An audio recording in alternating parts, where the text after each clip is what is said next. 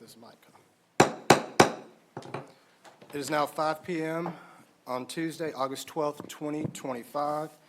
This meeting of the Killeen Independent School District Board of Trustees is now called to order.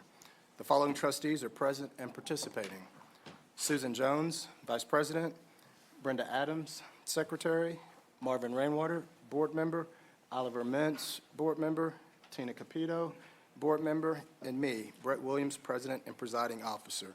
Absent and not participating in this meeting is Board Member Rodney Gilchrist. For the record, a quorum has been established and is present.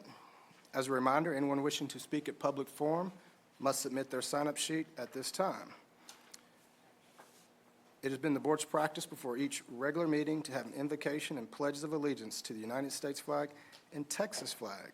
Tonight, I'm going to ask Mr. Rainwater if he will lead the invocation, and I'm going to ask Madam Capito if she will do the pledges to the flags. Please stand. May we pray. Our Father and our God, we're grateful to be in a free nation and be amongst people who want to serve and who are helping children and teachers and all the people involved in school staffs.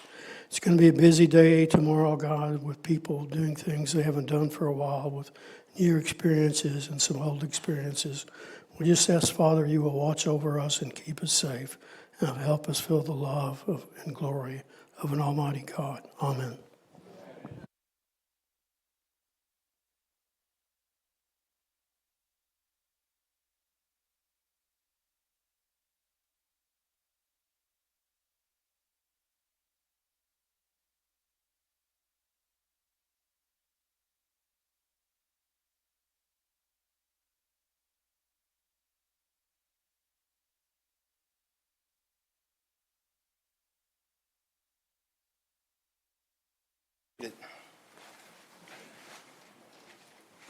I want to take a moment to introduce Dr. King Davis, our interim superintendent, on his first day on the dais with us. So welcome. We appreciate you being here. Thank you. A recording of this meeting is being made and will be available to the public at a later date. We're also streaming this meeting on our cable channel 17 and on the district's webpage. Agenda item number 1, public forum. The board will now hear comments from those who've signed up to speak. Per board policy, each public comment is limited to 3 minutes. I will ask the audience to please refrain from any public outburst and to maintain decorum. Parents, employees, and citizens are encouraged to utilize the district's grievance process to the fullest extent possible. Related policies are available on the district's website or upon request. For the record, we ask that all public forum participants begin by stating their name and the city in which they reside. Once complete, your 3 minutes will begin. First signed up to speak, we have Hank Glaister. Welcome.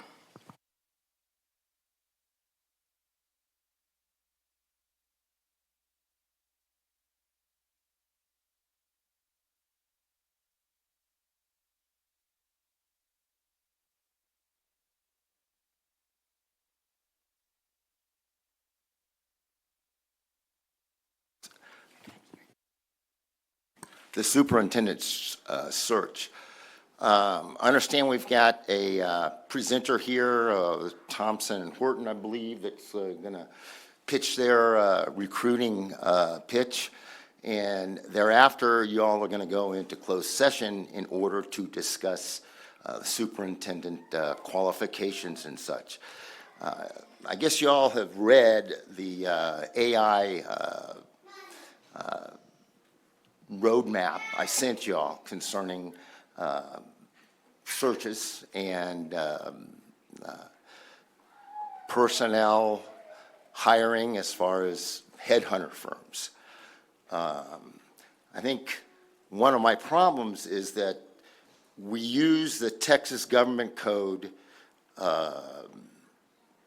Texas Open Meetings Act, too frequently in this body. I don't see why there is a problem with discussing, and I would hope that upon the Thomas and Horton presentation that y'all are not going to choose the organization. I understand they are also employed or retained by KISD in a legal aspect. And I hope they don't, go in and give you information without making sure that there's a legal schism between that, because I guess they're representing both a headhunter firm and a legal firm at the same time. I'm somewhat familiar with selection criteria and what goes on, at least from the county commissioner standpoint, and what went on there when they were looking for an election administrator a few years ago. And that was an open meeting. So that's all I got for the superintendent search.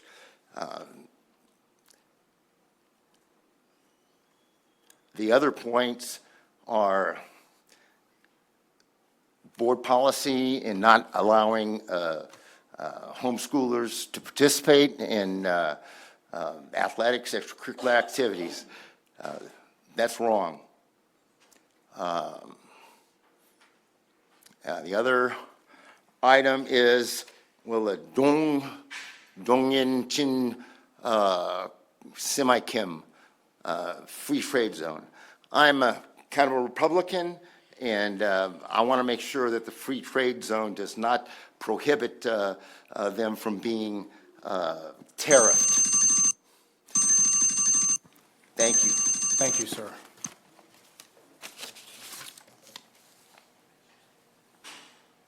Next, we have Elena Janae Green. Did I pronounce that right? No. Help me out, because I want to give credit. It's okay, it happens all the time. But it's Alana Green, I'm sorry. Alana Green, my name is Alana Green, sorry, and I reside in Killeen, Texas. First of all, good evening, y'all. A couple months ago, I spoke here about our animation class, and I'm back because removing the animation endorsement doesn't just cut one course. It erases a career pathway that prepares students for one of the fastest growing industries worldwide. Sorry, for many, it's the bridge from high school to college programs, internships, and industry work. I reviewed some of the district's own numbers, and they show promise. Animation 1 peaked at 36 students in 2023-2024, which is the highest in recent years. And Animation 2 nearly doubled from 11 to 20 in just 1 year. While projections for 2024 and 2025 show a small dip to around 30, in my opinion, that's still a strong base. So with the right promotion and resources, those numbers can grow. And I've researched a concrete solution, the Toon Boom academic program. It's used by Disney, Netflix, and Cartoon Network, and other animation studios. Toon Boom offers professional-grade software, curriculum aligned with industry standards, and teacher support. Most importantly, students can graduate with an industry-recognized Toon Boom certification, a credential that opens doors to higher educations and jobs, and most importantly, money, because we all need that. KISD is already known for its outstanding fine arts department. Animation can stand proudly alongside illustration, theater, and music as another area where students excel, but only if we allow it to thrive.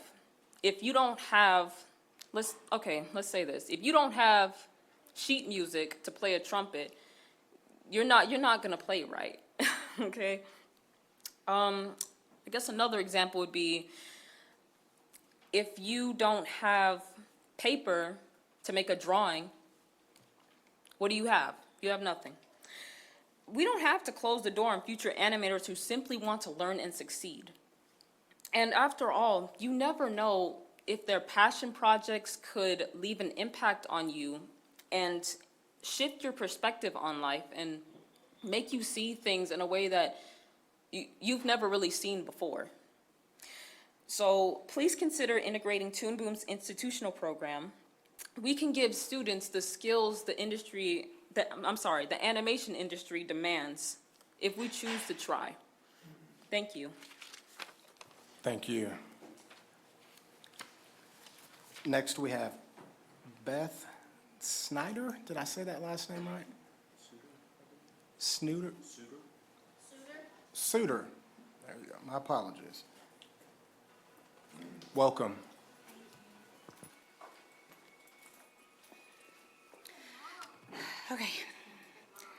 don't like public speaking, so bear with me. My name is Beth Suter. And I just want to talk about some issues that I'm already having again this year, because it's been a repeated issue. This one has. School nurse today asked me for another copy of my children's vaccines or the exemption, which I don't really understand, and I haven't looked it up, why we need another one if the letter states they've been injured from the vaccine and won't be taken anymore. Why we need it yearly, because nothing's changed. But regardless, it's not expired yet, and she sent me the expiration and wanted me to track it down in their school record that I'm pretty sure she already has access to. Then she tells me she's new and doesn't know a lot of things. And then a couple hours later, I get somebody else's HIPAA records in my email. So that does not make me feel comfortable to send my child to a school where they just release, I don't even know this kid that they sent this to me today. During the summer, I had to file another grievance because a nurse called me at home to say she just treated my daughter for something, gave her some sort of medication. I have to go back to listen to the recording because I record everything now. My child was home with me, so it wasn't my child she gave medicine to, and I even confirmed it. She thought it was my child. They had already tried to give me somebody else's child during that extended thing for children with disabilities. That's another thing, my children have disabilities. Nonverbal, can't tell me enough. So if this nurse really had given my child something, somebody else's kid's prescription medicine, and it caused her harm, she wouldn't have even known to tell me. So this isn't safe at all. And I just don't understand employees that can't take ownership of their position and responsibility for it thoroughly. Double check themselves, and if they don't know the answer, hold the line and go find it out. This isn't good.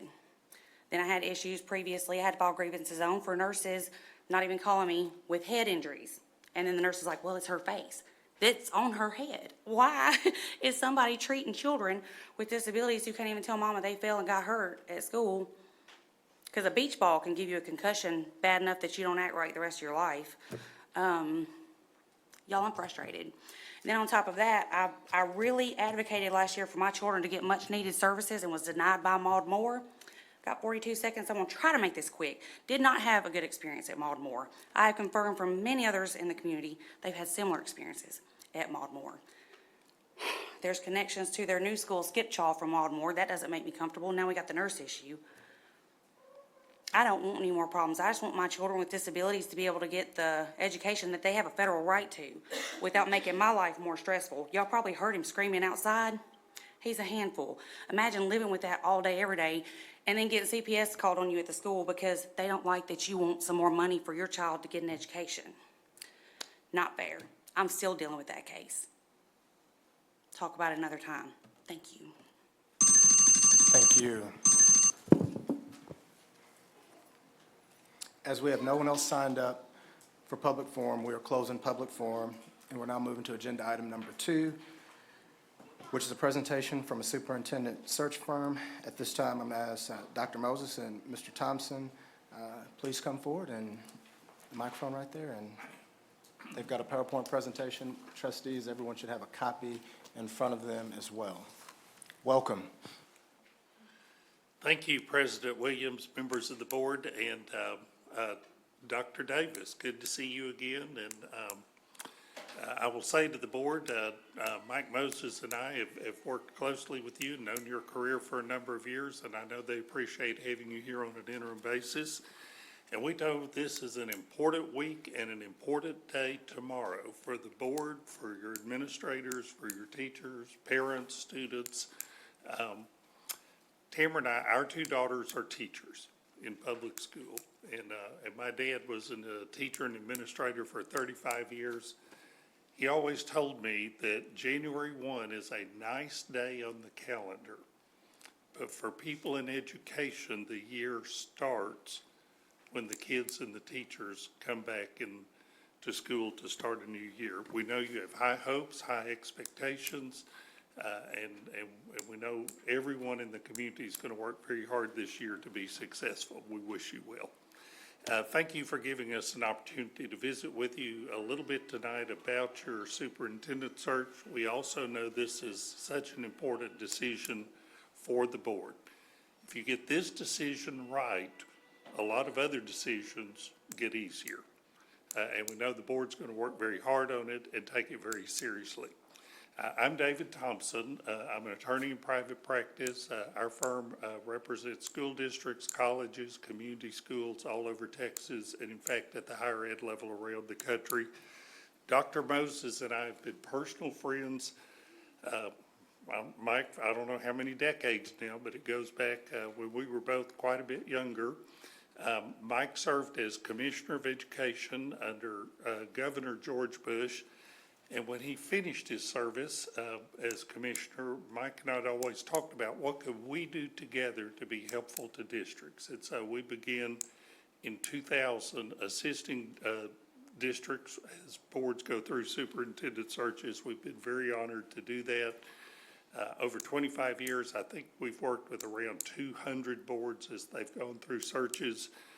And we always appreciate just the seriousness and the hard work that boards put into that. We hope your community knows just how many hours unpaid boards spend in this process. We have a short presentation to go over in public here. We do have a PowerPoint. Mike, I'm going to call on you to come introduce yourself and run through our PowerPoint. You had a comment earlier about the search. Mike and I with searches, we kind of go by what I'm going to call the 4 Ps. Process in public, people in private. So as much conversation about the process, anything related to the search that can be in public, we think that's appropriate. And the only reason to talk about people in private, obviously, is to protect their personal interests, but also to give the board an opportunity to look at the strongest possible candidates. There will be a time when names are made public, but the process is designed in a way to allow the board to seriously consider and look at the strongest possible group of individuals. Mike, I'm going to let you introduce yourself and say a few words about our PowerPoint, and then we'll respond to it. We will not filibuster, but we will certainly try to respond to any questions the board may have. Thank you, David. Mr. President, members of the board, good evening. It's good to see everyone, and I'd like to just underscore what David has said, that we know you have a very, very busy time, and tomorrow is a big day. My wife was a teacher. My mother and dad were teachers. Mother-in-law and father-in-law was a teacher. My son's been on the school board in Round Rock. We all think that the first day of school is my wife says it's, besides Christmas Day, it's the best day of the year. The kids have on new shoes, new clothes, the cafeteria food smells good, and everybody's ready to go. So good luck. I hope you have a great year. Honored to be here. Killeen is a consequential school district in Texas. And I say that not only because of your size, but also because of the military support that you provide, and also because of the school district itself. It is a consequential school district in Texas, so therefore the leadership here is consequential. Also, I think the board chose wisely with your interim superintendent. As David said, we've known Dr. Davis for a long time, had the opportunity to work with him. Think of him as an outstanding leader, and I know you'll do well with him. As David said, we're not going to filibuster, but we're going to see if we can run through this. You already know how important this is. We have about 1,200 districts in Texas, charter schools. Average turnover is about 15% a year. Brenda has a list of all the vacancies that we've seen in probably the last 36 months in Texas. It's significant. We have teachers. We have a teacher availability problem in Texas. We used to lose about 40,000 teachers a year in Texas. We're losing about 60,000 a year now. Who becomes our principals? Our teachers. Who becomes usually our other school leaders, usually our principals, and that includes superintendents. There are good pools for people who want to be superintendents, but they are not as large as they once were. We might have seen 50 people apply for a position like this. Districts this size that David and I work with now, probably we see more along the order of 25 to 30 people. And we always can divide those between what we call pretenders and contenders. In any event, tenure, 5 to 6 years. So the representation of the district to outstanding people, we think is critical. And if we're fortunate enough to be asked to work with you, then we know this is critical, and we want to represent you favorably. I might also say whether this is a moment when everybody needs to put their best foot forward. That's a nice way of saying that the marketplace made up of school leaders also forms their own opinions about where they might want to seek employment. So we want people to see Killeen as a great place and a great opportunity. Dave and I we don't try to do 15 or 20 of these a year. We're probably more on the order of probably 6 to 7 a year, is probably 3 per semester, something like that. And because of David's work and because of my work, we think we enjoy a pretty robust network of successful school professionals in Texas. We have been fortunate to work with some outstanding boards and some outstanding individuals. We have not ever had worked with a district where we've not successfully been able to employ a superintendent. References are in our proposal. We always say we do not represent candidates. We recruit candidates, and we want good candidates, but we represent the board. You are the client. And so we want to be sure that the search belongs to you, and we try to endeavor to do that. David, if you see anything you want to jump in here on, you need to do that. We try to guide the board and search team to a desired date for action. We have a timeline. It's, as David calls it, it's a tool. It's not the master, but we try to have a little discipline to the search, have some markers that we're attempting to hit.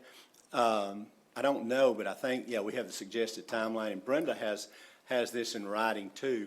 This is emphasized suggested, but if you, what I would call your attention to is that date, January 5th. If you desire to have a new superintendent on board by the first of the year, and if you want to back up and say, okay, we need to have a contract signed by December the 8th, so we give somebody at least 30 days to make a move. Well, what do we have to do for it? The law requires 21 days before we can sign a contract, so we have to identify someone by November 17th. Well, what about checking references, background checks, criminal background checks, social media checks, vetting? Well, we probably need a week for that, week of November 17th. What about, the week of November 10th? What about a second round of interviews? We usually recommend 2 rounds of interviews, which we can get into a little more detail. Well, we're back to October 27th is when we would start that. And then if I can go the right direction here,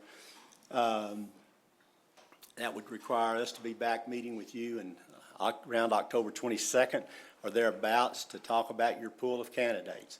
By the way, and we think this is important, when we bring you the pool of candidates of people who have established their candidacy, we show you the names of every single person who has made a candidacy. We don't just show you the ones we think are good. We show you everybody, so you know exactly who is in the pool. We will work with you to help get the number down to a workable number that you would want to interview. But you see everybody if it's around October 22nd, we need a timeline, an application deadline, I should say, October the 17th. If you want community input, David and I do not recommend open mic nights because it doesn't necessarily get you the kind of information that you would like. What we've done, and we did it in this school district a long time ago, but we've done it with all of the 200 we've served. We do what we call focus groups. And I don't know, David, if that, Brenda has a list of people that we would ask you to nominate. We'd say nominate a teacher, a principal, a parent, a non-parent taxpayer, a pastor, a student. But we give you 9 categories for each one of you to nominate an individual from. That gives us about 63, and if you want to add a few more, 63 to 70 people. And David and I return and meet with those people in groups. We call them focus groups. And we propose in this particular calendar. And again, this is suggested, but we didn't want to come unprepared this evening. This is suggested of September 24th. The board's not required to do anything that day. In fact, we like to listen. We have a conversation that we want to have, and we have questions. It's a guided conversation with the focus group members that you have nominated. And we want to hear from them. And then at the end of the day, we like to give the board a report on what we have heard and what people have observed about the school district, its strengths, its weaknesses, some of their desires, aspirations, and goals for a new superintendent, both personal characteristics and professional characteristics. So that's kind of the community input piece, and we can talk about that some more.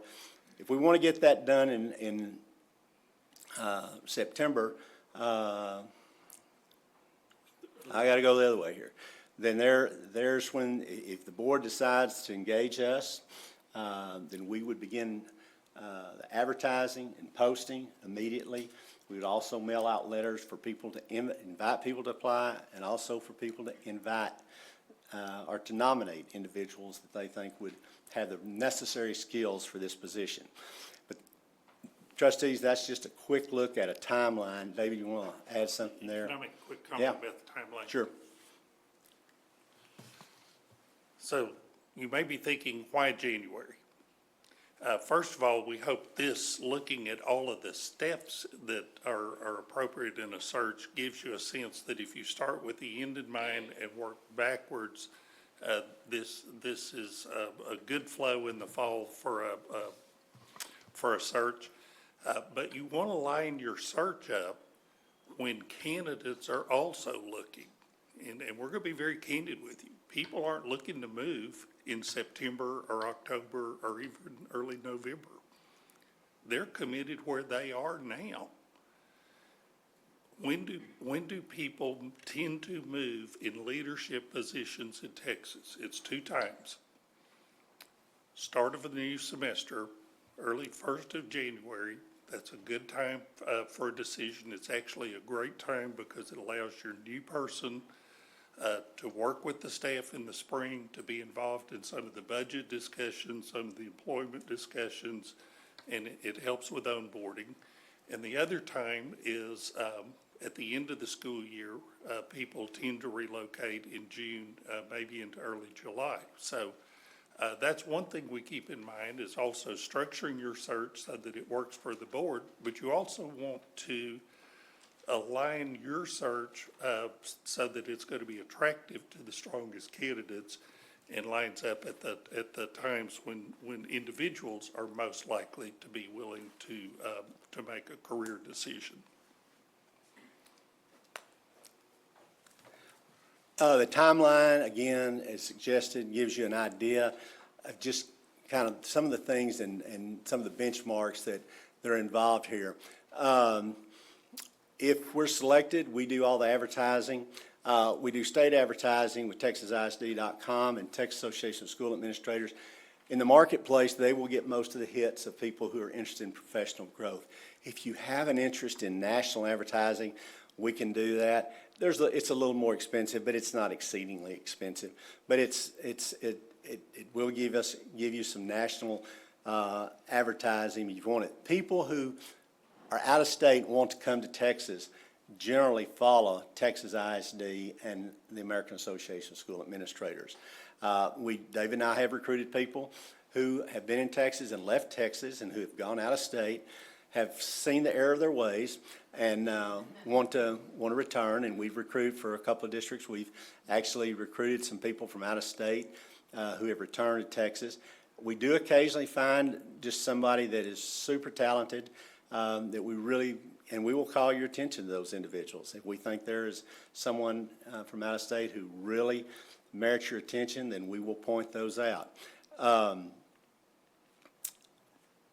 We encourage you to let us handle your communications. Good candidates who know the protocol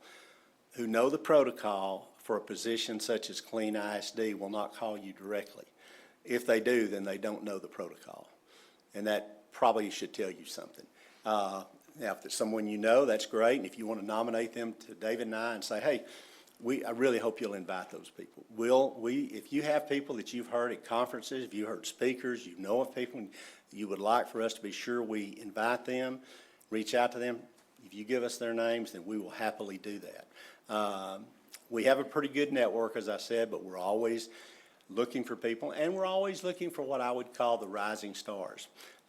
So in any event, we don't recruit people who have had difficulty or having difficulty. If they are working without a contract or are not under contract, we will tell you that. We represent you, not the candidates. But what we're really looking for is people who are doing a great job where they are.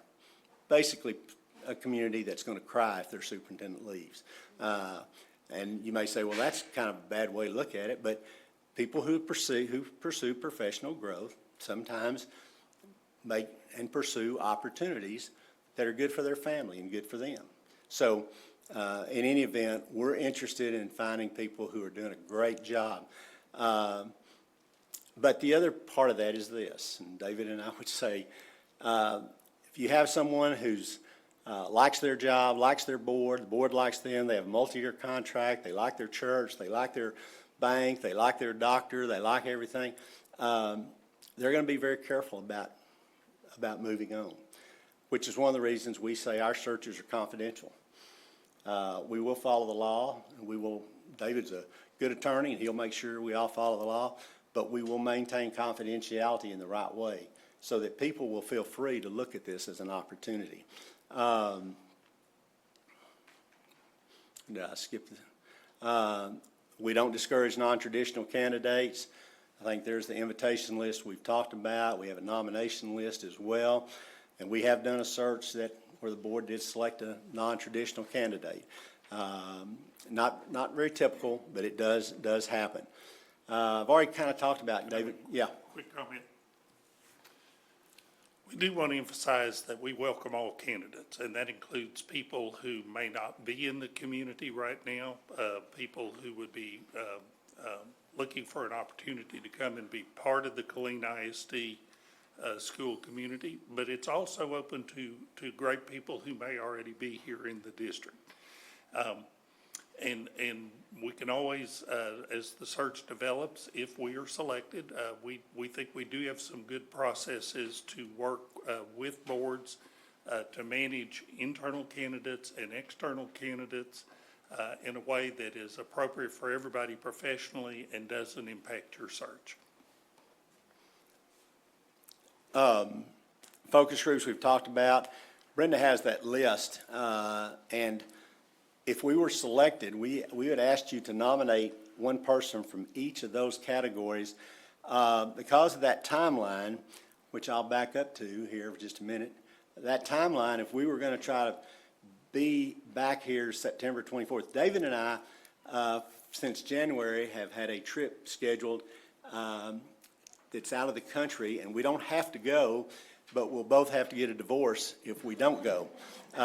So we will probably make that trip.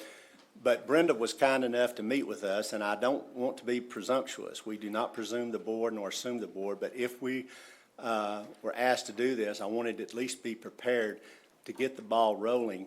But it would require you as trustees to submit names for those focus group meetings in the categories, wherever I left those off, right there, those categories, and Brenda has the categories.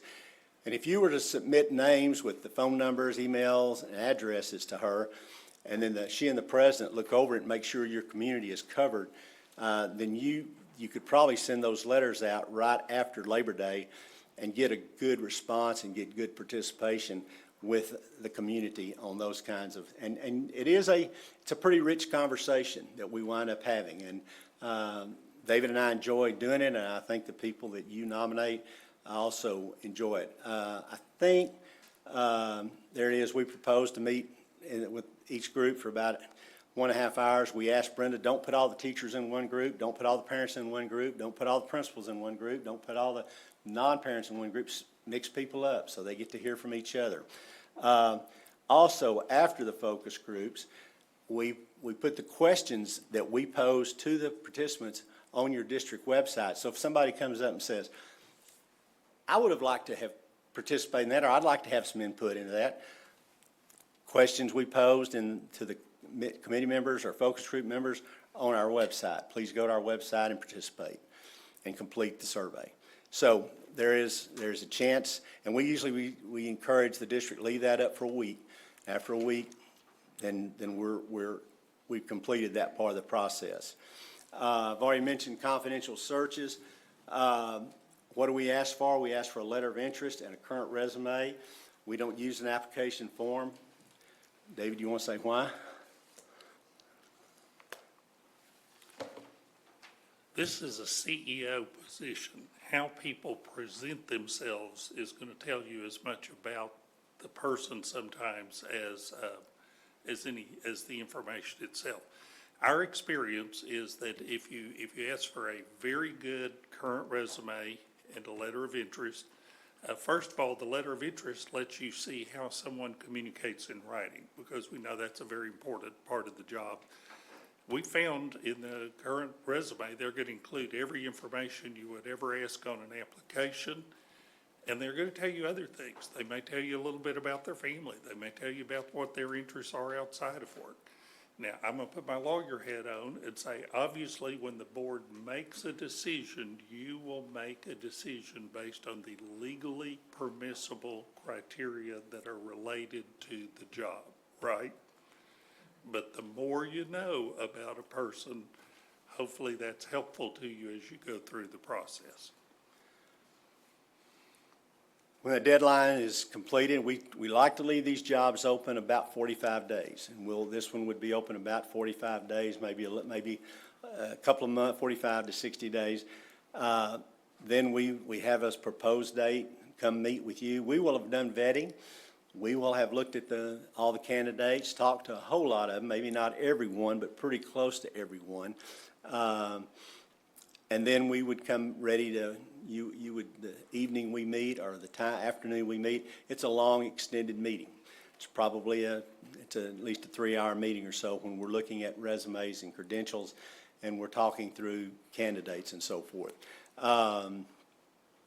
We anticipate 2 rounds of interviews. We ask you to tell us the times. If you note on the timeline, we suggest a week for the first round, a week for the second round. Your big challenge with all of you being busy and having obligations is getting the dates on the calendar. We recommend usually the first round be a 2-hour interview. If you do 6 of those, you do 5 or 6 of those usually. That's usually where most of our boards. We suggest you do those in consecutive days if possible. If you try to do one on Monday, skip Tuesday, do a couple on Wednesday, and do one on Thursday, skip Friday, and do 2 on Saturday, it is not conducive to getting comparative information on your candidates. We usually suggest like a 4 to 6 in the afternoon, have a break for dinner, and have a 7 to 9, and do that for 3 days in a row. In any event, the board president gets the duty of scheduling everybody, and we'll work with you on that. We'll have the candidates here. We'll set all that up. We do not talk to other candidates about who are the candidates. It's all confidential. There's no information shared about who's being considered, who's being discussed. And we will handle all the communications with people who are invited to come back, as well as those who are not. We don't leave people hanging. We call them and say, thank you very much for your candidacy. The board appreciates it. Dave and I appreciate it. Here's the board has decided to move forward in this way. So we try to handle everyone with courtesy and professionalism. I think I've already told you, you see the name of every person that establishes their interest. 5 to 6, 7 people are usually who we would suggest you zero in on after you've seen everything. We'll assist you with that. We speak with candidate references, and we do talk with people in the profession who are not on their reference list. We have been around a while, and so our familiarity with a lot of the leaders allows us to talk to people in the profession and sometimes out of the profession that know of their work. It may be board members, it may be the superintendents, it may be business people, or it may be people in Austin. We also like as we reach the near conclusion of the search, we give you names and cell numbers of leaders that have worked with the candidate, and we ask that at least 2 or 3 of the board members make calls and verify what we've told you. We don't like you to say, well, whatever David and Mike said. We appreciate that, but we would rather you hear what we hear, and we will try to make sure that you're able to do that.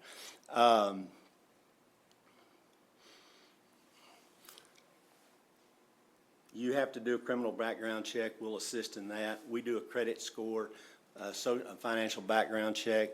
In today's world, we also do a social media check to make sure that there's nothing embarrassing that someone has posted or that's going to reflect or negatively on the board or upon themselves. If you want a site visit, we don't see many of those today because the internet is so full of information, but if you wanted to do that, we would set it up.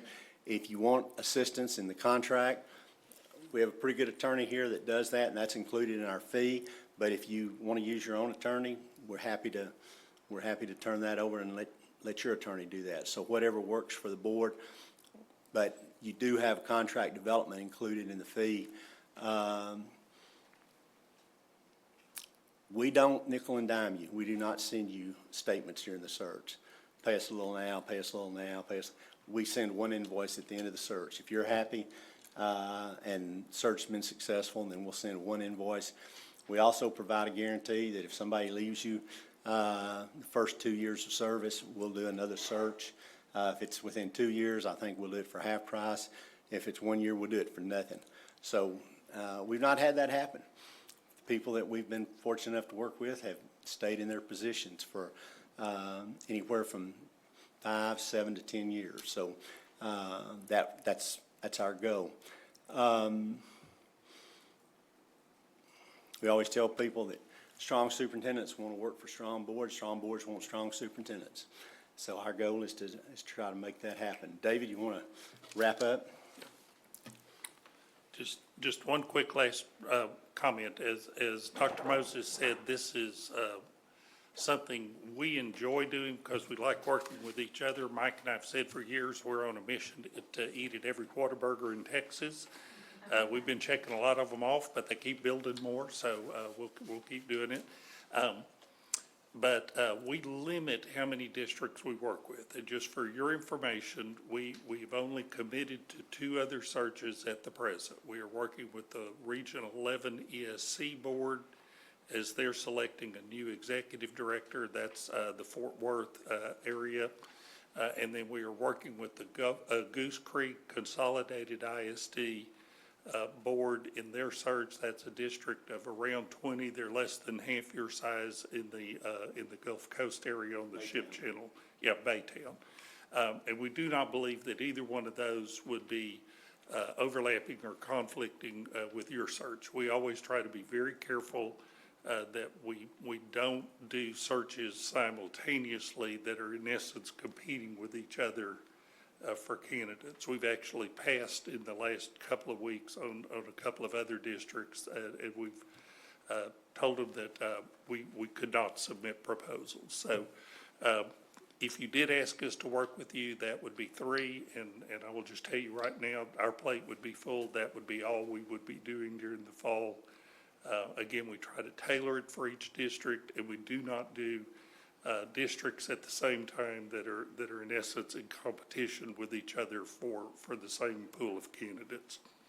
So, Mr. President, members of the board, we tried to run through that and hopefully got through that information expeditiously. But if you have questions here in public, we would be happy to talk to you. And then, Mr. President, at the board's pleasure, if you have any issues, either legal issues or about particular individuals that you want to discuss, we would be happy to meet with the board in closed session. But that's your call, of course. Questions from trustees? Madam Vice President. Sir, if we were to use our own attorney to draft up the contract, would you discount your fee because we would not be using that service? We've typically not. I will consider it, but we kind of view that as something that we offer that doesn't add cost.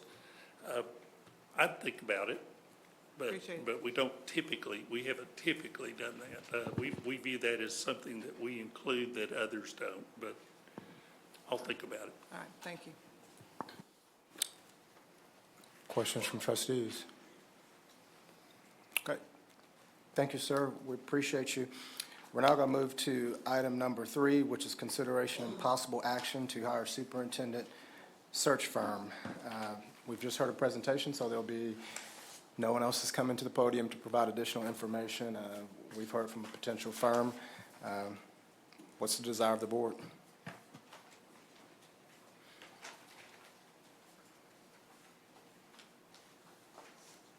Or if there are any questions.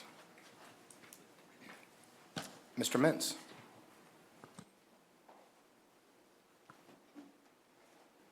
So I actually just have one, I think, a follow-up question. So our timeline is necessarily bounded by today and when we think we want to hire it. So that creates a timeline, right? That puts some unnaturalness Right. bumpers on it. Is there anything in that timeline that gives you cause, not necessarily cause for concern, but areas where we might be compressed other than would naturally be without a left and right limit? We actually think you're in a very good place to begin a search right after Labor Day. And actually, a fall search with a January start date, we have found works very well for boards and it works well for candidates. We think this timeline, and as Mike said, we're always going to say the timeline is a tool, it's not a master. If you ever get to any point in the search where you say, we don't feel comfortable for the next step, we don't ever want you to feel like, well, gosh, I guess we have to do it because that's what the timeline we adopted said. You know, we will adjust if as needed. We do think this timeline, think about the required steps. It has adequate time for advertisement and for gaining community input. It has adequate time for the board to do interviews. We've blocked out 2 full weeks there. You have a full week blocked out for background checks and for due diligence. Then you are required by law to have a 21-day period between the time you announce the finalist and the time you actually enter into the contract. And that's no flexibility, that's a legal requirement. And then you have about 30 days built in after you've made the decision to allow the person an opportunity to relocate and be ready in January. So we actually think it's a pretty disciplined timeline. As Mike said, the hardest thing for boards is to find dates that work for all of y'all because we know you're busy people. But Trustee Mintz, we really do think it's and as Mike said, this is suggested, so if some of these dates needed to move a day or two one way or the other, that's obviously ultimately the board's call. But we think it's a very appropriate timeline. And you're not going to be rushed. Okay, and that answered my question. Thank you. Second question would be, so as I look through the timeline here, the window for the Board of Trustees to provide, obviously, we need time. Y'all are going to do some getting your own community input, but I think certainly the board is going to get community input. Is our window to provide that to you, is that the September 24th there, kind of at the end of the day, or is there other times periodically? We were anticipating we would do it then while we're in the community. Now, if we need to meet with you on another occasion, we certainly can and will, but we thought that usually that's a good opportunity after you get your community a chance to speak for the board to also give us some reflection. But if you need to do that earlier in the process, we're always, as Mike said, it's your search. It's not our search. We just tried to do this to give you A sense of the, some benchmarks. Sure. But if you say, hey, we need to do some of this, and if the board says, y'all want to have an evening to take input yourselves on it, as I tell people, people who want to come from the community don't want to talk to David and I at a board meeting, they want to talk to the board. Right, so that's my question, is when does that go from, but you've answered it, I understand the response to it, yep, thank you. Other questions? Any other questions? Do you have a question? Madam Vice President? So we talk about national searches, and I agree Texas is a great place to be, but Virginians would probably say that God loves them more than they love us. But, so if we were to do a national search, or we had candidates that came from out of state, they would have to come with a Texas superintendent certificate, is that correct? They have 1 year, they can, like any teacher or anyone else moving into the district, they can activate a temporary certificate for a year. And then they have a year to complete, they don't have to retake courses or anything, but they do have a year to complete and successfully pass the certification exam for a Texas superintendent.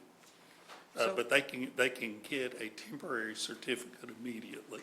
So it doesn't prohibit us from reaching out to. It does not. On No. a national search. Correct. And every state in the United States requires superintendents to have certificates, I'm assuming in their state. Yeah, correct. And most districts have reciprocity. They don't require either teachers or administrators to go back to college and in essence get new degrees, but many states have their own exam structure, and that it's fairly typical what we do here in Texas, that you get a grace period. Think of it that way. You can get a temporary certificate for a period of time. In Texas, it's 1 year. And during that period of time, you have an opportunity to study for and complete the certification exam. And Mike, I believe it's offered 3 times during that 1 year period. I want to confirm that it's either 2 or 3 at least that's offered during that window. So I'm in favor of casting a really Yeah. wide net to get us the best candidates. You know, we have worked with a number of boards that have chosen candidates from out of state. We do say that, you know, Texas, we have a somewhat unique finance system, and we have a somewhat unique accountability system, as every state tends to. And so there is a little bit of a learning curve, but great people from out of state can master it. So yes, I mean, we absolutely support including a national broad brush if that's the board, a broad search if that's the board's desire. Thank you. Any other questions from trustees?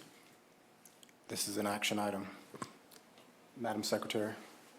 Thank you, Mr. President. I move to approve the board hire Thompson and Horton to conduct the superintendent search process for Killeen ISD. We have a motion by Secretary Adams. Is that a second, Mr. Rainwater? Yes, I move to second the motion. We have a second by Mr. Rainwater. Any further discussion by trustees? There being no further discussion, all those in favor, show of hands. We have 6 in favor, none in opposition, 1 absent and not participating, and Board Member Rodney Gilchrist, 6-0-1 vote. We are not going to go into closed session. It is 5:53 p.m. and we are going to take a 7-minute recess and reconvene the meeting at 6 p.m. So it is 5:53 p.m. and we are at recess. Thank you very much. We look forward to working with you. The time is now 6:01 p.m. and we're coming back from the recess. Agenda item 5, public forum. The board will now hear comments from those who've signed up to speak. Per board policy, each public comment is limited to 3 minutes. I'll ask the audience to please refrain from any public outbursts and to maintain decorum. Parents, employees, and citizens are encouraged to utilize the district's grievance process to the fullest extent possible. Related policies are available on the district's website or upon request. For the record, we ask that all public forum participants begin by stating their name and the city in which they reside. Once complete, your 3 minutes will begin. First, we have signed up Stan Golubov. Welcome.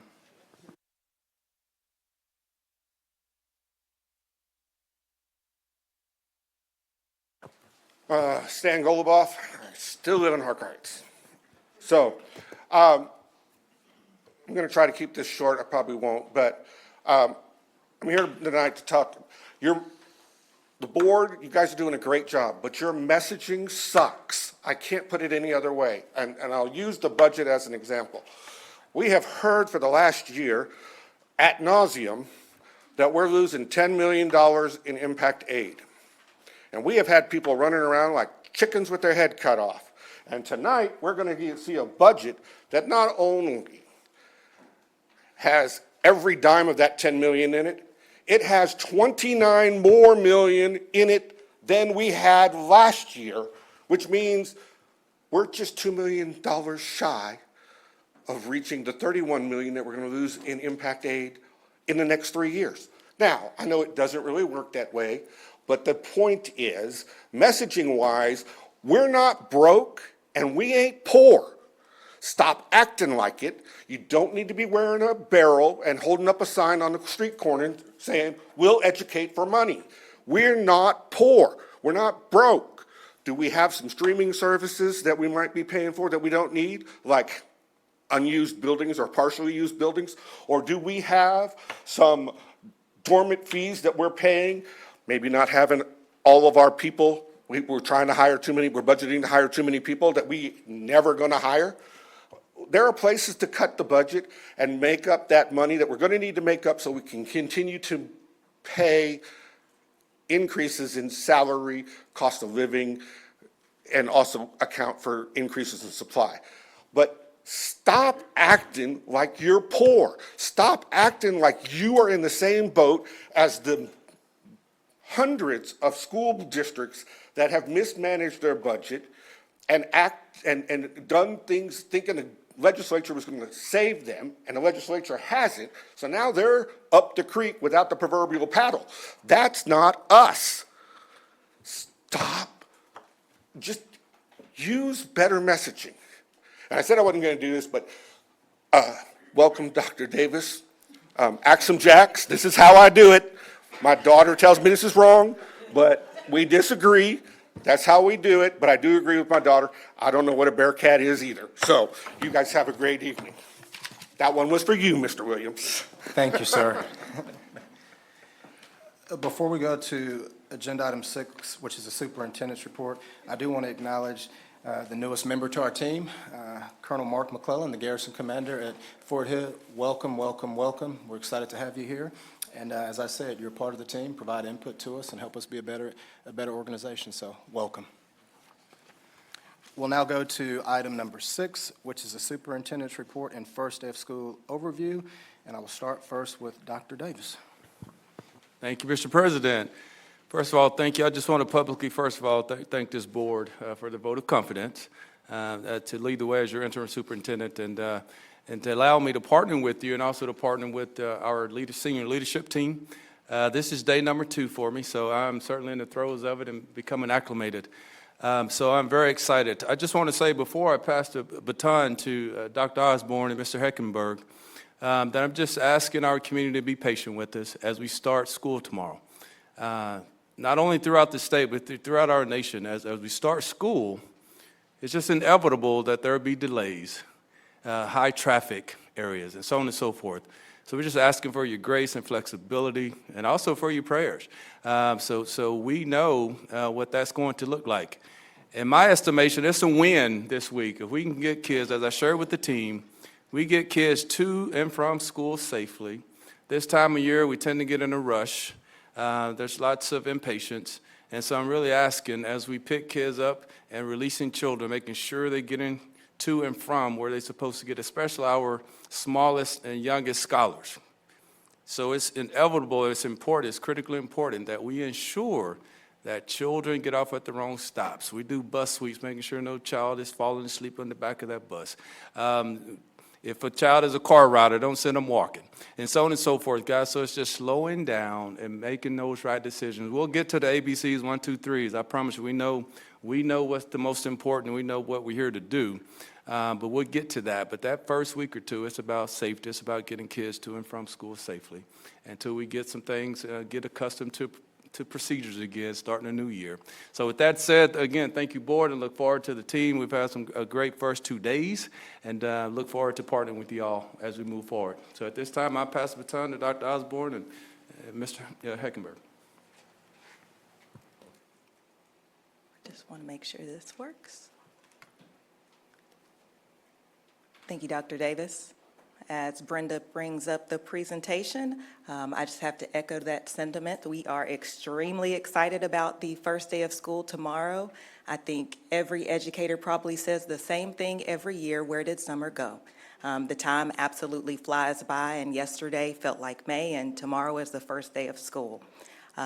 Much like our special education athletes that are in Special Olympics in this picture, we are so ready to take the baton tomorrow from our parents, and we know you are ready to pass it to us. I have to say how proud I am of our staff, of our leaders, of our teachers in preparation for our first day tomorrow. So with that, we want to provide some key information for our families so that they are just as ready as we are for the kids.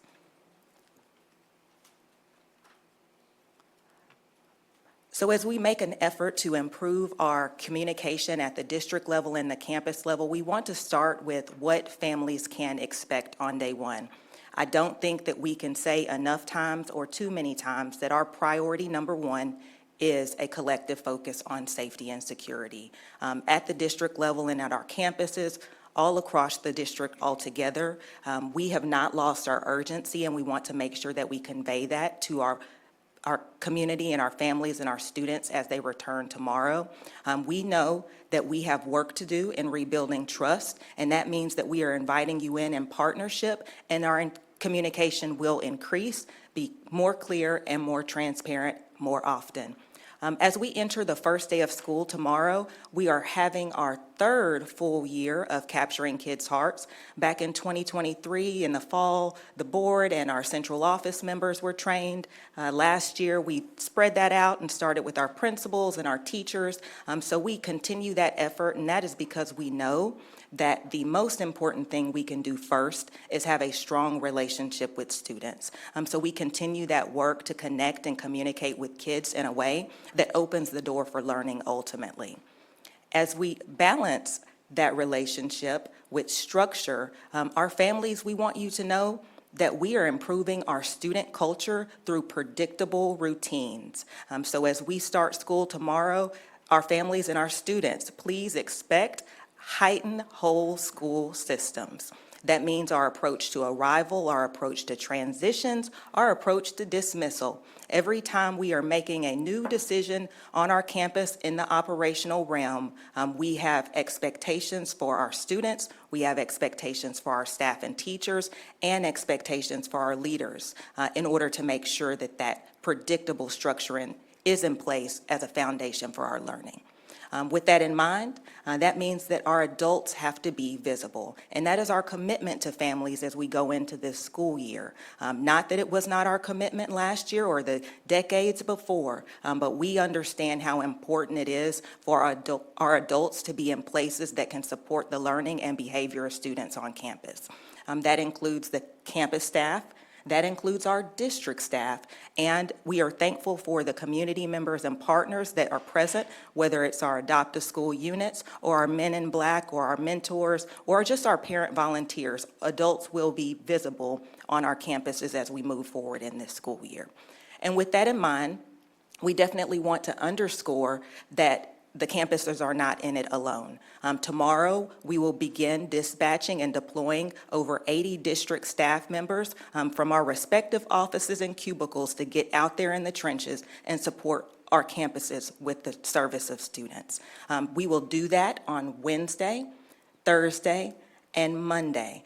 So campuses will be independent to work through their systems on Friday, and then on Monday, we will be right back out at the campuses visiting and supporting in any way that we can. We also want our families to know as we enter week 1 and we think about the expectations around student behavior and the operations of our schools, we will be implementing and holding accountable both our staff and students for implementation of the Student Code of Conduct, pending approval tonight at the board's pleasure.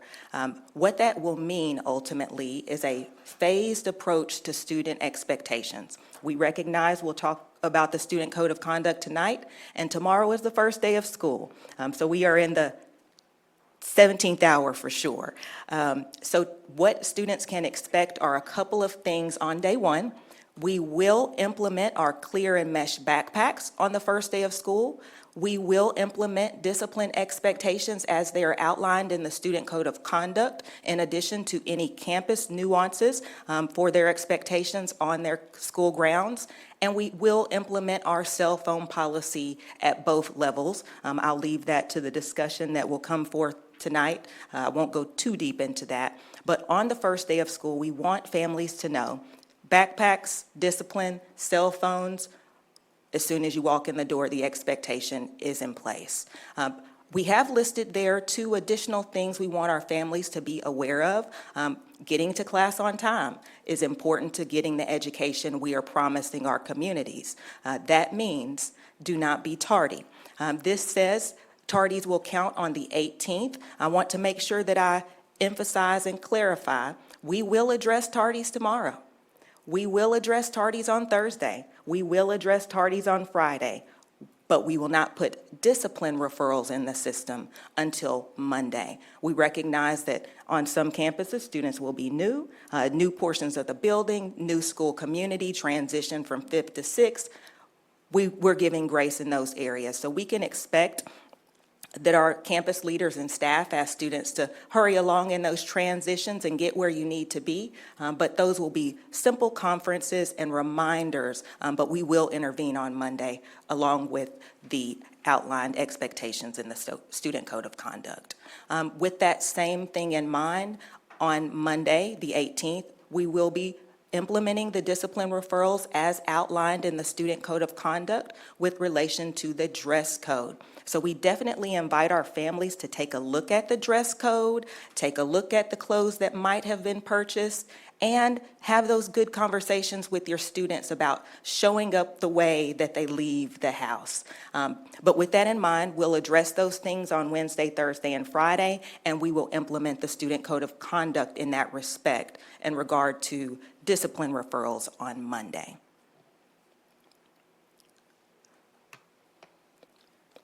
We also want to share a few things with regard to our divisional organizations. I'll speak on behalf of Learning Services and then toss it to Mr. Heckenberg to talk about business and operations. In Learning Services, we have a multitude of departments, but most specifically and most familiar to our families are the schools, school leadership, and student support services, along with a few others. So with that regard, I have to emphasize attendance tomorrow matters. I'm going to say it again. Attendance on August 13th matters. Sometimes when we start school on a Wednesday, the family decides Monday is the best day to come. And we understand, we make those decisions as you wish, but we want to emphasize, we need your students at school tomorrow. Tomorrow counts. And if a student is not on campus tomorrow as aligned with whatever campus they're assigned to and enrolled in, we will have to initiate the state-required process of dropping any no-show from the system. That means the student did not show up, they are dropped from our system as an active student, and they will need to re-enroll on whatever day that they show up thereafter. If it ends up being Thursday, Friday, next Tuesday, you will be afforded the opportunity to re-enroll, but it won't look as simple as just walking in the front door and going to first period class. We just want people to understand that. And also with that in mind, if you are a new student, we're excited to have you and your family. If for whatever reason you might be dropped from the system because you show up after day one, we ask that our parents and our students be patient with the registration process. We want to make sure that every single student is enrolled, they are assigned to the appropriate classes or course schedules, and that takes a little bit of time. So I do want to thank our counselors in advance, our registrars in advance, our front office staff, our librarian, because we'll probably take over the library tomorrow and the days thereafter as we enroll students. But just be patient with that process and know that it takes time, and we want to do it well. With regard to student schedules and class changes, I want our families to know that we have been in the scheduling process using that data for quite some time. I would say easily 90 days into the process of making sure kids are in the right classes, with the right teacher, in the right assignments that matches their needs and the data that they brought into this school year. There will be schedule changes or class changes, but it will be on a very limited basis. The decisions in the school are practically concrete at this time, whether it's the entire master board and master schedule or the staffing that we've assigned to different course areas, that is pretty close to 100% done. So our class schedules or changes will be available in extenuating circumstances or very limited basis. And then I would also add at the secondary level, there is a structured window of time for which those requests can happen. Last but not least, I have referenced on our slide our division responsibilities chart. We have done some streamlining in the Learning Services division. So attached to this board agenda item, you'll find a couple of things. So I just want to point our families to those items. The first that you'll see is our division responsibilities and supervisor assignments. These are public-facing documents. We want our parents to be aware of the supervisors of our principals, the support systems and student support services, who is over discipline, who is over attendance, who do you call if you have a question about advanced academics. That is available on the division responsibilities chart that is in the board book for this agenda item. The other item that is listed there or available as a download is our approach to addressing campus concerns. My last bullet there on the slide deck says we asked parents to seek solutions at the lowest level. For a district this large, I want to give a small example.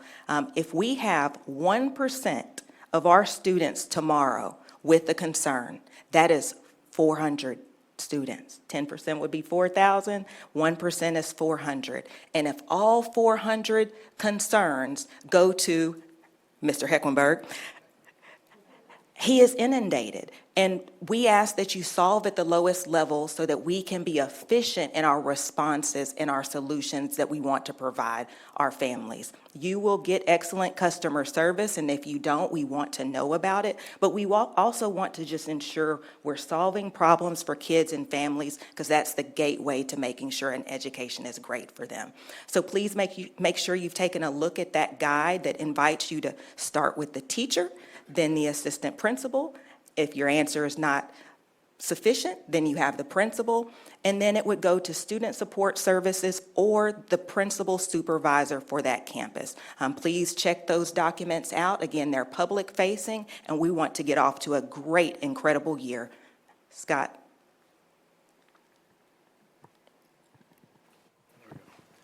Got to wait for the delay there for the mic to come on. So we'll wrap up on, let me go to the next slide. Oh, sorry, that's me. Oh, okay. Nope, go back. There we go. All right. So from the business and operations side, what you can expect. We've kind of talked about patience. It's been a theme in the comments already, and we're going to ask for patience with transportation in August. We know there's going to be route delays. We know there's construction going on in Killeen. You know, Bunny Trail and Stagecoach are known commodities right now as our buses are practicing and rehearsing their routes. So we're working on that. Also with the buses, you know, we are running the AC. I do promise the ACs are running. They will be 20 degrees cooler than it is outside, but it's really hot in Texas right now. And so the buses aren't going to be as cool as we would prefer, but they are cooler than outside, and they're going to do everything they can to keep the doors shut, keep the windows up, to keep that cool air inside. But please be patient with us as we work through these hot days of summer in August. We definitely encourage you to look at the EduLog app for real-time information. You can track your bus by route, and that's a great way to see where your bus is. As we go through these timelines, we will also be pushing information out as routes get delayed and trying to stay involved and get that information to campuses and to families to the best of our ability. We're 93% staffed overall. It's obviously, we would love to be at 100, but we're not there yet. We're going to continue to work on that. We're going to continue to recruit. We're going to continue to find great educators who want to be here. The positive note is that we are 61 more teachers than we started with last year. We're making improvements. We're bringing in quality people to work in this district, people who care about working with your students and your kids and, to do the job. We also have a great substitute coverage plan in place, both long-term and short-term subs, to make sure that we have coverage in those classrooms to keep class sizes appropriate. Next one is school nutrition. We currently, breakfast will continue for all students at no cost. It's a great program. And over the last 2 years, our supper program was at 13 campuses. We're really excited to share that this year, we're moving to 45 campuses are going to have that program across the district. So we're continually expanding those programs and trying to provide that to our kids.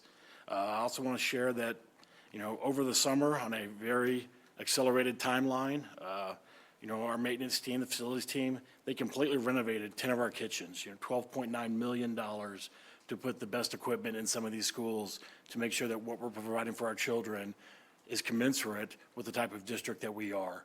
And, that's another great initiative that the board allowed for us to do. Last thing is, we're going to communicate. We're going to communicate in a lot of different ways. We're rolling out new technologies.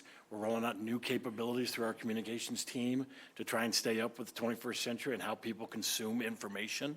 So our communications team will be sending out district emails with last-minute back-to-school notes.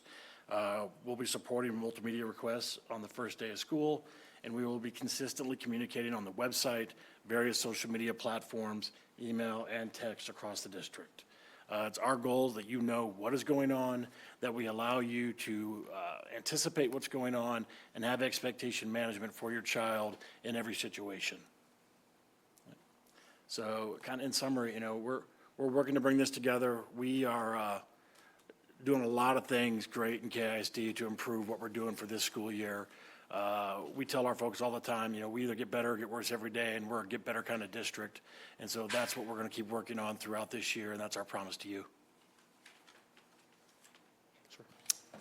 That wraps up the report. All right. We're now going to move to item 7, which is discussion of school safety update. Mr. Heckenberg.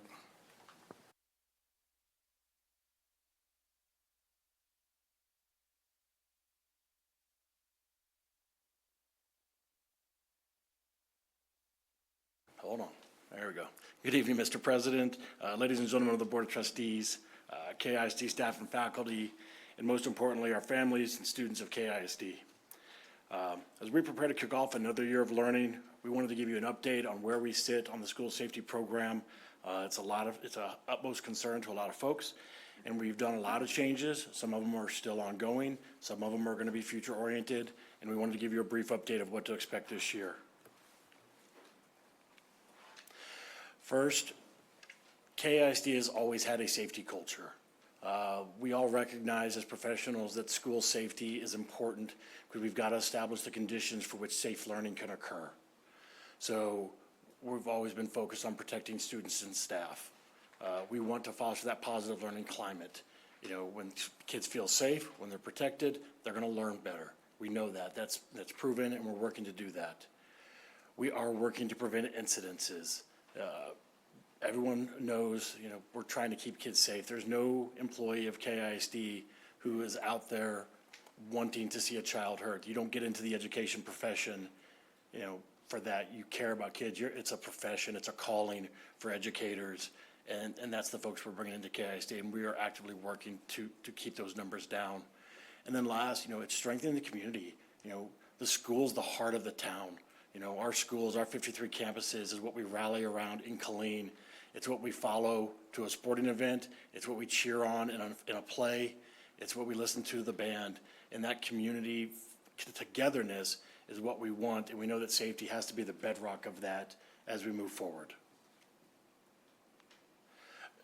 we fully recognize there's been a call for change. No one is ignoring the incident that happened at Roy J. Smith last spring. For those that know me personally, my son was at Roy J. Smith when that event took place, so I know firsthand what that impact had on those children and what it had to that campus. And one of the reasons I wanted to come to this district to work was to help the people that went through that and, you know, to provide any assistance we can, because there were a lot of great people doing great work that day for the district through that process, but we know we had to make a change. At the end of the year, we implemented a lot of enhanced measures to add safety and security to finish out the year. The district team worked really hard to rapidly change, to rapidly instill programs, to add, but we knew we had to do more. In early June, we briefed the Board of Trustees, and they provided us clear guidance and support to allow us to explore a multitude of ways of which we were going to improve campus safety. That included, we visited other districts that had experienced similar incidences to us. We went to Robinson ISD, Mansfield ISD, Houston ISD, and in all of these cases, we learned about what they did, what changes they made, what programs worked for them, and, it helped us shape what we wanted to do moving forward. We explored a variety of systems. We'd had systems in place previously, some older technology, a mix of new technology, and we explored what was available to us to increase the safety platforms on campuses, both secondary and at the elementary level. And then we took a thorough review of existing district procedures on all campuses. What do we need to do to change what we're doing on campuses that aren't related to technology? It's about behaviors and how we do certain actions and how we monitor certain things. And then there were state mandated changes. The cell phone policy is one of them. We were out in front of that last year. And now the state has mandated it, statewide, and we're out in front of it because of our proactive nature. So we're expanding that. We'll hear more about that later in our student code of conduct discussions. Other ones are emergency equipment that's required to be on hand. The state issued out several mandates with regard to safety, and we've tackled all of them over the summer to make sure conditions are set for us to start the year. So where we are right now. So we've implemented several changes heading into the new year. I mentioned on the previous slide that we had that, that guidance in that meeting with the board. From the time we presented our recommendations for safety changes to now, it's been exactly 63 days. 63 full calendar days, and in that amount of time, we've done a lot of work to get things ready. We're not done yet, and we'll talk some more about that in a second, but we've made a lot of changes. Our KISD police force has grown from 46 to 64 officers. We're continuing to grow that team so we can have our own dedicated police force for the district to cover down on all of our events and campuses and provide that safety at a 1-to-1 ratio. Where we don't have that coverage, we're using the contracted security to fill the gap, so every campus, short of those on post, is currently covered right now. We've increased the size of our KISD safety department. We hired 10 additional campus safety specialists focused on audits, safety reviews, policy reviews, spot inspections of the campuses, assistance with new technology. So instead of having a 1-to-53 ratio, we now have approximately a 2-to-10 ratio, and how they're partnered up with the campuses to provide more coverage. We hired more district investigators and a threat assessment team to continue to track those students that may need, a modification, that may need a little bit more attention, due to things going on in their lives, to more quickly get through our investigative processes on campuses instead of just having one individual to do it all. We've rolled out weapons detection systems on all campuses. Now, when I talk about we're not done yet, we are still working through that process. We have sprinted hard for 63 days to get this system in place. The systems are on all the campuses right now.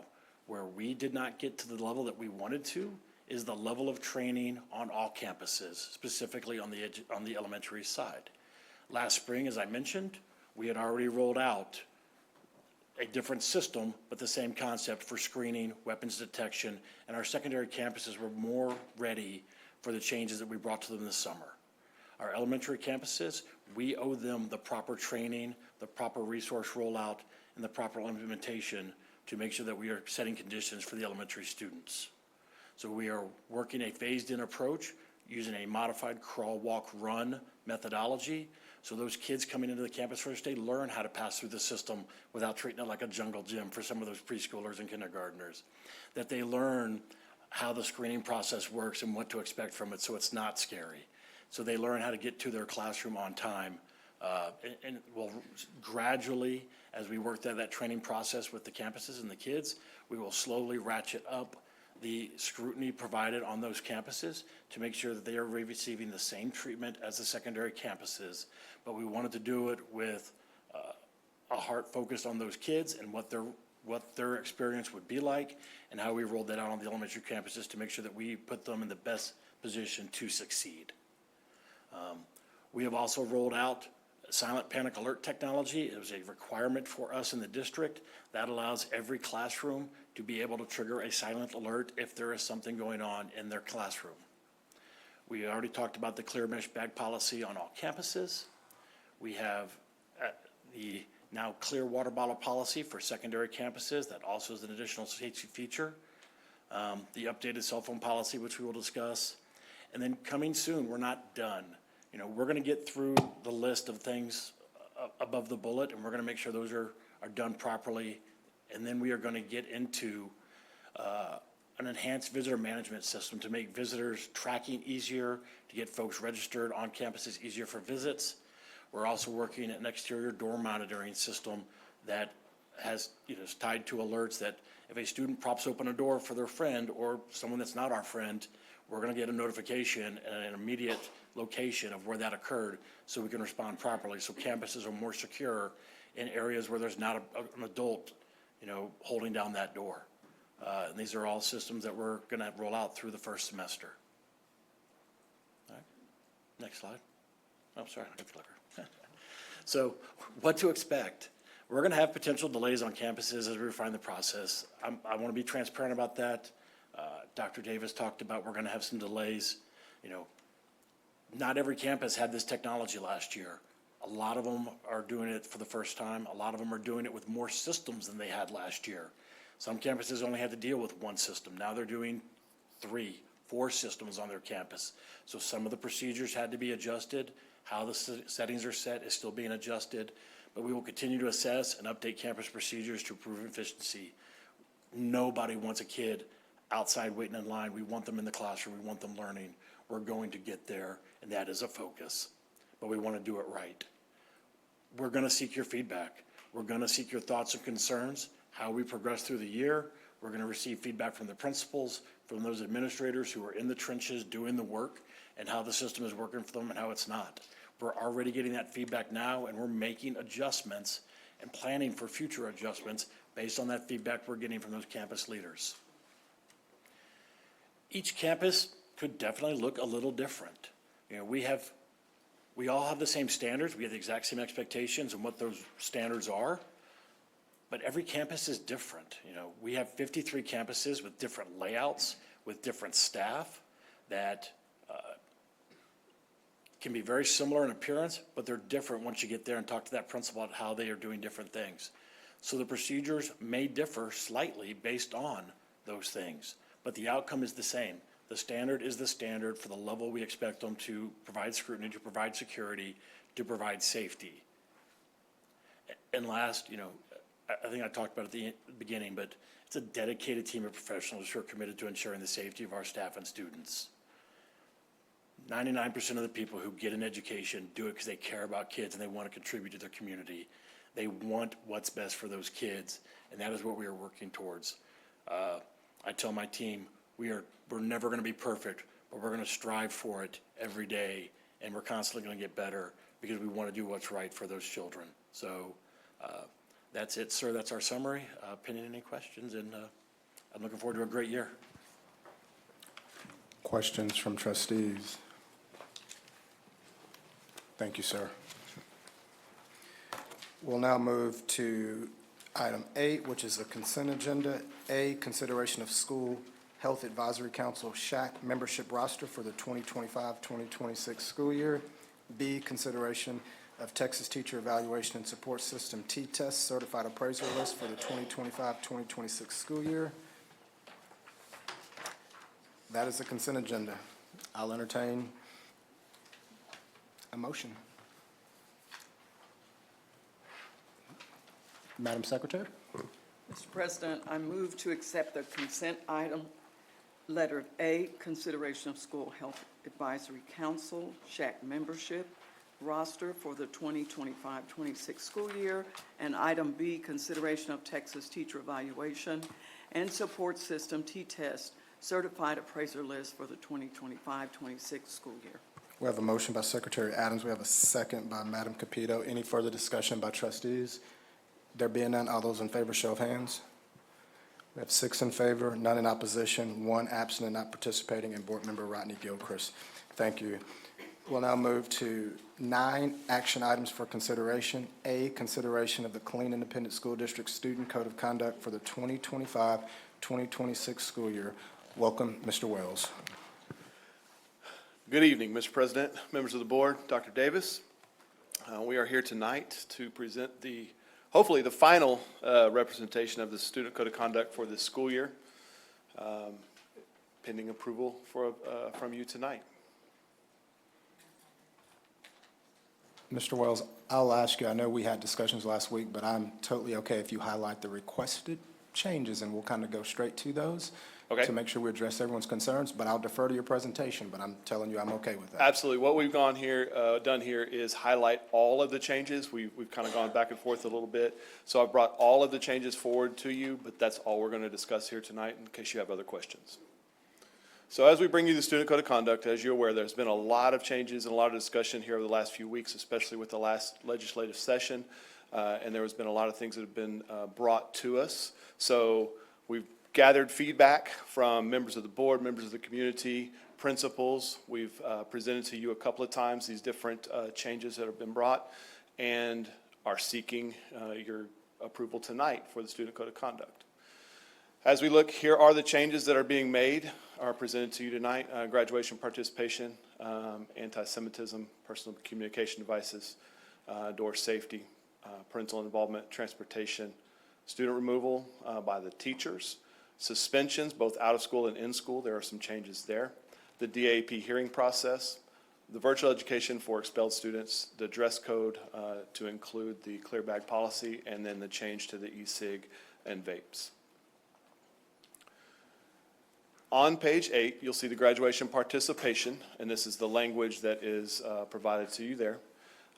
We have asked for, brought to you the change that allows students that are placed at DAP at the end of the year and finish the school year assigned to DAP and their senior year. If they've met all the requirements, then they can return to their home campus and participate in that graduation ceremony with their home campus.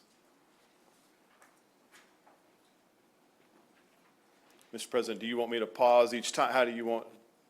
I would give a pause, and if there's any feedback at that time, so we can address it. If anyone has an issue, that would be your Okay. time to give a head nod. So are we I know we've good? talked about these things multiple times, so. Yes, sir. Yes, sir. Okay, on page 11, we have included the definition for anti-Semitism, and it's included under the section for mistreatment of others. It's also included in the glossary at the back of the Student Code of Conduct to describe and define that term as well. Personal communication devices, we've talked about a couple of times tonight. Obviously, we see some changes to this with the state law that's being enacted as we speak, as we get ready to this school year. Elementary students, as it's being proposed in the Student Code of Conduct, we have it written, elementary students shall not bring or use personal communication devices, including cell phones or any other electronic device not issued by the school while at school during the school day. The secondary students shall not use a personal communication device, including a cell phone, smartwatch, tablet, or other electronic device on school property during the school day, and shall store the device in accordance with the method of storage established by the district. In our district at the secondary level, we are using the Yonder pouches, and so that would be directed to them, that device would be locked into that Yonder pouch when they come onto campus, unlocked when they leave campus for whatever reason. And then anything that is too large to place in that Yonder pouch would then not be allowed or be permitted on campus.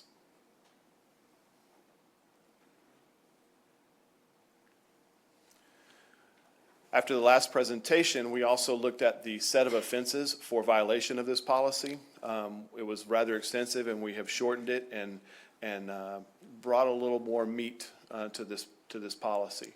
So you can see there, if a student damages the pouch, there's immediate consequences to include being fined and to replace that pouch. If a student is found to have their cell phone or personal communication device and it's not locked up, the first offense, you can see there, the phone is confiscated. The parent is contacted. It is noted with a referral, but it is a minor code of a 201 on the referral. The student is assigned to 1 day of after-school detention or lunch detention, and the student is able to pick up the phone at the end of the day from the front office. On their second offense, however, we begin to escalate. The phone is confiscated. The referral is going to be noted with a serious code of 198. The parent obviously is going to be contacted as well. The parent must come and pick up the cell phone from the front office during the school day. And we're going to schedule a meeting and have a conversation with the parent about the seriousness of this matter. The student will receive a minimum of 1 day of ISS for this second violation, and the student will be placed on a campus probation of 45 days for this violation. On the third offense, the phone is confiscated, kept in the campus office. It's noted on a referral with a serious violation code of 198. The violation of campus probation is also noted on that discipline referral. The parent guardian is contacted. The parent or guardian, again, must come pick up the phone. It will not be returned to the student. The student is assigned to 3 days of ISS, and a campus-level hearing for possible placement at DAEP will be notified, instituted at that time. The reason that we have done this and stepped this up so much is because it is now a violation of state law. It's no longer just a violation of our code of conduct, so to speak.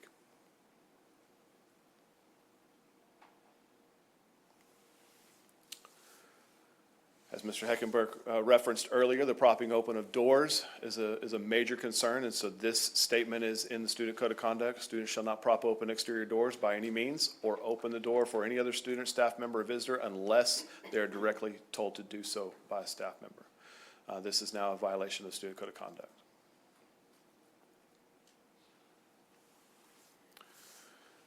The parental behavior agreement, as allowed by House Bill 6, we do have, I want to explain just a little bit here. The way that it's represented to you and being presented to you tonight is option A. You have the language in the Student Code of Conduct of option A that allows the use of a behavioral agreement.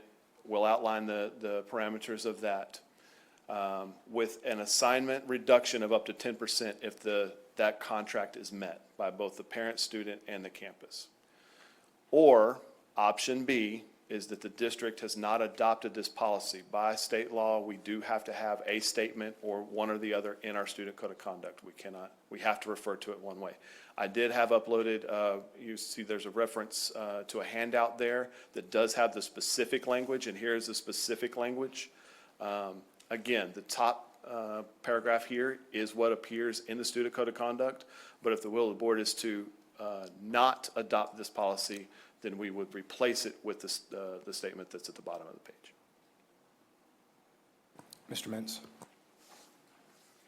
So I think I've said just about everything I need to say about this ad nauseum, so I will keep it short. I firmly believe that it should be option B.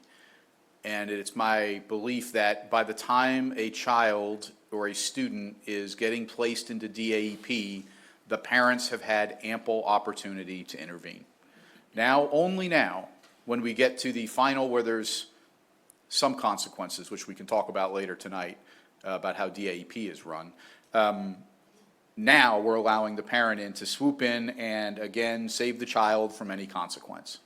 And I think that is absolutely wrong. It speaks to low expectations of our students. It speaks to low expectations of our parents. It takes teeth out of DAEP placements that teachers and staff may wish to use.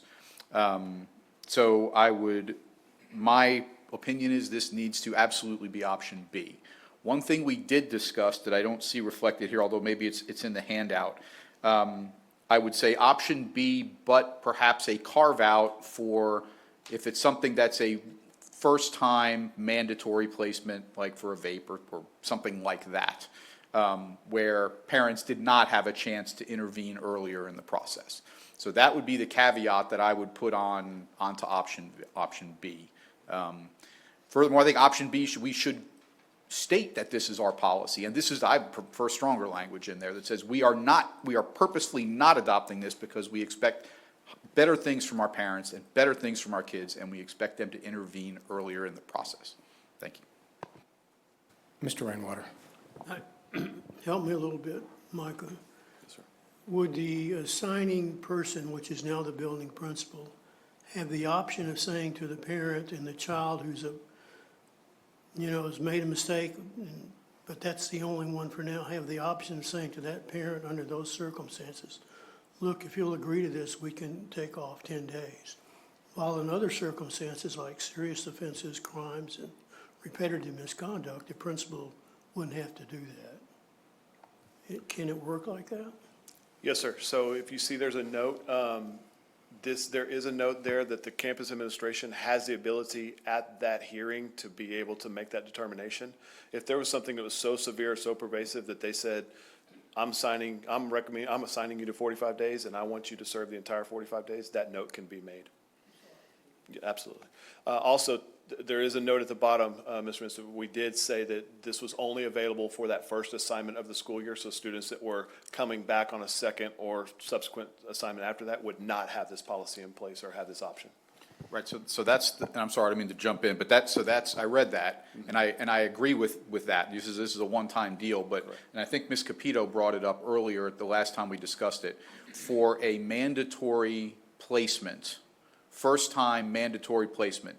Kid brings a vape into school, peer pressure, whatever, parents haven't had a chance to intervene. The whole reason of this is we need to, again, expect more of our parents. We've got them, if they're not intervening in the beginning, they shouldn't be allowed to intervene at the end after we've cost time, energy, and, lost instruction in classrooms and blah, blah, blah. But my point is, I thought we talked about a carve-out. So if it's a first time or it's a mandatory placement first time, I would be a little more willing to allow a parent to provide some input. I would caution to say that some of those mandatory placements, though, if we use that as the category as a first time, some of those can be very, very severe for mandatory DAP placements. And I think, I don't know if that might not lead us into a gray area.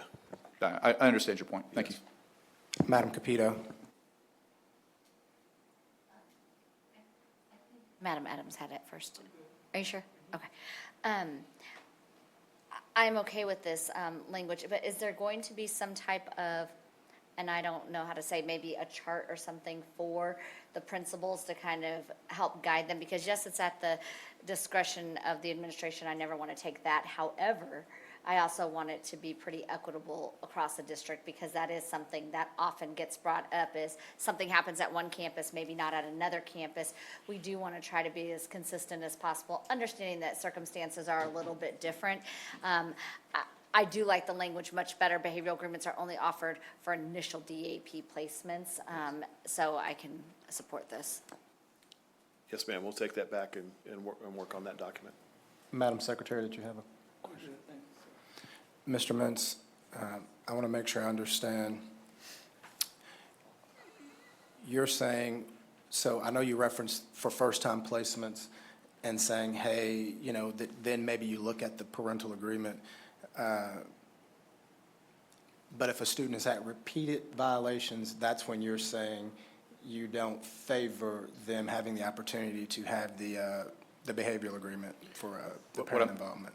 No, what I'm saying is, so normally when a student gets placed in DAEP, they've gone through the whole discipline progression, right? So the first phone call home, which is usually the first step in the discipline progression in a classroom, a parent should intervene at that point.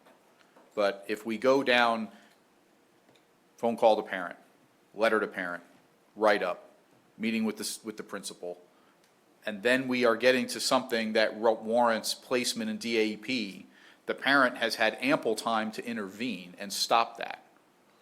What I'm saying is, so I agree, if it's a first-time placement only, but what I'm saying is, I would be comfortable with the whole thing being written out, but that's what I consider multiple placements, it's a non-starter. Do I understand that correctly, Mr. Wells? Yes. Okay. Yeah, I still think for the first time, there's been plenty of time for parent intervention. Yeah, and that's what I want to make sure. Okay. That's how you stated, and I apologize. That's exactly how I was understanding what you're saying. So, any other trustee feedback on this one? Let's get to the end, and we'll come back and figure out, because we'll probably need to potentially amend something, how a motion looks, to figure out which route we go. Fair Yes, sir. enough? Yes, sir. All right. The seatbelt requirements on the bus, again, this is a reference to Texas Education Code 34.013. Students are required to wear their seatbelts on the bus if the bus is so equipped. And again, we've talked about the number of buses in our fleet that are equipped this way. This is a mandate by the state, so we're just coming into compliance with that state law. Student removal by teacher. This one we've spent some time on, and I want to, again, explain and answer questions if we can. There's two reasons being added to this policy that teachers can remove a student from their class. If the student's behavior repeatedly interferes with the teacher's ability to teach the class or with the other student's ability to learn, or the student demonstrates behavior that is unruly, disruptive, or abusive toward the teacher, another adult, or another student in the classroom. Those are two additions. When the student is removed, within 3 school days, there must be a meeting. The meeting must be between the appropriate administrator on campus, can be the campus behavior coordinator or the CBC, or the campus principal as designated, and it will also be with the student's parent, the student, and the teacher that removed the student from the class. That is in the Texas Education Code, and that's on the initial notice of this. Once the teacher has made that written notice that the student is going to be removed, then we have this meeting. We've added the statement here at the end from feedback from the board. The teacher does have the option to provide input for this meeting through a written statement. So they're still going to be providing input. They're still going to be making their statement as to why the student is being removed, but they can do it in writing if they choose not to be at the meeting. Mr. Rainwater. I'm sorry. Go ahead, No, sir. go ahead. No. Go ahead, Mr. Rainwater. Well, will you please go back 2 slides? Yes, sir. On that, the student's behavior repeatedly, somewhere I'm looking for the word documented misbehaviors. Okay. So everybody will know. where we're going. Yes, sir. Madam Secretary. Thank you, sir. I'm also looking, Mr. Wells, for those definitions in the back. We may think that everyone has a common understanding of unruly, disruptive, and abusive, but it may not be common practice. Do we have it in the glossary anywhere? That's where I was. I don't believe those terms are in the glossary.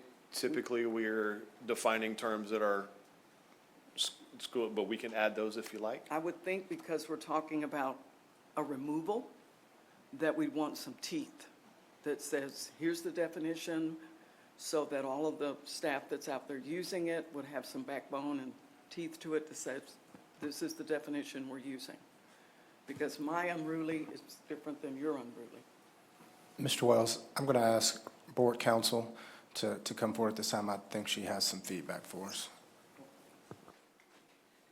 I just wanted to speak to Mr. Rainwater's comment about the word documented. House Bill 6 removed that language. That is a significant change in teacher removal. For the last 25 years, probably at least, the criteria was documented repeated interference. That word has been removed by House Bill 6. While she's there. Madam Secretary. So while you're there, how do we begin due process? If it's not, are we just to assume there's documentation, or we don't have to have it, or? That is what House Bill 6 says now. Well, there you go. House Bill 6, I think the intent perhaps is to give more authority to the classroom teacher and lessen the burden to seek removal of a child from their classroom. That's my understanding of the intent. Thank you.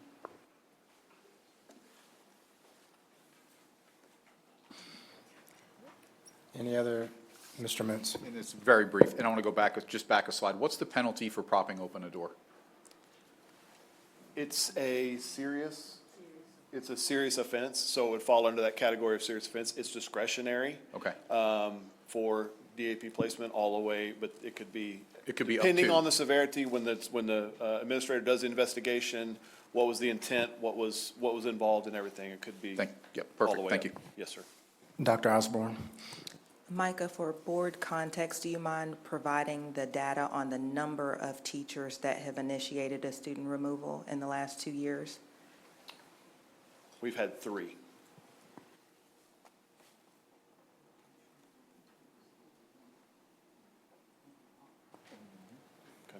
It's your mic again, sir. Okay, once the student is removed, there is a return to class procedure that is put into place, and the student has been formally removed by the teacher. We included this language in the student code of conduct because there was some conversation around that process. No later than the 3rd class day of the student being removed, the conference must be had. The conference that's being had is not going to include the teacher that is doing the removal. And I think there was a little bit of lack of clarity on that in previous presentations. And so that teacher that's making that statement, that's removing the student, cannot be involved. So it is a campus administrator, campus principal, or the CBC, and two teachers that are selected by the principal. They will come together, they will review the documentation, they will review the incidents, and determine what is best for this child. That child can be placed in ISS, can be suspended out of school. They can be returned to class with different structures if that's the decision. There's a lot of things that go into that decision. Is this the best class for them to be in? Is it the only class for them to be in on this campus where we can take care of their specific needs? Things like that are going to go into that decision. All the way up to maybe determining that this child needs to move forward for a DAP placement. That can be a part of this decision as well. Okay. And there you see, we added the language of who is included in the committee to be able to review this placement. Also, we added the paragraph about the right to appeal. So the parent or the student has a right to appeal this change or this removal from the classroom. Just as part of their due process, like they would for any other removal, they have an opportunity to talk about their side of the story and have their day. On page 26, we see the ability now for the campuses to out-of-school suspend students in below grade 3. These 2 bullet points have been added to the 2 that were already existing: conduct that threatens the immediate health and safety of other students, or documented conduct that results in repeated or significant disruption to the classroom. We can now assign those students to out-of-school suspension where we couldn't the last couple of years. There is a requirement by the campus, though, with these younger children to investigate and make sure that they have care at home. We cannot send a child home that is below the grade 3, and then where they don't have care, we're going to make sure. If they don't have proper care at home, then they would be brought back to campus and assigned to ISS. We now see a change, and this is a significant change, in the length of ISS that students can be assigned to. The cap has been lifted. Students can be assigned to ISS indefinitely. However, if they are assigned more than 10 days, every 10 days there has to be a review done by the campus administrator to ensure that that student's academic progress is being met, their behavioral plan is being met. If they are a child that receives services for being disabled, they have to ensure that those disabilities, those accommodations are being afforded to that child while in ISS, or we are removing some of their free and appropriate education days, their FAPE days. That has to be documented. We document that through a process called SMART ISS. That is a part of the documentation that we do for their due process. And so every 10 days, that principal is going to review that and ensure that the placement in ISS is still appropriate.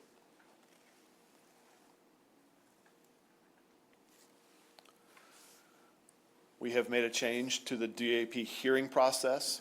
This is where we, on page 29 to 37, everywhere that the district hearing officer was mentioned there as presiding over that process, we have made the change for approval to the campus principal being the hearing officer, that is a decision of that campus administrator, and we have added to, again, through feedback from the board, the campus administrator or designee shall serve as the hearing officer.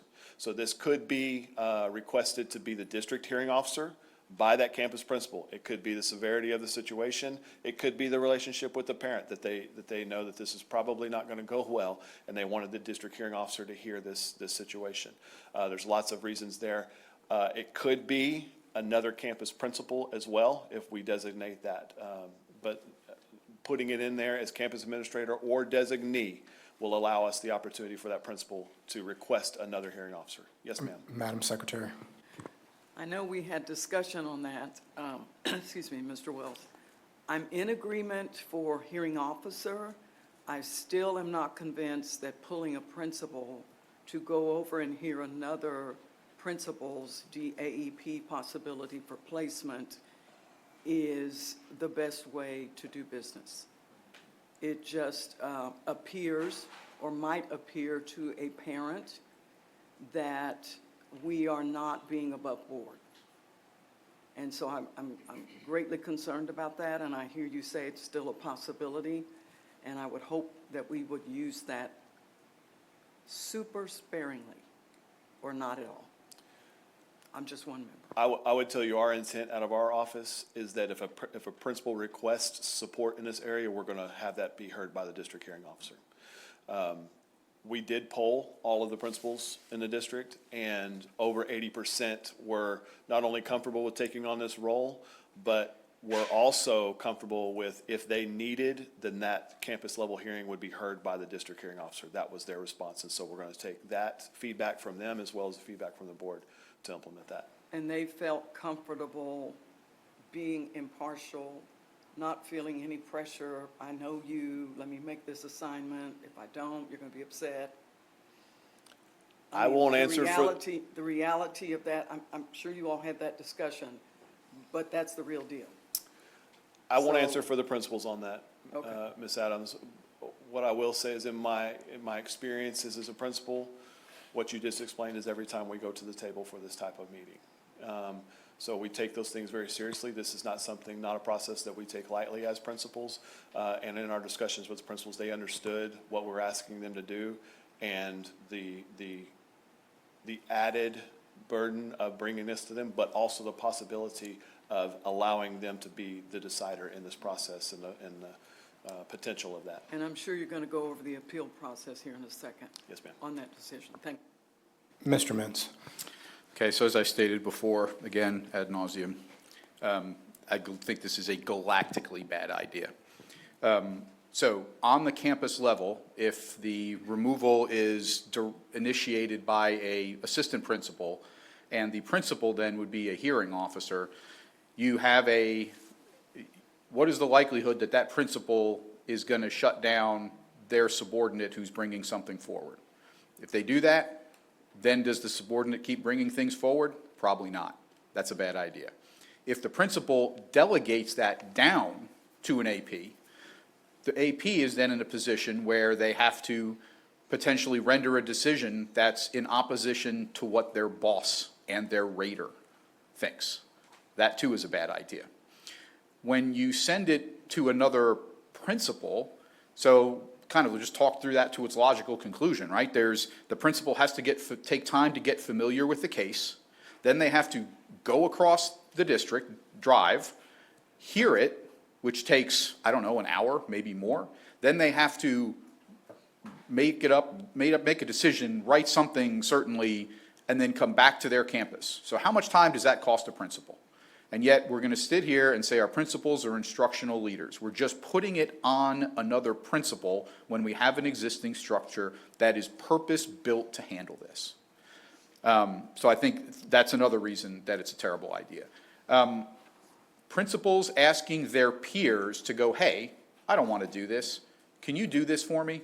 What is the likelihood that you're going to get a fair outcome? I think it's between slim and none. Not to say that our principals can't be objective, but these are their peers. These are the people that they work with every day. I don't think that you're going to get a fair outcome for it. I still, beyond the speed, I don't know what the problem that we're trying to solve is. If it's that we're not processing these things fast enough, well then by God, let's just hire one more hearing officer and an independent, neutral, detached person who's looking at this with No pressure whatsoever on them. I just, for the life of me, can't understand why we're doing this. I think punishment should be hard. I think DAEP should be a place where kids don't want to go. But by God, we should give them the proper due process in getting there. And we're stripping that away, and we're just fabricating, we're creating all of this work for I'm still not sure what. So I am a hard no on this. We should keep it with the district hearing officers. Madam Capito. Can maybe we get some clarity about why this is come forth? Because I think that's maybe what some of the question is like, why are we wanting to do this? How is this benefiting our staff, our families, our students? What is the benefit of this? You want to speak to that? I know we talked last time about how we got here. Absolutely. I first want to go back to Micah's point about the seriousness that the principals come to the table with when they conduct a hearing. They do not take it lightly. So I just want to continue to reiterate that there is a clear understanding of the responsibility of the role of the principalship and when you are executing a hearing. I think that's important to say first. Second to that, we have had numerous conversations with our campus leaders around this topic, going back into April, early May, about how we might not only streamline for efficiency, but ensure that our best judgment at campus as related to discipline is being executed when a recommendation happens. I would never want to place our campus principals in conflict with the district hearing officers, so I definitely am hesitant to go into that form of detail here, but there is sentiment at our campus leadership level that they would prefer that the recommendation for a placement at DAEP rests with them at the campus level. There have been very few overturned by district hearing officers previously. I think the number is between 30 and 40. However, the number of modifications that have happened at the district hearing officer does cause pause around the administrators being the best judgment about how to move forward with improving behavior and making good decisions for discipline for students moving forward. In addition to that, streamlining and efficiency is most certainly a concern. That information was received to us in our process walking through our response to the discipline incident of significant magnitude in March. And that recommendation is something that we proceeded with ideating around and what that might look like. And in addition to not having a two-tier process, we want to be most aligned with districts that are a reflection of our population and enrollment size and the practices that happen in districts with over 40,000 kids. So I want to make sure I heard this right. You're telling me that the leadership, meaning our campus principals, this is what they want, correct? That's their recommendation as a whole? We've spoken with the principals on more than one occasion. Based on the feedback we received from the board, we did an additional poll about comfort and how we might proceed with that in the best way before making a decision that was misaligned. And I feel very confident that we have not misunderstood the sentiment of our campus leaders. Okay, thank you. Mr. Mintz? So I'm just going to ask a yes or no question. Are we not processing these things fast enough? Is that the problem we're trying to solve? Because Dr. Osborne, with all due respect, I don't hear an answer to the question. What problem are we solving? Is it that it's too slow? Or is it that principals want to make those decisions at the campus level because they don't, and I don't understand with being in conflict with the district hearing officers. There's no conflict. The district hearing officer, that's their job to make that decision. Again, I would like just prefer a simple answer to this. Mr. Mintz, if I could, as I understand, Dr. Osborne's comments was that, won't say conflict, but decisions that are made by hearing officers aren't necessarily reflective of how our campus leadership feels as though certain disciplinary issues that are reaching them should be handled. And I think they prefer to have more control and the ability to be able to control what I'll say to control how they rate the severity of offenses. That's kind of how I'm, Yes, sir, you're correct. In addition to that, I think that it's important for campus leaders to continue to be able to have relationship with their parents and families, and regardless of the placement decision, keeping that decision at the campus level allows that relationship to continue to be fostered as the student is transitioning to and transitioning back. But I would also add, it is efficiency, it is agreement with what should be happening, modification or overturning, and it is about relationship with the family and the final decision about what might happen with the placement. Mr. Mintz. So I'm still a little confused, but I think I got it now. So what principals are saying is principals want to be the judge, jury, and executioner. Meaning, which is another way of saying they want to control everything at the campus level. Because sometimes the folks that are neutral and detached, the district hearing officers, may see things a little bit differently. So what we're going to do now is we're going to establish 54 different campus standards, as opposed to standards or uniform decision-making that's made by hearing officers that are not emotionally attached to families, to the children. They are making a decision that's in accordance with the code of conduct and the rules that this board has established. That's I think the decision that we're being asked to make.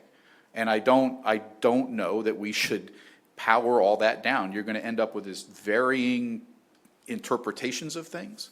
And again, I think it just denies a fundamental due process that we're trying to put these things in place to make sure that if kids go to DAEP, they've earned it. Any other feedback from trustees? Madam Vice President. So over the years, we've spoke about consistency in our disciplinary process and how important that was and that we want that. And so when I look at this and I think DAP, whether it's mandatory or discretionary, the campus principal is going to be the person who is the deciding person as to whether this child goes to DAEP, then I don't think we're having consistent policies across our district. And I'm not sure why the principal would want to be put in that position, but again, I'm not in their seat, so I'm not going to weigh in on that.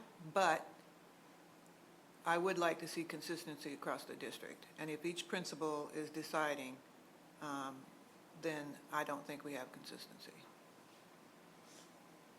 Madam Capito. Okay, is there maybe a way that this could be a joint effort between the campus principal and the hearing officer? I mean, I hear that principals want to have input. They know their families, they know the circumstances, they even know maybe that Johnny is changed and life has gotten rough or his mother passed away or whatever has occurred that maybe sparked some of these things. I understand wanting them to have that. I don't want to put principals in a position where they're subject to scrutiny on anything or the consistency of the district. Can't we do something where this gets to be that it's the principal and the hearing officer that they have to jointly come to an agreement and that principal's input is valued at that level? I mean, I can see that. I'm a former educator, but we also, what will the hearing officers do if they're no longer hearing cases? So the answer to your question is yes, we can do that.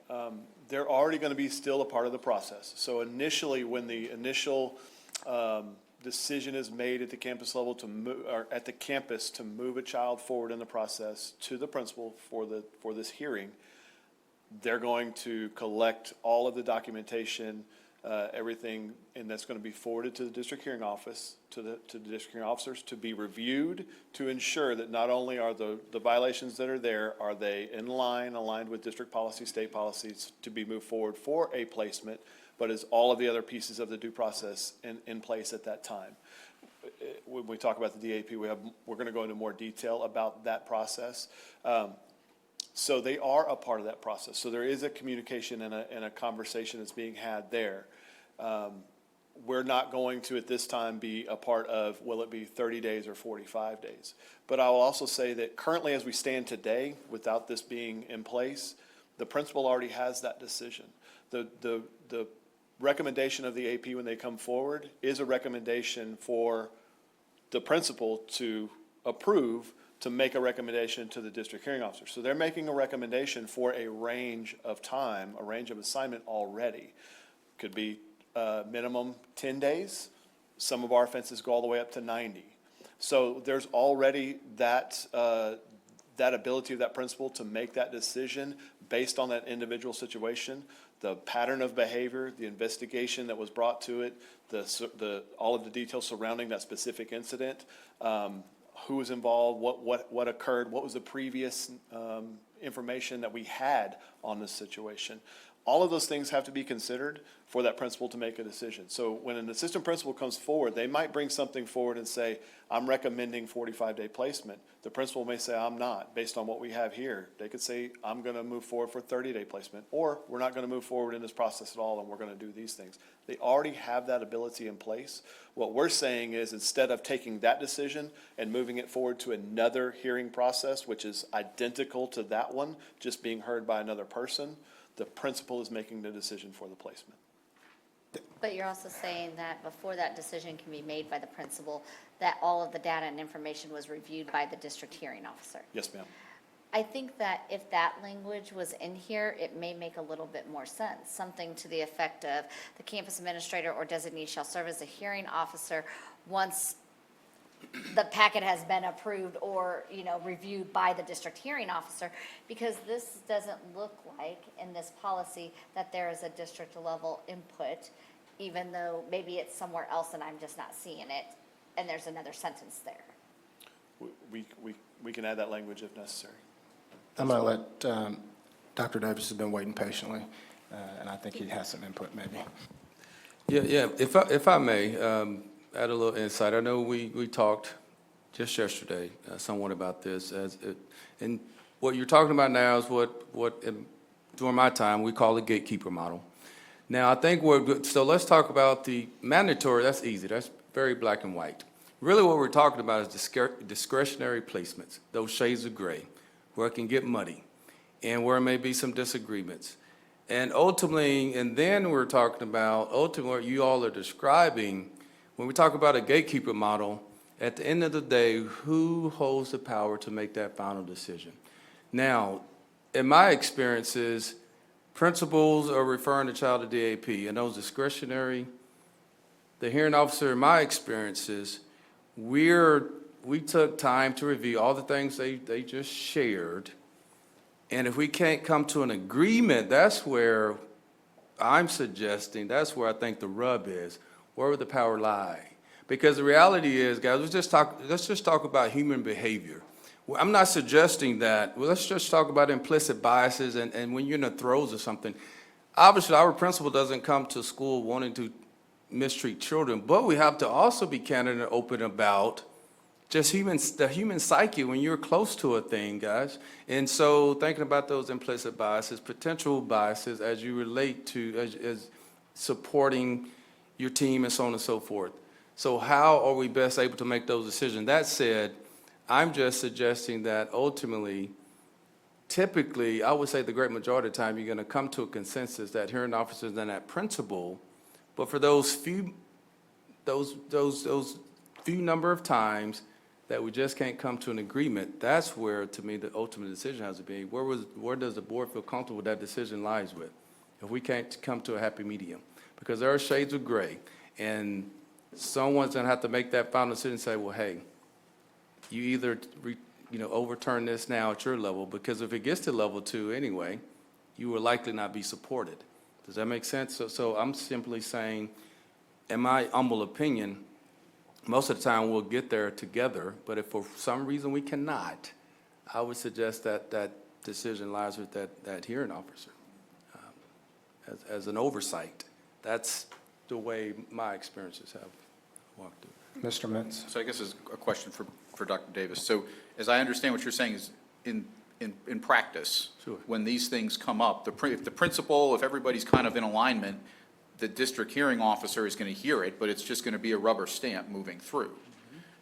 Where the district hearing officer, we're asking him to call, or her to call balls and strikes is when there's disagreement. Right. So we're still providing a layer of protection. Principals are still getting input. This protects principals from having to make these decisions. So I think our current model is just what you described. I believe. Somebody can tell me I'm wrong. Well, hold on. First, I want to get an answer to Mr. Mentz's question, then I'll go to Madam Secretary. I don't know that I have a definitive answer to your question, Mr. Mintz. You're asking if our current model where we go to the campus level principal to make a recommendation to the district hearing office, if that provides a layer of protection for the principal? No, what I'm saying is, in practice, when the cases come to our district hearing officers, they've got input from the principal, and if the district hearing officer looks at it and says, well, yeah, I mean, I agree with that, then they move through kind of, that recommendation from the principal would just simply carry through because the district hearing officer would read the principal, have the hearing, and say, well, yeah, that's where we're at. It's only, like Dr. Davis described, where there's a disagreement that the district hearing officer gets the final call. I think that also leads to a more uniform, like Ms. Jones was discussing, a more uniform decision-making process. Dr. Osborne. I'd just like to clarify with Dr. Davis, and maybe I misunderstood. I heard or interpreted that the campus principal would be the hearing officer, and if there was disagreement about what to proceed on, then the deference would go to the district hearing officer, but the hearing would be with the campus principal otherwise. Is that what you were describing? Yes, that is correct. And the setup that I was accustomed to, that I've been accustomed to, we start out at that hearing office. And I would tell you, if you poll most districts, probably in the state of Texas, the level one hearing officer is typically the principal. But many of us have gone to that gatekeeper model because of these things. It's discretionary placements, perhaps because they need guidance. Sometimes, not often, but sometimes they are too close to it. And so that hearing officer would review that information, make sure they're in alignment, that you're looking at those mitigating factors, intent, and so on and so forth. And if for some reason there's a disagreement there, if we just can't come to an agreement, then that hearing officers with that supervisory role trumps that decision. And Dr. Osborne.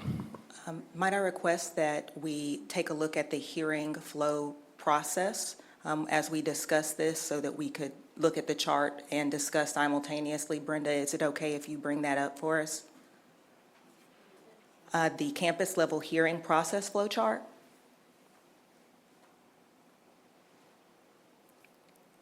And it's an attachment for this item.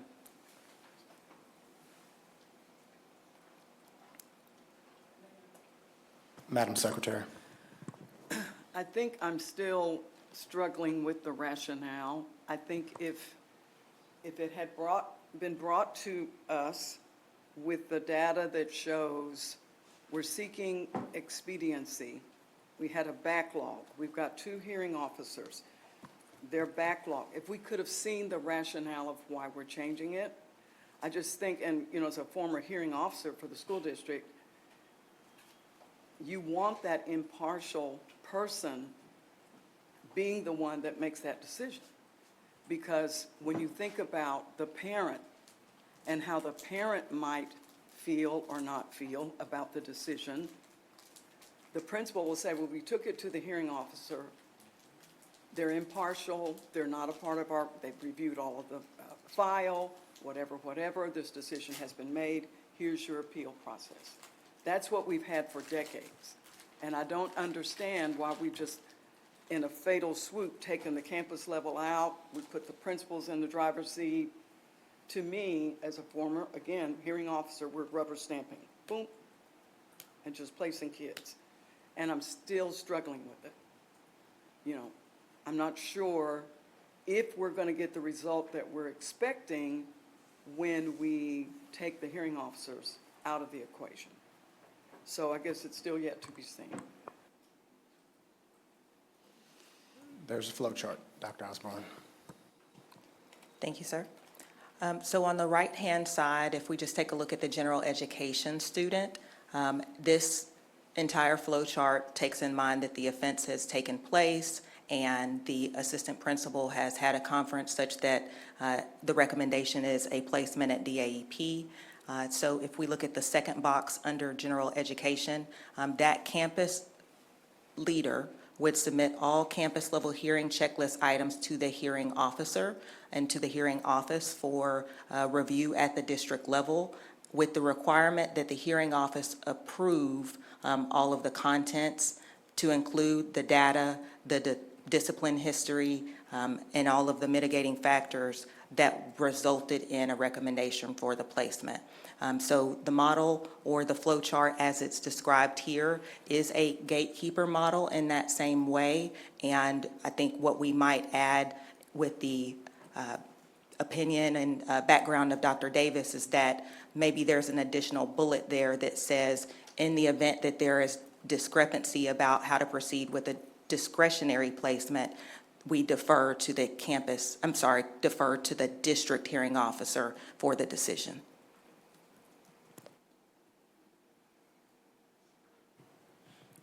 Mr. Mintz.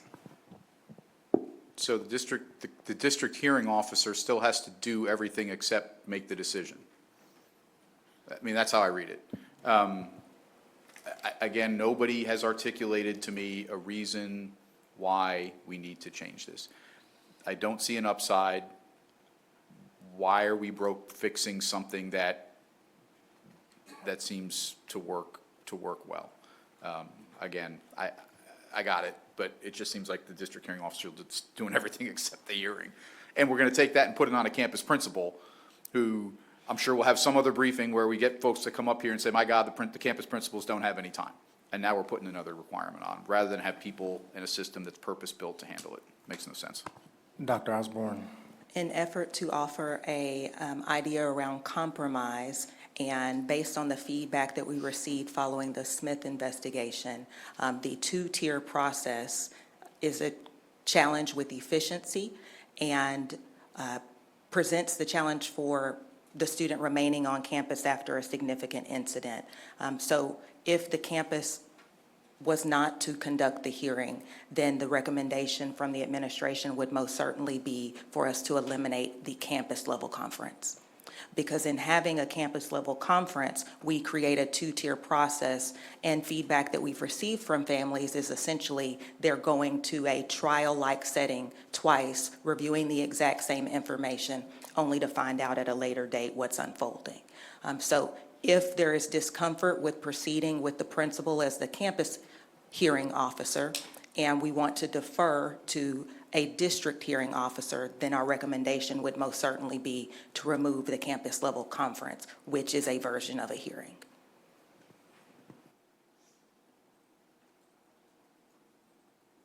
Mr. Mintz. So we're having a campus level, so current practice is we have a campus level conference where parents come in, the campus administrator hears it, and then they send a recommendation up to the district hearing officer for final decision. So I thought is that the process? To clarify, the current process is 3 stages following the infraction. There would be the initial parent conference that's conducted to review the referral. The administrator in that scenario, which is 100% of the time the AP, going to inform that family that the recommendation is for DAEP placement, and that recommendation in stage 2 goes to a campus level conference. That conference is formal in style. It is conducted as a formal hearing, and the authority of the principal in that scenario is to agree with the recommendation of the AP, and then move that forward to the district level hearing officer. So it's a 3-stage process, and 2 of those very strongly resemble the same thing, which is a formal hearing setting. The whole purpose of having that is to provide that input to the district hearing officer and to listen to families. the hearing officer is the determining factor in placement. So I would not consider it or describe it as input. It is the district hearing officer is the decider.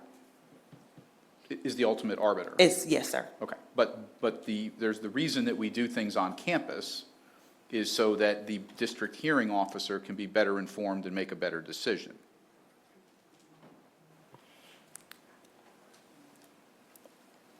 Repeat the question one more time. Sure thing. The reason that we do the campus level hearings is so that the district hearing officer has as complete a set of facts as they can. Input from the campus leadership, perhaps teachers, from parents, so that we fully understand what is happening that's leading to this placement. That is not the purpose. Micah, do you want to talk about it a little bit? Absolutely. So, but the campus level conference, when it's conducted, that's recommendation by the AP. We're recommending. So then the principal is making, upholding, adjusting, or denying that recommendation. And then based on the outcome of that, if they are being recommended for that placement, then the assistant principal would take that decision. And it's just, we're making sure that we're informing the parents. Then we would, if the student is a student with a disability, they would have to go to either an MDE or an MDR to ensure that all of that's being followed. If there's no link found there, then the district level hearing would be conducted at that time. The assistant principal then would take all of the same information that they've presented to the principal. The parent is still there, the student is still there. They still have an opportunity to answer to and have an opportunity for input to all of the investigation and the evidence that has been placed in front of them. And then the district hearing officer will hear the recommendation from the principal via the AP and decide, do they uphold that? Do they reduce it, change it, or do they deny it and send the student back to the campus? So that decision process is really being done twice. And Dr. Osborne is correct. Many times, leaving the campus level conference as a principal, the parent would say, why did we do this if I've got to go do this again in a few days? They're taking off of work. And so that creates that lack of efficiency in that process. And also, I think we've talked about going back to the incident in March. It's to expedite the process. Correct? Yes. Madam Capito.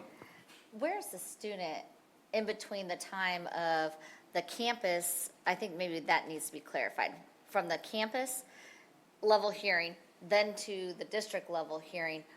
Because if your rationale is we need to remove students and keep safer campuses, now I can get behind some of this a little bit better. So ma'am. where's the child at this time? So previously, the child, Currently. after 3 days, was returned to class. We could not put them in an alternative setting like ISS or OSS for more than 3 days at a time.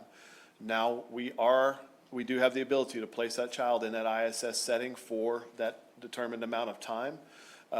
However, we do that review every 10 days. I will tell you that I'm reviewing files now where it has been 6 weeks from the time of the incident because of all of these steps that have to be conducted to the final determination of placement. Okay, so then that's what we're trying to solve is Yes, ma'am. how long it takes for a child to actually have whatever that consequence is.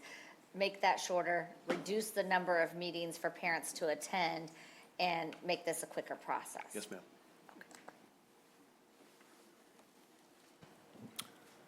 Let's get through everything. We're going to come back and visit that one. Yes, sir. Are you okay with that, Mr. Mintz, Madam Secretary? I mean, I'm not okay with it, but. Well, I get mean, it. but we'll come back, no, I'm saying that we'll come back to that one so they can get through all of those and we'll come back to that. We've had a chance to process some information, then we'll come back and make some decisions. Mr. Rainwater, you okay Can with you that? take us back to the slideshow? Slide deck.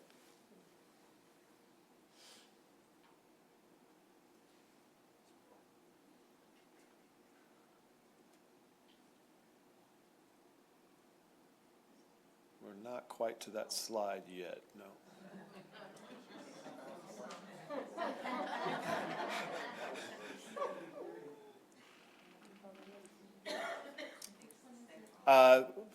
Put us on 20 and I'll see, I'll go back if we need to.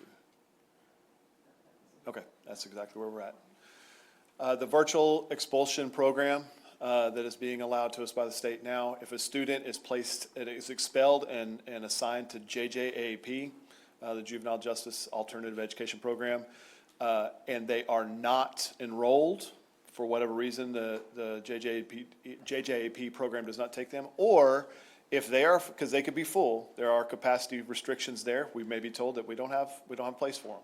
We could also be told a student went there, they were assigned to be there for 60 days, they're 20 days in. We've got somebody that is more severe, their infraction was more severe, and this child is being released and coming back to your district. As we stand here today, that student would go to DAP in person and continue their days and finish that assignment. This allows us to provide that child a virtual education instead of sending them back to the DAP in person. The virtual education would be conducted by the DAP, by the teachers at DAP, and we would receive ADA funding for that while that child is being serviced that way.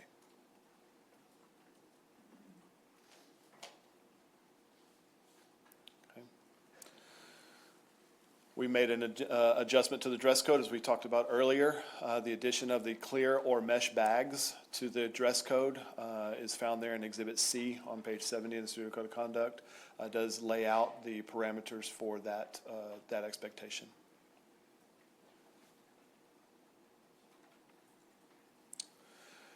And then the last one here, previously, the violation, first time for an e-cig or vape was a mandatory placement. We now have the ability on the first incident to place the child in ISS for 10 days. While they are in ISS, while they are in ISS, they will also conduct our anti-vape education program. It's a lesson that they will do every day. It's a separate section of that every day for the 10 days. As an agreement of this, we're allowing them to utilize this. They must complete that by the 10th day, or they'll be brought forward for possible placement at DAP because they're not meeting the expectations that we've placed for that. Second, and any subsequent violations of this would be a recommendation for DAP placement. And again, I want to stress, this is for possession or use by a single student. If they are distributing or selling, that's a mandatory placement. And this is for nicotine vapes and other nicotine products as well. And so this is not for those vapes that are containing THC. Those would go under the controlled substance, and that would be a mandatory placement. And now we are. Okay, let's go back to the first one that we had discussions on, and that's the parental agreement document. And I want to make sure, and trustees, if we can just kind of lock in here and get this one behind us. Mr. Mintz is suggesting that we don't utilize the parental agreement option in here.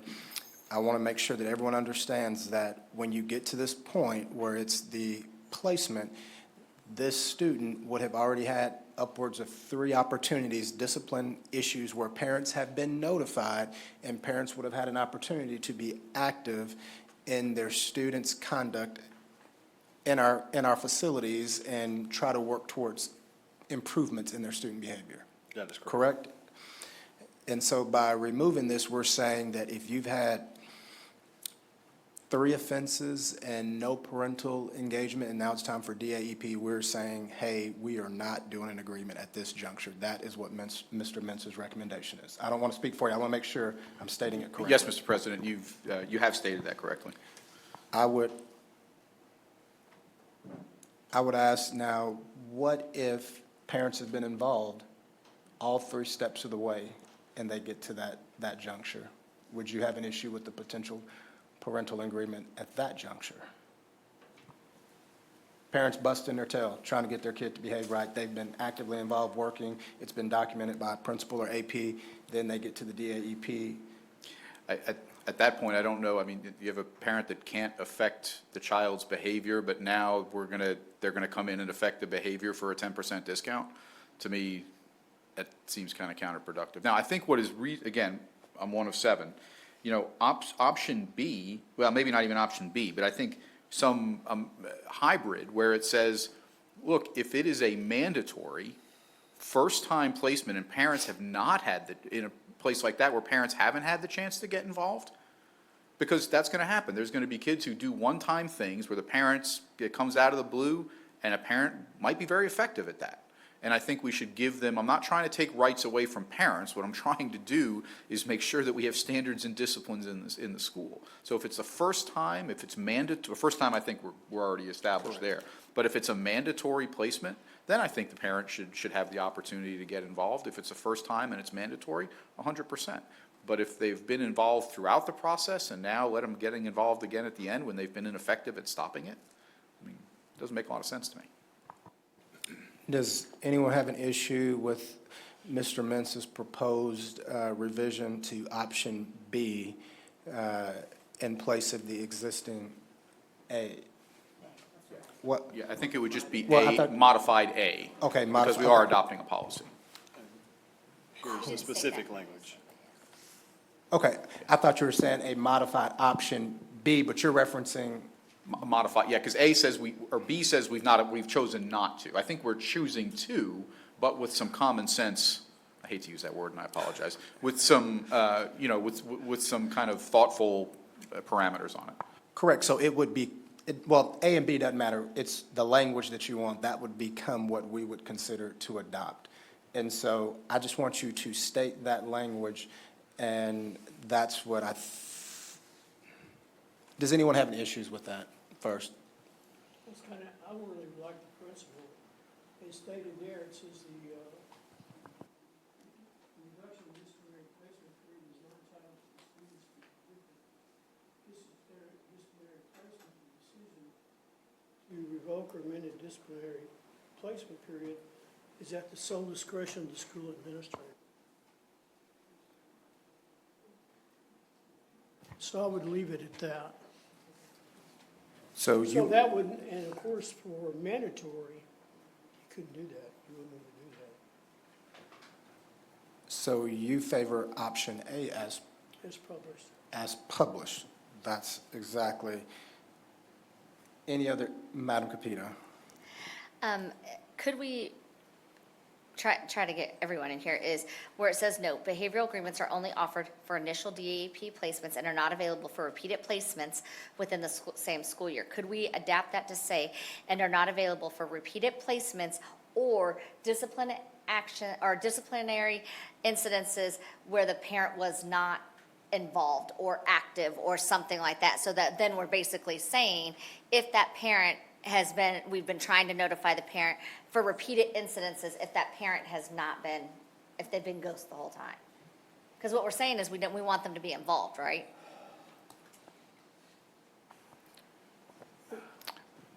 Mr. Rainwater, I'll have to say, I just don't feel school administrators need to be micromanaged to the extent we're talking about now. thank you, sir. Mr. Mintz? So I think, I mean, the last sentence is pretty good. It would say behavioral agreements are only offered for initial DAE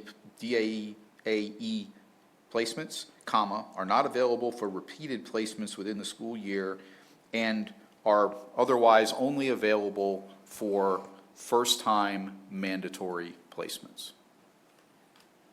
or something to that effect. So again, the example I think of is like I guess a vape doesn't even trigger a mandatory placement, but something that would. If it was a THC vape. If it was a THC vape, one time, no other issues, out of the blue, kid has one, a parent should be allowed to get involved at that point. But if it's his, if he's had all these other issues that lead up to it, sorry, parent, you've lost your opportunity to try to get your 10% off coupon.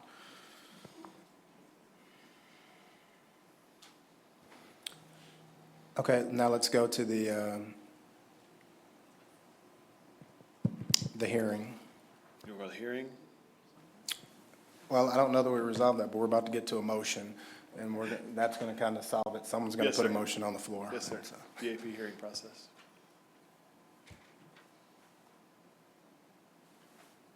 Where are we, Brett? I'm sorry. we're Back to the, We're going back to try to give the last bit of input on the hearing process, and I want to make sure, I think your comment, you referenced, not to put words in your mouth, you referenced the campus level. I think maybe you were referencing this one that he just went to the hearing process, but I want to make sure I'm not off on that in terms of the parental agreement for your input on that. Yeah, well, I like the parental involvement and discretionary of the building principal as published in a previous slide. Option A, I guess, we're calling it. Okay, so, Madam Vice President. May we go back to the clear bag policy that we had up there earlier? I know you guys jumped ahead Okay, of me. hold on. Oh. We're going to get this one out the way. I ask that we please get this one, and then we'll, all right. just because I think this is a pretty important one, I think the clear bag, but any other feedback on this one? I know Mr. Mintz has offered his feedback. Any other? No, sir, I'm done. Thank you. Okay. Ms. We're good. Madam Pepito? Madam Secretary? Time will tell. Okay, all right, clear backpack. So, some of the questions that I had in reference to our clear bag policy, and I know we did that towards the end of the school year, and refresh my memory on why we did that. The clear bag, Yes, sir. I was not a part of that decision at that time, so I don't know the conversation that surrounded Can going anybody to clear address bags that? at the end of the school year. Dr. Osborne? Thank you. As we revisited the circumstances in which we faced the incident in March, as a senior staff, we reviewed options and recommendations for similar districts and similar circumstances. Our senior staff honestly made probably a list of 20-plus options as we proceeded with what increasing safety and security measures might look like. We referenced districts locally and outside of this area. One of the common threads was moving towards a clear or mesh bag policy, and also coming into alignment with the practices that are similar in athletic stadiums or at large events and concerts, that expedite the process of understanding if there might be a weapon or contraband or a prohibited item. So among lots of things that ended up being a part of the discussion, this was one of the precedents for an incident like we experienced. So to that statement, we allow lunch boxes and we allow purses. Is a lunchbox 6 inches by 9 inches? So we've had quite a bit of feedback around this, and we recognize that 6 by 9 is not the easiest to locate. In our most recent discussion as a leadership team, we tossed around the idea of stating 6 by 9 to TO 12 by 12, which might better accommodate our community and the availability of lunch boxes or non-transparent bags that could be brought into the building. So that is an adjustment we're prepared to make and have discussed. So I understand that we want to do it for security reasons, and I understand that a lot of parents have gone out and purchased clear bags or mesh bags, et cetera. But if I am a student who wants to bring a gun to school or a knife to school, that lunchbox will do just fine for me. And my pocket will too. So I don't know if we've ultimately made our schools safer by requiring a clear bag, because if I'm intent on doing something, I'm going to do it. And if I'm bringing contraband, the same thing. I can put it in my pencil case, I can put it in my little purse, I can put it in my pocket, and it's there unless I go through the metal detector and it snaps me. It's there. So I don't know. I don't know. The clear bag issue, I just don't know if we're real effective with that. Any other input from trustees? All right, trustees, we've heard the information. What's your desire? Mr. President, I'm happy to make a motion on some of these things, and we can just put it to a vote and stop the wailing and gnashing of teeth. Mr. Mintz?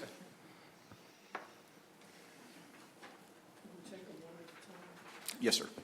I want to make sure, I don't know if I need to look to Joey Moore, our counsel. So it's a student code of conduct, and the question was posed by Mr. Rainwater, can we take them one at a time, or should we just try to vote it up with the changes? Then if it doesn't pass with the changes, and you, I mean, certainly someone could make a very extensive motion, right, that says, I move that we have passed the student code of conduct with the following modifications. You could certainly make such a motion.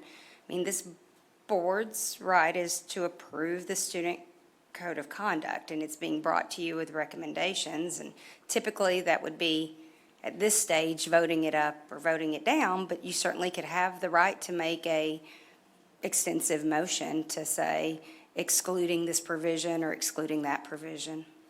and how would we get, then we'd come back to the, And if that fails, Ms. Moore, would it be appropriate to make a motion, so for example, on the parental agreement, make a motion regarding parental agreement options as outlined in page 19? I move that, state what we think it should be, vote it up or down, then move to the second one, which is of some, I think there's three of them. There's the parental agreement, and then there's the DAP placement. Just make two separate motions, vote them up or down, and then vote on the conduct with acknowledging motions as previously voted on by the board. yeah, I think you could do that. I mean, you could certainly, if that's what the board has to do to get clarity on piecemeal these issues, you could vote on each item and then make an overall with the preceding motions. I move, with those understandings, I move to adopt the student code of conduct. Okay. Right. could, Like a big motion and amend individually? Motion to bring it onto the floor and then an amendment for each of those things, and then the clear message. I think as long as the board doesn't have objection, they can do how as long as there's no objection from the board, I think you can, with no debate from this board about the Robert's Rules of Order, I think you can do it without objection however you'd like. Okay. Thank you, Okay. ma'am. Madam Vice President? I was going to ask if it would be feasible that we just pulled the item that Mr. Mintz is referring to. We approve it with that item being pulled out, and then we come back to that item separately. Well, I think we need a student code of conduct tomorrow. Yes. Well, is your question, that's what we've just talked about, is extracting it out, voting on it independently, but you're saying pull it out to not vote at all tonight, or are you saying pull it out and then go back and vote on it? Yes. Yeah, that's what we're talking about right now. Correct? Ms. Jones, I think we're just doing it just in the reverse order. I think we're going to pull them out, vote them separately, and then vote the whole thing. First thing. Can we entertain the student code of conduct as presented with the following mentioned extractions for sole considerations? Are you willing to present it that way, Mr. Mintz?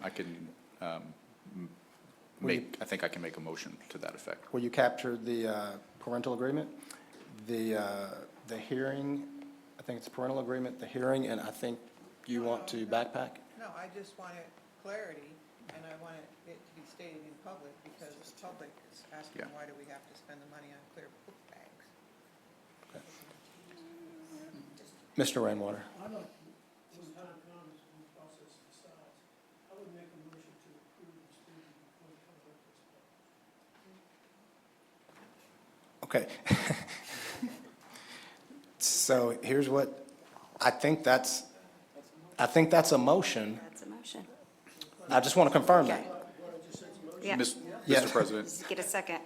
Mr. President, Hold on 1 second. That's why I just want to get clarification. So make a motion to approve the student. so, Mr. President, with all due respect, I think Mr. Rainwater started this out as a question. He said, what if, or I would like, he didn't, the initial discussion was, and I said, I would like to make a motion for it. So if you, As chair, I think it's a really slippery slope, but I think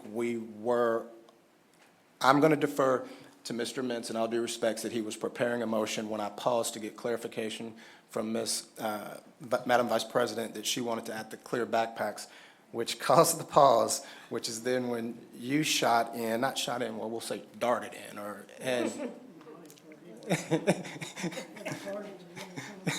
But I just asked the question, and it was a question. Yes, so we're, Notwithstanding Mr. Mix to be motion. so I think we are fine. Thank you for the clarification, sir. So, And I think part of the reason is, let's just get an up or down yes, sir. vote on it, right? So, Mr. Mintz, it is to you. Mr. President, I move that as it relates to the proposed student code of conduct, I move that we vote to amend the requirements. Give me one moment, I just lost my place here. I vote to amend as currently reflected on page 19, supplemented by handout A, regarding parental agreement options as allowed by House Bill 6. I move that we allow the use of behavioral agreements under the conditions of A, that it is the first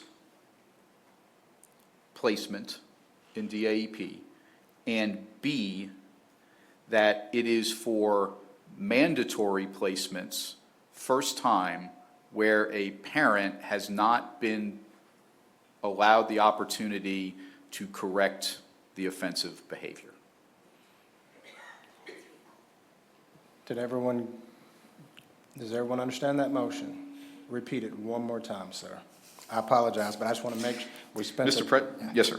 Mr. President, I move that we amend the student code of conduct as presented, specifically the parental agreement provision currently described on page 19 and supplemented by handout A, and as permitted by House Bill 6, that we allow the use of behavioral agreements for the student's first assignment to DAEP and for any assignment to DAEP that is a mandatory placement and the student's first time placement, where the parent has not otherwise had an opportunity to be involved. I just want to make sure I have clarity, because you said for their first placement to DAEP, and that means they potentially could have been counseled the 3 steps up to that. That's why I just want to make sure how I heard it. I want to make sure that. Yes, sir. So it's the first placement, meaning that they've not had another placement in DAEP this year, and that it is a mandatory placement. So if it's a first time and mandatory. I think you're not saying what you want to say, because if it's their first time going to DAEP, they could have been through 3 steps of issues with the principal in which the parents were not involved. Maybe I believe I did misstate it. Yes. First time and mandatory.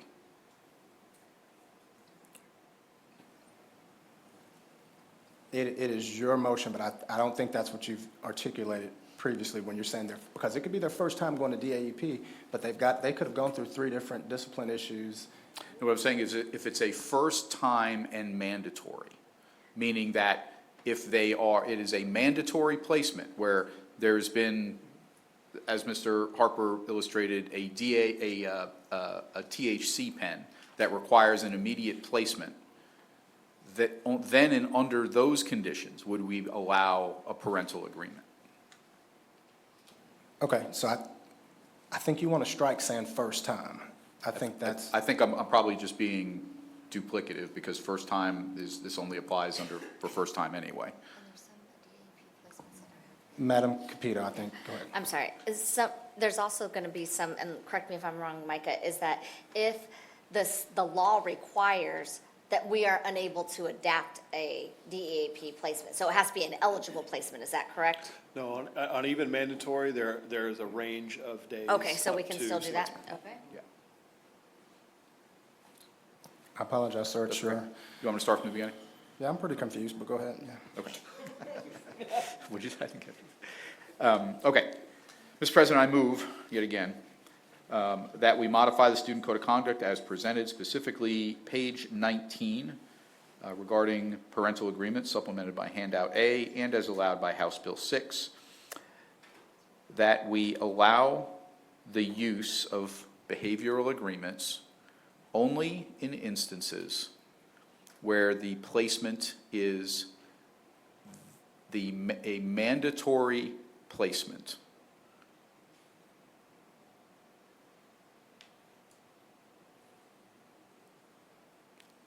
I think that's my motion, because we're already protected by the first offense only.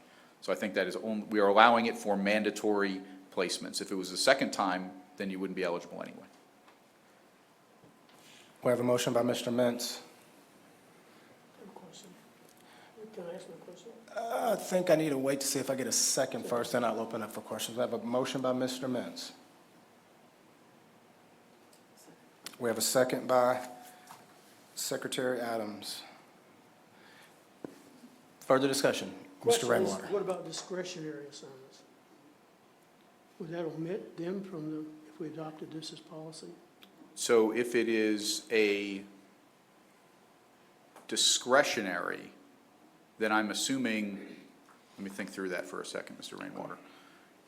If it's a discretionary placement, then a parent should have had an opportunity to intervene. So it would not include discretionary, it would only include mandatory. As the example that Mr. Harper described earlier, where it's a THC vape pen, I think is kind of the perfect example. So we've got a motion by Mr. Mintz. We have a second by Secretary Adams. Any other questions? There being none, all those in favor, show of hands. We have one. Is that up or down, Matt? Well, I don't know if you're waving. That's 1, 2, 3. That's 4 in favor. Those opposed? We have 1 opposed. Those abstaining? So it looks like it passes by a vote of 4 in favor, 1 in opposition, and Mr. Rainwater, 1 abstaining, and myself. So there you go, 4-1-1.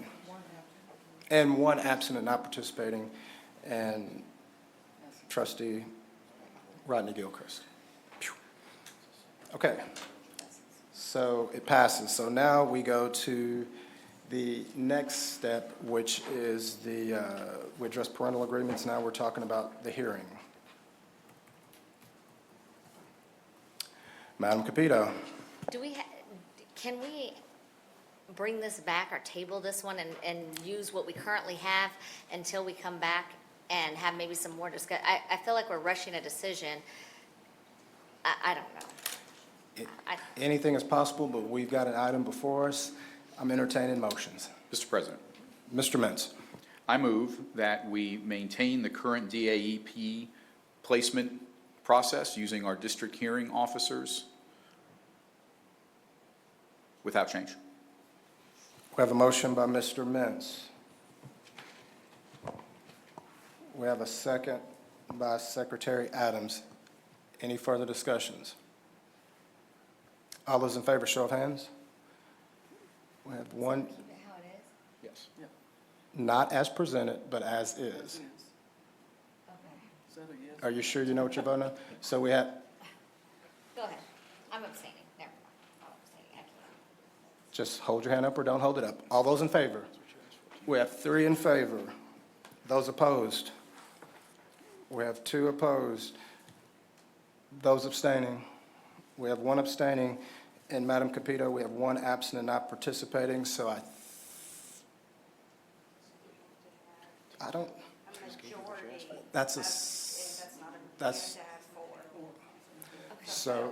so fails due to a lack of majority on a 3-2-1 vote. Is it those present? Is it a simple majority? It's a simple majority of those present.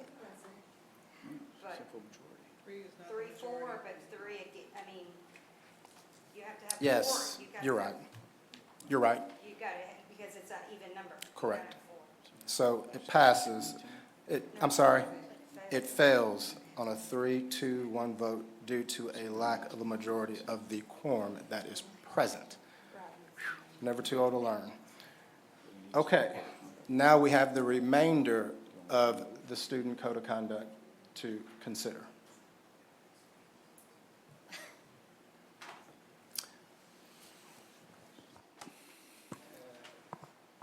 Madam Secretary. Mr. President, I move to adopt the proposed student code of conduct as presented. The remaining items that were not taken up. Yes. So we have a motion by Secretary Adams.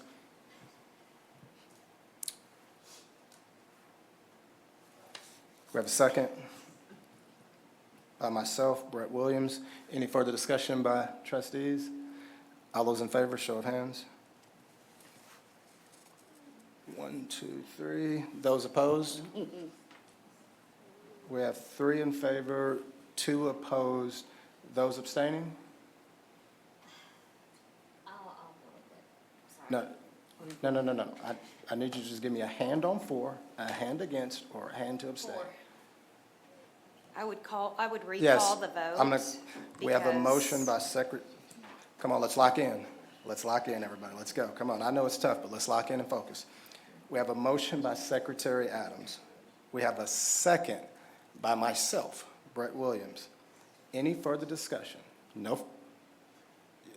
I actually didn't mean to say that, but yes. So, in doing so, we've already voted one item, and the second item that we lost, or we had 3, 2, 1, whatever those crazy numbers were. So that's still now in the body of this motion. That's correct. The motion that's going forward now, it's still in that body of that motion. Well, Correct. As written, Yes. and as presented, Which would make the principals the hearing officer. All right, thank you. as presented. But we extracted those items out and voted for those separately. Yeah, That- but it failed, and failed. Ms. Adams voted then Because it's now back in. to vote to pass the, as presented with that amendment. That's why I was. No. Okay, so I'm telling you, that's not how I'm I'm under the understanding that we extracted out the 2 items, considered those, and now we're considering the rest of the student code of conduct minus those 2 items. No, that's why I was confused. We can ask the maker of the motion what her intent was, but because there was a motion on the second extracted item and it failed, it now remains in the student code of conduct as written. Correct. And there was a motion to approve the student code of conduct as remains. If that's not what Ms. Adams intended, she can clarify that. Mr. President, I believe the motion's been voted Yes. on. Can I make another motion? Well, it hasn't. I've got to get We clarification haven't, because I because got. Ms. Capito voted Yes, well- for, but at the end, Well, and no, I 'cause don't know. was confused over that Okay, exact let's thing. back up. Let's I know. get clarification on the motion. Let's just state your motion one more time. We need to recall the motion. We need to recall the motion. Because when it failed, then it became a part of the proposed SCOC. That's correct. That was my motion, And that's correct. Meaning the principles being the, because it failed. Yes. Correct. So the way they proposed it is the way that I included it in Yes. my motion, That's right. So you're voting- because it failed. Yes. okay, Madam Counsel, because it failed, now she's presenting it as, her motion as presented, which means the principals would have that authority, correct? Yes. But the agreements that has changed per Yes. the first vote. So that is, okay. Yes. I'm on the right page. Thank you for your clarification. So does everyone understand the motion that's in front of them? It's to approve the remainder of the student code of conduct, which does include, as presented, by staff that principals would be the hearing officers, the topic that we spent a significant amount of time discussing. That is what her motion is presented as. So now, are there any questions before I call the vote? What about the question of the parent involvement for the 10%? That got voted down in the first action that Mr. Mintz presented. No, that got approved. I'm sorry, it got voted down. We didn't vote for it as presented originally. It was altered to be what Mr. Mintz desired it to be. We passed his amendment to the original presentation, to the So student that's code. going to be in the student code of conduct? Parental agreements as his amended motion, yes. So, Mr. President, we've voted on Ms. Adams' motion, correct? Well, we're about to call for the clarification vote because I didn't really The get a vote first from. motion you voted on. The second one, we have not. That's what we're about to take the vote on. Okay, so the second, we're voting on it again. Yes. Well, She retracted it. what, no. We didn't retract it. The first one was voted on. The second one, which failed due to the 3-2-1 vote, and then she has now presented, this is our third action that she's put out there on this, and it is as presented minus the item that was amended per Mr. Mintz, the original one. That is correct. I see Madam Secretary saying that is correct. So does everyone understand the motion? All those in favor, show of hands. Okay, 2 in favor. All those opposed? 4 opposed. 1 absent and not participating. So we don't have You do not have an approved student approved code of student code of conduct. Mr. President, Yes, sir. I'd like to make a motion. I move that we pass the Student Code of Conduct as presented, with the exception of the parental agreement amendment previously voted on, as well as that we maintain the current DAEP placement as it exists today and not as it is presented in the current student, and the proposed Student Code of Conduct. The motion, Mr. President, I move that we approve a Student Code of Conduct, acknowledging or incorporating the previous vote regarding parental agreements, and so this is a change to what is currently presented, that we maintain the DAEP placement process as it currently exists without change. we have a motion by Mr. Mintz. Does everyone understand what that motion is? Well, let's see if we get a second first.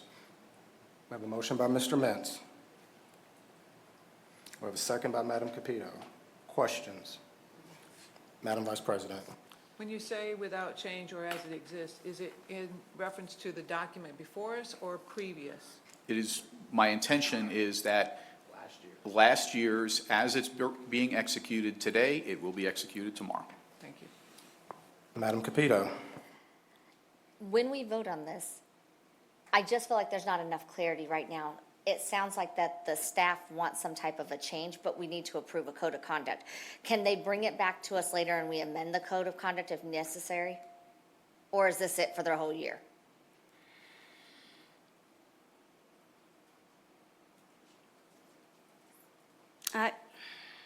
Sorry, I'm not trying to make it complicated. I wouldn't want wanna- to do that. I would say let's Okay. adopt a student code of conduct. Let's give our team, our administrators, they've got guidance. Let's let them go. I think it would be difficult to change your student code of conduct in the middle of the school year. So we have a motion by Mr. Mintz. We have a second by Madam Capito. Any further discussion by trustees? Mr. Rainwater. Approve the student code of conduct.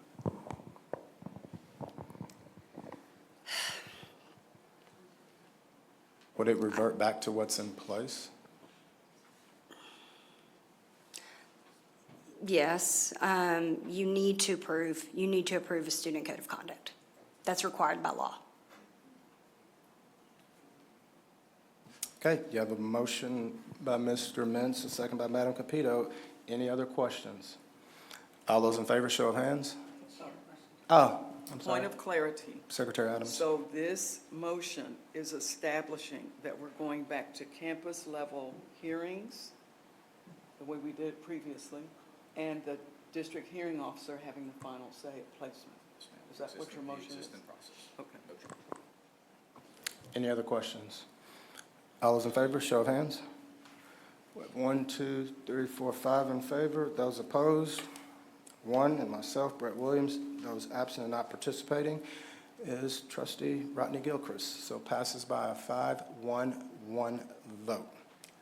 Thank you for your good work. Thank you, Mr. Wells. So now we'll go to item B, which is a consideration of a second addendum to substitute staff placement agreement with ESS South Central LLC. Welcome, Mr. Will Baker. All right. Thank you, Mr. President. Dr. Davis, thank you, and board members, thank you. We are, as you know, we have an agreement with ESS to co-source our substitute placements.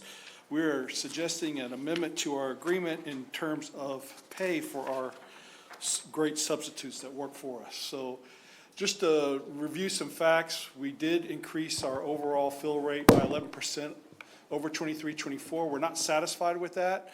We're looking at the stats. We saw some really good movement in fill rates, though, at the end of the year. So from March to May, our fill rates for teachers went up between 80 and 95%. That's what we were targeting, and we'd like to hit it for the full year. So the good things that we have going, our current sub pool is now 3 times as large as it was at the beginning of the year last year. That is crucial that we keep getting that sub pool increased. However, we know that our current sub pay lags behind our neighboring districts by about $10 to $15 at every level. So we also know that our pay for assistant and secretarial positions is not high enough for folks taking the job, and you can see that in the stats as we're presenting them.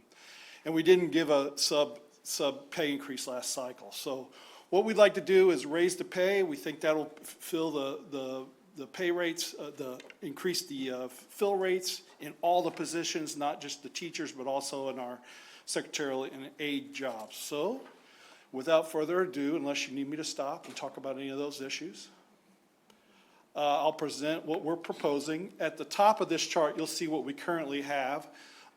We have, for non-degreed folks, we have $90 a day for a teacher, $80 for aide or secretary. A full-day teacher with a 4-year degree gets $100 a day, and then if we have a certified teacher, they get $115. What we'd like to do and what ESS has proposed to us and they would like to see is kind of a graduated rate as we go through the year. Just as to encourage folks not to just take 2 or 3 jobs and then quit on us, or where we sink all the money and time into training them. We want to reward folks who take more jobs through the year. So you can see as we go through the year, if you're non-degreed folks, you'll start the first 10 days at 95, then you'll go to 100 till your 30th job, and then when you take your 31st job, you go to 105. You get over 50 days, you get 110. Now, in that first column, I want to really explain this correctly. The long-term full-day rate is at $100 at the 1 to 10 mark, but when you get to 11, it'll start increasing by $5. So you'll get a little, does that make sense? You'll get a little bump in there for if you take a long-term assignment. Then for our 4-year degree, we do same kind of thing. We start at 105, then 110, 115, and then if you get all those 50 days, those folks are really, give us a lot of their time. We'd reward them with $120 a day. And then if they take a long-term assignment, we give them $135. And then I won't read them all, but you can see the rates for the full-day state certified teachers. So this is what we're proposing. We think using this kind of salary arrangement will encourage more folks to take more jobs through the year. Okay, and so that's what we're proposing. Any questions?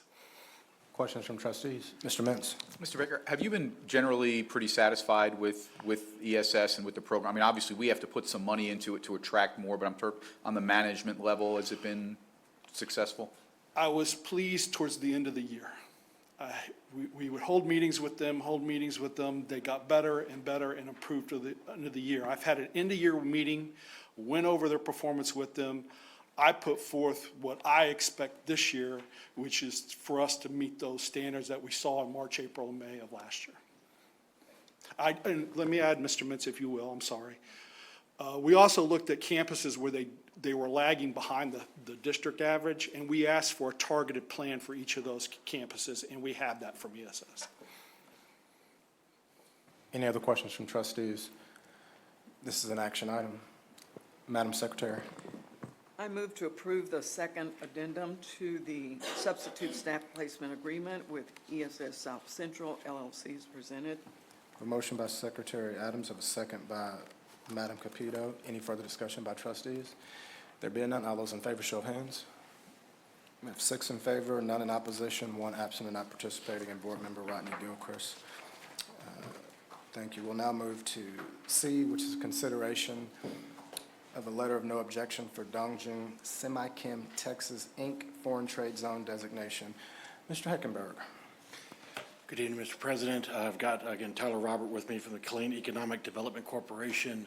Again, they're seeking a consideration for a letter of non-objection for the Dongjin Semichem as they pursue an FTZ exemption.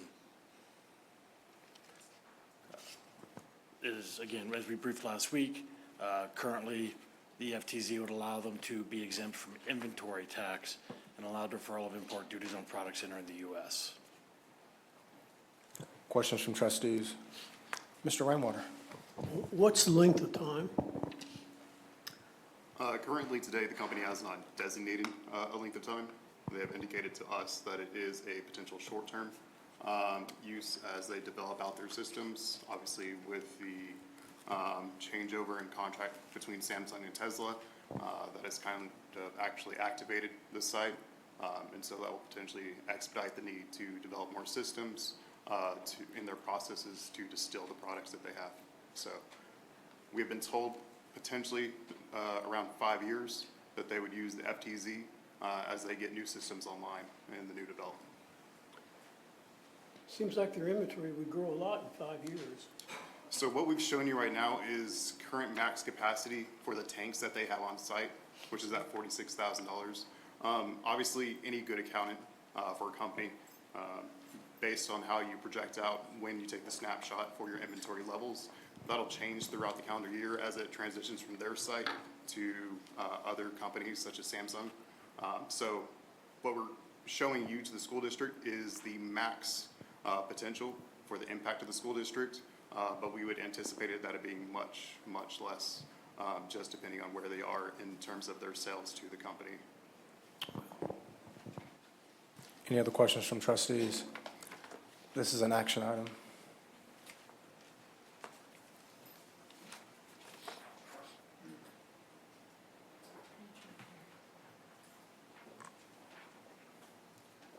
Mr. Mintz. Mr. President, I move to approve the letter of no objection for Dongjin Semichem Texas Incorporated as presented. We have a motion by Mr. Mintz. We have a second by Madam Capito. Any further discussion by trustees? All those in favor, show of hands. 1, 2, 3. We have 5 in favor. Those opposed? We have 1 opposed in Vice President Jones, and we have 1 absent and not participating in Trustee Rodney Gilchrist. 5-1-1 vote. Thank you, Mr. Heckenberg. Thank you. We'll now go to D, which is consideration and possible action regarding a resolution approving the sale of the real property surface only, together with any and all improvements for the property commonly known as Sugarloaf Elementary School, 1517 Barber Lane, Killeen, Texas. Welcome, Mr. Rich. Thank you, sir. So as we briefed at the board workshop on October 27th of 2020, following the consolidation of 6 elementary schools into 3 as part of the 2018 bond, the board approved a resolution to declare former Bel Air and Clifton Park elementary schools as excess. Per government code, this is the first step that we must take in order to auction or exchange real property. At the time, we did not include former Sugarloaf Elementary School as part of that resolution as we explored other options. This item includes a resolution that will declare former Sugarloaf Elementary as excess so that staff can take the necessary next steps to advertise the property and host a public bid. Each of the 3 decommissioned properties I've mentioned cost the district approximately $90,000 to $100,000 annually. So if we are able to sell all 3, it'll result in an annual savings of roughly $300,000. The administrative recommendation is to approve the proposed resolution authorizing the sale of district-owned property. Questions for Mr. Rich? This is an action item. Madam Capito. I move to approve the proposed resolution authorizing the sale of district-owned real property that is in excess to the needs of the district as presented. I have a motion by Madam Capito. I have a second by Secretary Adams. Any further discussion by trustees? There being none, all those in favor, show of hands. We have 6 in favor, none in opposition, 1 absent, not participating, and Trustee Rodney Gilchrist. Thank you, Mr. Rich. We'll now go to E, which is consideration of proposed revisions to Board Policy FD Local Admissions and Board Policy FM Local Student Activities. Welcome, Dr. Buckley. Thank you. This first proposal is really a cleanup. When we passed the Senate Bill 401 for homeschool, we placed that based on TASB's recommendation in FM Local. Since then, they have revised it and they put the language for the homeschool that we have to put in, they've moved that to FD Local. So if you want to look at the actual procedure, it's taken the top of FM Local and it is placing it over in FD Local with the caveat added to FD Local to refer, caveat in FM Local to refer to FD Local for that same language. They just put the homeschool portion in a different policy. So we are first asking for approval on that swap. Questions for Dr. Buckley? This is an action item. Madam Secretary. I move to approve the proposed revisions to Board Policy FD Local, Admissions, and Board Policy FM Locals, Student Activities as recommended by TASB Policy Services. We have a motion by Secretary Adams. We have a second by Madam Capito. Any further discussions by trustees? There being none, all those in favor, show of hands. 1, 2, 3, 4. We have 6 in favor. Those opposed? Mr. Mintz is opposed, and absent and not participating is Trustee Rodney Gilchrist. So 5-1-1 vote with Mr. Mintz in opposition. We'll now go to F, which is consideration of proposed revisions to Board Policy FNCE Local Student Conduct, Personal Telecommunications, Electronic Devices. Dr. Buckley. This is a revision of FNCE Local to address the state law of banning cell phones. They have totally scrapped the old policy and replaced it with the new policy here. And so we are bringing that forward for approval. Questions for Dr. Buckley? This is an action item. Madam Capito. I move to approve the proposed revisions to Board Policy FNCE, Local Student Conduct, Personal Communication to Electronic Devices as recommended by the TASB Policy Services. We have a motion by Madam Capito. We have a second by Secretary Adams. Any further discussions by trustees? There being none, all those in favor show of hands. We have 6 in favor, none in opposition, 1 absent and not participating, and Trustee Rodney Gilchrist. Thank you, Dr. Buckley. We'll now go to G, which is the consideration of the Texas Association of School Boards Policy Manual Update 125 affecting local policies as listed below. 1, BDAA, Officers and Officials, Duties and Requirements of Board Officers. 2, BDB, Board Internal Organization, Board Committees. 3, BDF, Board Internal Organization, Advisory Committees. 4, EI, Academic Achievement. 5, FDE, Admissions, School Safety Transfers. 6, FEC, Attendance for Credit. Mr. Harper. Thank you, Mr. President, members of the board, Dr. Davis. Was asked at the last board workshop about 2 different questions concerning these. First of all, the BDAA, the Officers and Officials updated policy, how that compared to our board operating procedures. and they are in a line with each other. So, in fact, the board operating procedures specifically refer to BDAA for officer elections, so they are in compliance with each other. The second question was in regards to FEC attendance for credit, a question about the percentage of attendance credit that was given for the request. They are still entering numbers for this year, so it's pretty far off from the numbers the last 2 years. But in the 2024 school year, there were a total of 1,408 different requests, and 85.9% of those were approved. And the year before that, in the 2023, there was a total of 1,095 requests or appeals, and 88.8% of those were approved.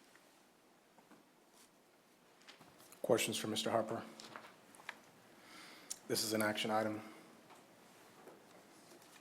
Madam Secretary. I move to approve the addition, revision, or deletion of local policies as recommended by TASB Policy Services and according to the instruction sheet for TASB Localized Policy Manual, Update 125, as presented. We have a motion by Secretary Adams, a second by Mr. Mintz. Any further discussion by trustees? There being none, all those in favor, show of hands. We have 6 in favor, none in opposition, 1 absent and not participating, and trustee Rodney Gilchrist. Thank you, Mr. Harper. We'll now go to H, which is discussion of fiscal year 2026 accelerated instruction budget. Ms. Vayton. Thank you, and good evening. Nope. There we go. First item we're going to talk about tonight, every year before we can adopt our regular budget, we are legally required to adopt some funds from our state compensatory funding. And so the district has historically done that by adopting or approving $100,000 that is set aside for students that have not passed their end-of-course exams. And so this is just an awareness item tonight, that on the 26th, when we come for adoption, this will be the first item budget-related that we will ask for approval on. Questions on the accelerated instruction budget? All right, thank you, Ms. Vayton. We'll now go to I, which is a consideration of proposing the fiscal year 2026 district budgets. 1, general fund budget. 2, school nutrition fund budget. 3, debt service fund budget. Ms. Vayton. Thank you again.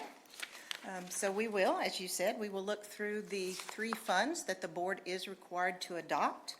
Those being the general fund, which we talk about very often. Every district in the state is going to have a general fund, and this is used for regular operations of the district.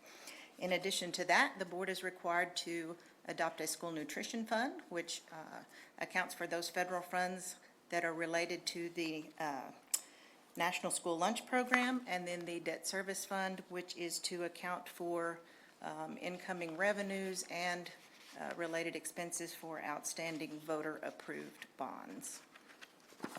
So we'll start out talking about the general fund. We talked about before, at this point, our approved M&O rate, the maximum compressed rate from TEA, and then the 5 cents that we can add locally that the board voted to do. So our M&O rate will remain the same at .6682 per $100 valuation. Talked about this item also. The homestead exemption has been increased this year to $140,000. And then just a reminder, we are funded primarily based on our ADA. And so as local taxes go up or down, the state revenue is inverse related to that. So I think that's a common misperception. I like to repeat that to the community. I think oftentimes they think as property taxes go up, that means the district gets quite a bit more revenue. And so just want to point that out, that's a misconception that sometimes occurs. Here are our budget assumptions as we've looked at in the past. Again, we've talked about the tax rate, the homestead exemption.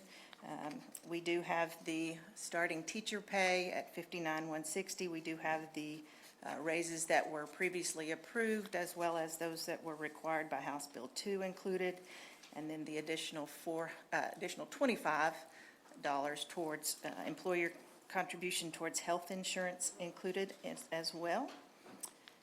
And one reminder, one change that we did make, towards the bottom, the vacancy factor, the unfilled positions, we have increased or decreased, whichever way you want to look at it, to 94%. So we expect that rate to increase just a little bit. This next item is 10 years' worth of enrollment and ADA information. You can see across the chart, for the most part, they track very well in line.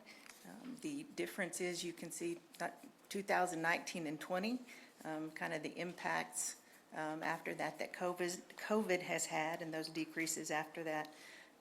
And then notice 24, 25, there was fairly significant decrease, and we expect that decrease to continue into our 2025-26 budget as well. This is information that we went over as well last time, just changes in our certified property values that we receive each year from the tax appraisal district. Again, the homestead exemption has changed throughout the course of this. In 2022, it was 40,000. 23 and 24, it was the 100,000, and then our 25 values are at the 140,000. And so the important piece to this is the bottom right number, the freeze adjusted taxable for the current year that we're looking at. Overall, the value that we will be taxing, or that will be taxed on our behalf, has gone down just over 3.3%. Here is that same information represented graphically over the last 10 years. Again, very, very significant increases over the early years, and then not quite as significant the most recent years, and then actually the decrease going into this year. This is our overall tax rate comparison. The two things that want to point out on here, the tax rate for our M&O will remain steady. Again, typically as values increase, there is some forced compression of the tax rate on the M&O side. Since our overall taxable value did decrease, there's not any additional tax compression, so our M&O rate will remain exactly the same. We have finalized calculations on our interest and sinking tax rate. There is a very, very minor increase, and we'll go into that more as we talk through the debt service fund. So here is the actual comparison of our numbers. Revenues are across the top. You see the first column is our current year adopted budget.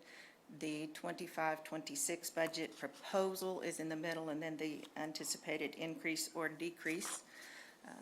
The top portion is the revenues. You will see the local revenues overall decrease of $7.9 million. Again, we kind of talked about that. We anticipate the values overall have gone down, and part of that's related to that homestead exemption. Very much on the other side of that, on the state revenues have gone up over $38 million. The biggest part of that is like we've talked about, that inverse relationship with the property taxes. The biggest piece of that is House Bill 2 that came out of the legislature. And then our federal revenues, there's a slight decrease there. Included in those federal revenues, that does include our negative $10 million for our impact aid. There are some increases related to our E-rate revenue that comes in, indirect cost that's associated with our grants as well, and a very minor increase in our SHARS revenue, school health and related services revenues. The expenditures at the bottom are summarized by what we call our object code. This is a description of what we are purchasing, so whether we're, what we're buying, whether it's payroll, whether we're buying equipment. You can see the largest increase in expenditures, as I think you would expect, is the payroll and the benefits, again, primarily as a result of House Bill 2. The next category that's highest is our professional services. This is going to include, since we outsource with ESS, this is our substitute funding. So there's a little bit of an increase there. just overall related services from potentially legal services, audit services, any curriculum consultants, et cetera, would be in this category. And then an overall expenditure increase of $29.2 million. And so you'll notice at the bottom, the actual change in what we are proposing is just a slight decrease of $186,000.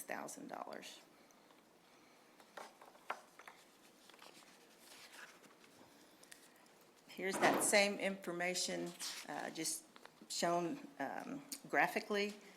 As you would expect, our payroll is our largest expenditure. We've often talked about the percentage that is spent on payroll. As you can see here, our planned expenses for next year are slightly over 84%. They were at 83 this year, so we've, again, added a little bit to what we've spent on payroll. The remaining items, we've kind of talked about. The professional services are the next highest group. And then we've got other operating, which is typically your travel-related, either staff and/or student, and then a small portion that's spent on equipment. So this is that budget by what we call function. So the first one tells you what you were buying. This tells you the purpose of your expenditure, why you're buying it.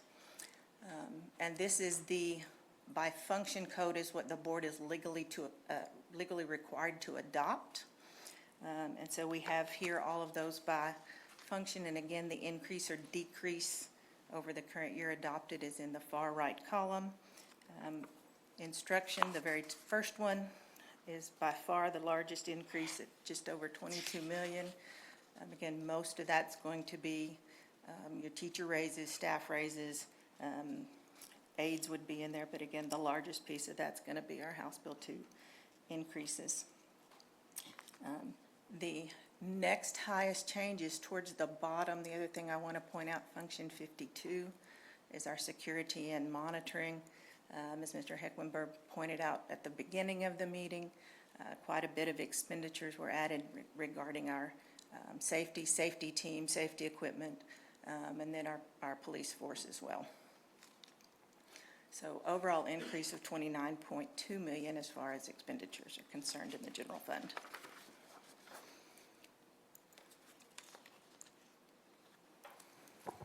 Mr. President, Ms. Fink, could you just talk briefly about line item 13? That's a pretty significant increase. Could you just tell us what that is with a little more detail? Function 13 is going to be anything with curriculum and instruction, so that's staff. That could be staff related to those that supervise curriculum and instruction. It could be the actual purchase of curriculum as well. So is that the addition of the PLC personnel, or is that we just bought more stuff? I don't know particularly. I'm going to say it's not the addition of the PLCs. I can get more information on that. If you could just follow up with that, I yes. can bring you Thank you. that next week. Make a note.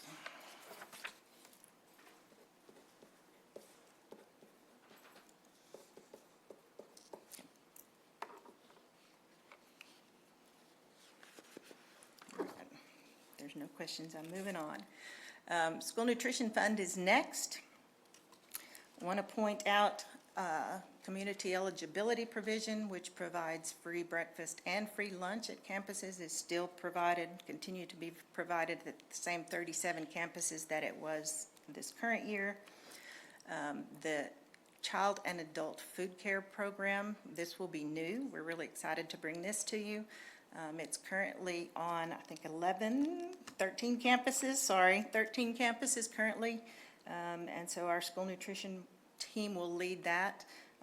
And then over the course of probably September, bring on additional elementaries, and then October-ish timeframe, bring on additional secondary campuses. And so that would be free meals for students after school, participating in after-school programs or just staying at school, any of those kinds of activities. So excited about that one. Free breakfast, we do provide free breakfast at all of our campuses. And then on the far right piece of information, just the number of staff that are involved in this program. with the campus staff and the office staff. The school nutrition team has over 500 staff members that they're working with. Madam Vice President. Kellen, on our school nutrition fund, especially the adult and child and adult care food program for the supper program, Yes. are we reimbursed by the USDA or from the USDA for these programs? Yes, we would be reimbursed In federally. in its entirety? Or are we having to fund some of this program? No, it will be reimbursed in its entirety. Part of that depends on what we would have to spend on it. There is a reimbursement rate. So as long as we manage to spend less for it than the reimbursement rate, it would be a money-making activity. So somewhat depends on how the program is run, but I fully expect it to cover the expenses. And that includes product and staffing? Yes. Okay, thank you. Absolutely. And I had a question, well, I'll wait till the end, go ahead. Madam Capito. Last year, I remember that when you brought us some of the school, I'm gonna let you get to the next slide and then I'm gonna ask. Okay. Same type setup for our school nutrition fund. Revenues are local revenue, state, federal. Local revenues, we expect to increase, partially related to breakfast in the classroom programs, and then partially related to this after-school care. The biggest increase is the federal revenue. That's kind of what you were just referring to, Ms. Jones. This supper program, we expect an increase, not entirely, but the majority of that increase is related to assuming the role over the supper program.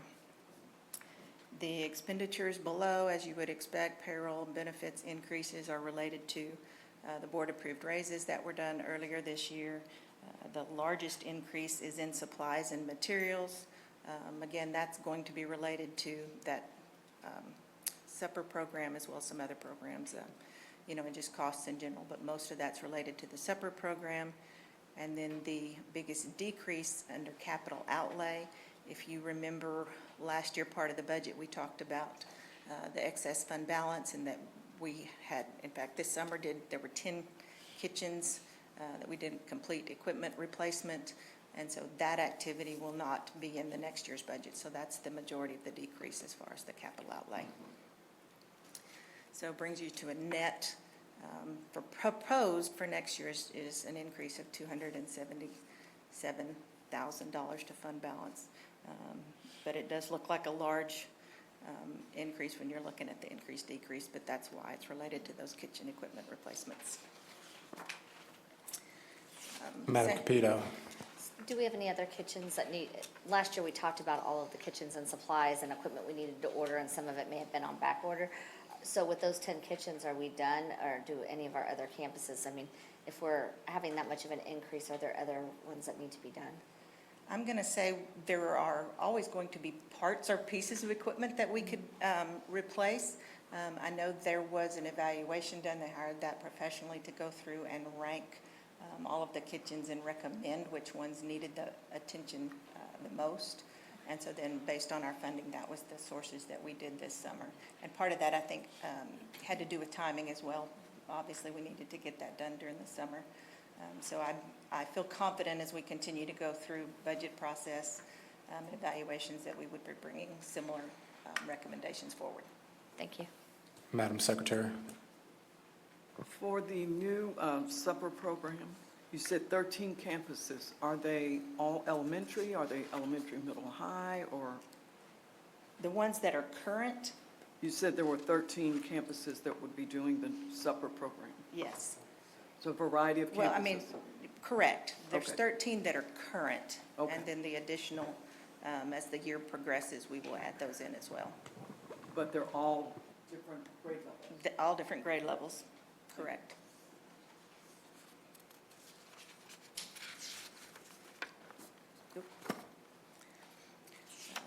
Here's that same summary, very similar to the general fund. This is the object code represented graphically. Very similarly, you see a large portion spent on payroll, But as, again, we talked through the budget, a large portion, the largest portion is actually spent on supplies, materials, food, et cetera. But it is obviously a very supply and staff heavily oriented program. Same information presented, but by the function code. Again, this is the purpose of the expenditures. There are, the revenue is the same at the top. The expenditures, there are only two that are typically used in your school nutrition program. Those being 35, which is designated food service, which, as you can tell by the proposed budget of just over 33 million, that's going to be the largest piece. That's going to be your day-to-day operations, any of those kinds of activities, even your equipment piece would be in there. The 51 really is basically your utilities, and particularly some equipment, maybe maintenance and those kinds of activities. An overall proposed change in fund balance, again, 277,000 for school nutrition. Dr. Davis. I'm sorry to make you go backwards, Ms. Vader. Just a quick question for clarity for me. Back to the universal free breakfast for all campuses and reduced. Does that require, I don't quite remember, as it relates to parents still, they no longer have to fill out the free and reduced forms, or do they still have to complete those, that document? For the universal breakfast, no. There are no required forms for that. We provide that free for all students. No, what you're talking about is free and reduced lunch applications. We have some campuses, it's on the cover page, 37 campuses that fall under the community eligibility provision, which is a, I'm going to call it like a direct certification type program based on overall number of students at that campus that would qualify. And so the percentage is high enough that it's to our advantage to offer that free lunch to all of the students on that campus as well. And that question is grounded in, I know a few years ago when this came about, I'm just wondering how does that, going to universal and they no longer have to complete the forms, how does that impact accountability? Now it's not reflective per se of our giving a true glimpse of our ECO-DIS student population. Does that make sense? I'm just saying, I'm just curious from the staff, how is that potentially negatively, and I'm not suggesting, let me be clear to the public, I'm not suggesting this is a bad thing, universal free. I'm just wondering what's the unintended consequences as it relates to accountability system and potential funding. For the other campuses, we do have a family income survey form. Sure. And in fact, our campuses are in the process of having parents fill those out. And so those would be used for the accountability piece for those campuses. But do we feel like we're capturing the numbers or getting those forms back? That's ultimately the question. I just know some districts, when this occurred, we had a hard time because parents no longer have to fill them out to eat free or indoor reduced.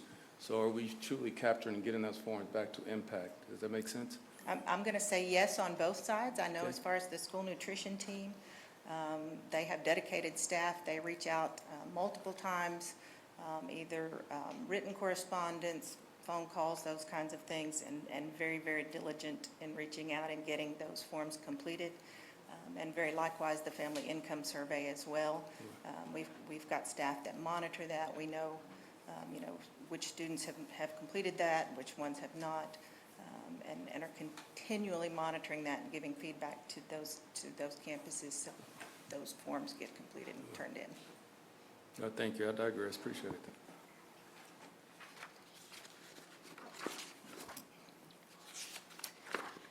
So the last fund we're going to talk about is our debt service fund. Again, this counts for the property tax revenue that comes in and then the principal and interest payments that go out each year for our voter-approved bonds. You see on the left there, this is our total we've got debt scheduled out through 2044. Some of those were voted directly, and then as we have had opportunities over the years to either refund or what we call refinance those, we've taken advantage of that opportunity. The proposed tax rate for our interest and sinking fund will go up by 0.2 cents, not 2 cents, but 0.2 cents, so which is very, very minimal. So just roughly did calculations, so on like $100,000 house, it's gonna be $2. So $500,000 house would be $10. So it is very, very minimal, the impact that that will have. And then on the right, you see there our typical annual payments. Again, the intent when those are scheduled out, as we've had bonds, are to keep those payments very steady over the life of those bonds. And so annually, that's about a $26 to $27 million payment. Do want to point out that debt service, we've talked about on the M&O side, there's tax rate compression mandated by the legislature that does not impact our interest in sinking. There is very much that same component. We talked about the inverse relationship. So as our property values go up or down, state assistance related to debt would go up or down as well. Again, very much offsetting. And then just kind of a reminder, part of the property tax as well, on the M&O side, we have the 3-2-1 discount that also is applicable to our debt service fund. Same comparison. This one we've got by function because there really is only one function and one object within the debt service fund, so we've only got one comparison. But you see our revenue is anticipated to go down by just under $900,000, looking at 27.9 in revenues. Expenditures looking at the 27.5. So at this point projected to add $361,000 to our fund balance, which you can see is compared to what we adopted last year. That's very much a decrease of $1.1 million. And so with that said, I know you probably can't see this, but this would be the approval format. This is the three funds and the function totals off on the left that the board would, we would anticipate the board approving on the 26th of August. And then the last thing I have put in here, you've seen this before, these are the event dates. Again, tonight we're here to propose budgets. We have the required newspaper ad is expected to be published in the Killeen Daily Herald on Friday. At that same point, we will put a summary onto our website, and then anticipation of budget adoption on the 26th. So tell me what questions you have. Questions from trustees? Madam Vice President. So Callan, probably mid-July, we had a briefing, and we were talking about a balanced budget, and I was ecstatic, absolutely ecstatic. And now we're at a $4 million deficit. And I know the administration is going to say we're going to shake that out. Where do we plan on shaking that out at? This is the same idea that we did last year. If you remember last year, we adopted the $4 million deficit that allowed us to use prior year fund balance, state comp ed fund balance, intentionally to pay for instructional coach salaries. This is a continuation of that. So it's absolutely on purpose, and the intent is to use prior year fund balance. Because under the restrictions of the fund balance, we have to have a negative in order to access those funds. Correct. So I just want to make sure. Okay. Correct. All right, thank you. Any other questions?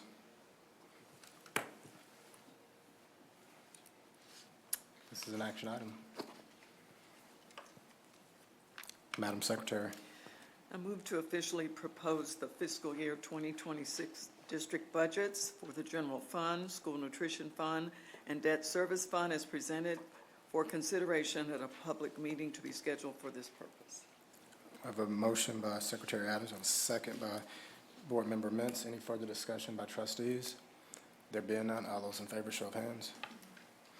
We have 5 in favor, none in opposition, 2 absent and not participating, and Trustee Marvin Rainwater and Trustee Rodney Gilchrist. So it's a 5-0-2 vote. Thank you, Ms. Fenton. Let the record reflect at 8:57 p.m., Mr. Rainwater had to excuse himself from the meeting. We'll now go to agenda item J, which is consideration of proposing the 2025 tax rate of .8778 consisting of .8778 cents consisting of maintenance and operations at .6682 cents and debt service at .2096 cents for the fiscal year 2026 revenue budget. Ms. Vaden.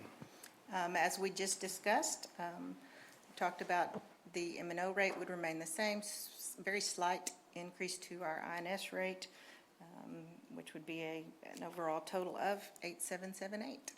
And we would adopt this as well on the 26th. Questions from trustees? This is an action item.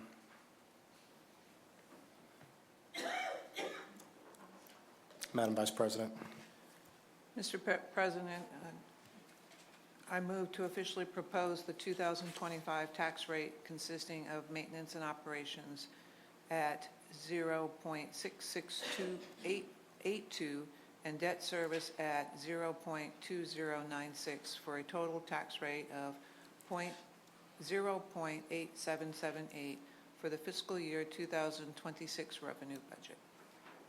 We have a motion by Vice President Jones. We have a second by Board Member Mintz. Any further discussion by trustees? There being none, all those in favor, show of hands. We have 5 in favor, none in opposition, 2 absent and not participating, and Trustee Marvin Rainwater and Trustee Rodney Gilchrist. 502. Thank you, Ms. Vaden. We'll now go to K, which is consideration of scheduling public meeting to discuss and adopt the fiscal year 2026 budgets and tax rate. You're still here, Ms. Vaden. I am. As part of the budget adoption process, we are required to have a public hearing and get anyone's input from the community that would like to speak. And so part of that is having a newspaper ad or article in the newspaper to notify that. It has to be at least 10 days before our budget adoption.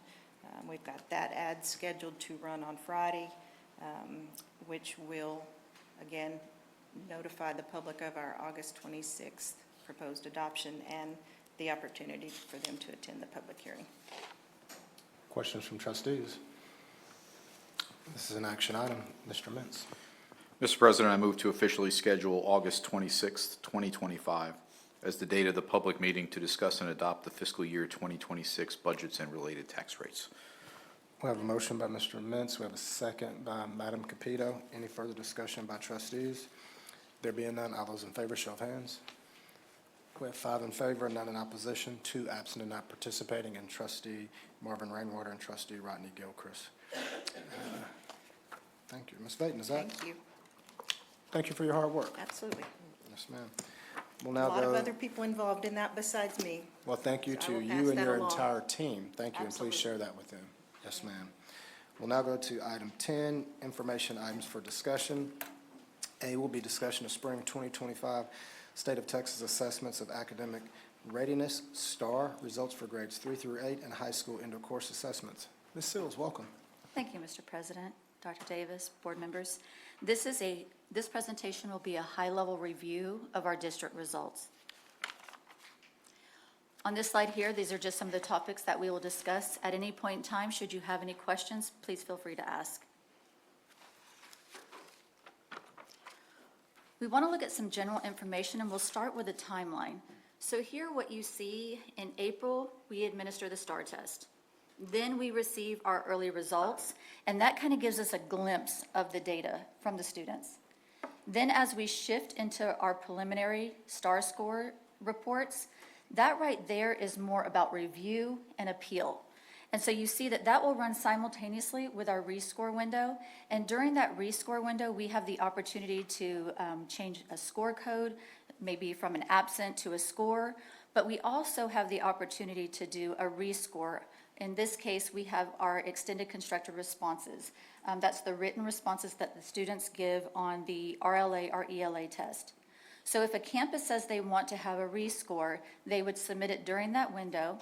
If there was a positive change on that score, then it would be reflective in the final score. And that is the conclusive results that will then translate into our A through F ratings. And so now here we are on the cusp of actually getting A through F ratings for the first time since 2022 in the month of August. So they will be publicly released on texasschools.gov on August 15th. Being that I'm sharing with you spring results, this demographic page and the next slide will actually be representative of students that were enrolled in the fourth 9 weeks, at the end of the fourth 9 weeks. So we do have both the percentages and also the student count, should you want to look at both. When we're looking at our economically disadvantaged, we're sitting at around 62%. Military connected, want us to be very careful with that. How we look at it through accountability and how you look at it through impact aid are very different. So we do see that roughly 50% of our student population at that time was military connected. Special education, we have roughly 8,800 students that were identified under the special education umbrella. And then our emergent bilingual had roughly 5,500 students. As far as our student population, roughly 85% of our students fall within the African American, Hispanic, or white subpopulations. So now we will look at the overall STAR performance. So I just want us to kind of wrap our brains around the all students, all subject concept. This is where we take all 20 assessments, all 20 STAR assessments from grades 3 all the way up to high school. And then we take all of those scores of all of the students and we do a comprehensive calculation. And so it will look like this. When we look at the right-hand side on that chart, you can see collectively all students, all assessments. At the approaches, we were at 70. At the meets, we were at 41%. And at masters, we were at 15%. So you can see our data is remaining relatively constant. So to summarize what you will see on subsequent slides, reading does continue to be our strongest content area. Science, we had marked improvement across all of our performance levels. Math does still remain an area of concern, especially in grade 7. And we do still have performance gaps among our student groups, particularly students receiving special education services and our emergent bilingual students. And you'll see that on the next slide. So I want to make sure that we're orienting ourselves with this slide. So we can see on the left-hand side, we have approaches or above, and the right-hand side, we have the meets or above. Students who are in the meets or above also does fall within that approaches or above.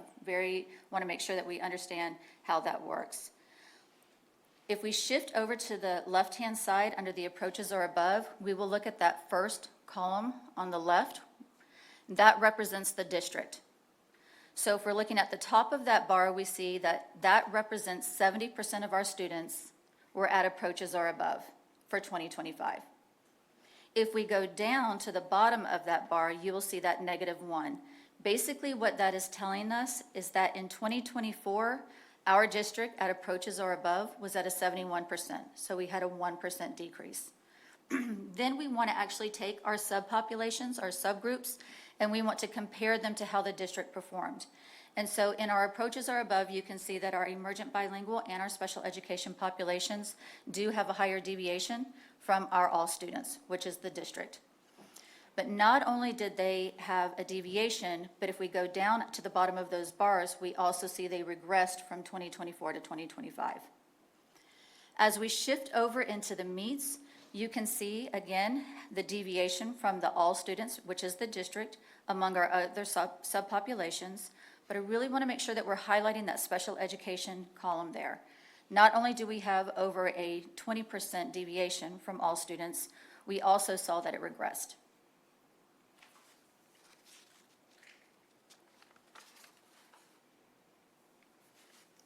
Now we'll break it down by content area and grade level.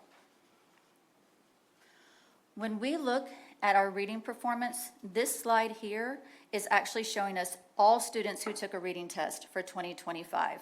So again, let's orient ourselves with this page. If we look at the district bar, the numbers within the center is the percent of students who earned that performance level or above until we get to masters.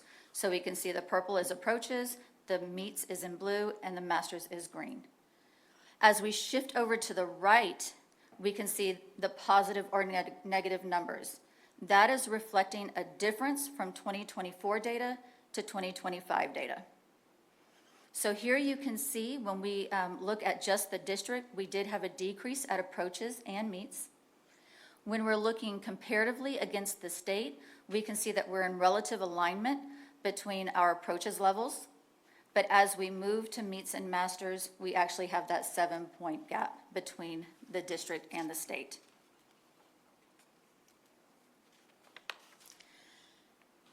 Now we want to start breaking it down by school types and our grade levels. So again, always want to make sure we orient first. When I'm looking at this, and Brenda, I don't know if you can slide, but that there's a block on there. I think you just have to hover off of it. Thank you. I want us to first look at the bottom of this slide. There we go. Thank you. When we're looking at that approaches, meets, and masters, that is the threshold a student must earn in order to meet one of those performance levels. So I want to just give us an example. We have total possible points. Remember I said we have 20 tests. Every one of them could potentially have a different denominator, total possible points. The numerator would be how many points the student earned. So we're simply just doing basic math. We're taking the numerator, which is the points the student earned, dividing it by the total possible points. So if I'm a student and I did that math and I earned a 35%, I just passed the test at a 35% in the approaches performance level. I would use that same mathematical concept to do the meets and the masters. So when I'm looking at this bar, what I'm looking at and how I would read it is, if I look at the purple where I see 78%, 78% of the students scored a 35% or above. 49% of the students scored a 52% or above. And then 18% of the students scored a 71% or above. So in looking at our elementary results, we can see that grade 3 and 4 had improvements at both approaches and meets. Our 5th grade had a bit of a variation in the results among the performance levels. Shifting to middle school, we can see that we had grade 6 had a general overall improvement. Grade 7 did see a slight improvement at approaches, but we saw that decrease at the meets and the masters level. We really want to start seeing an improvement at our meets and our masters. That is something that is going to help us in accountability when we get to Domain 3 academic achievement. Then when we're looking at grade 8, we did have a decrease at approaches, but we do see an increase at the meets and the masters. And then shifting into high school, we can see for English 1, there was a decrease at meets and masters, while English 2 saw a decrease at approaches and meets.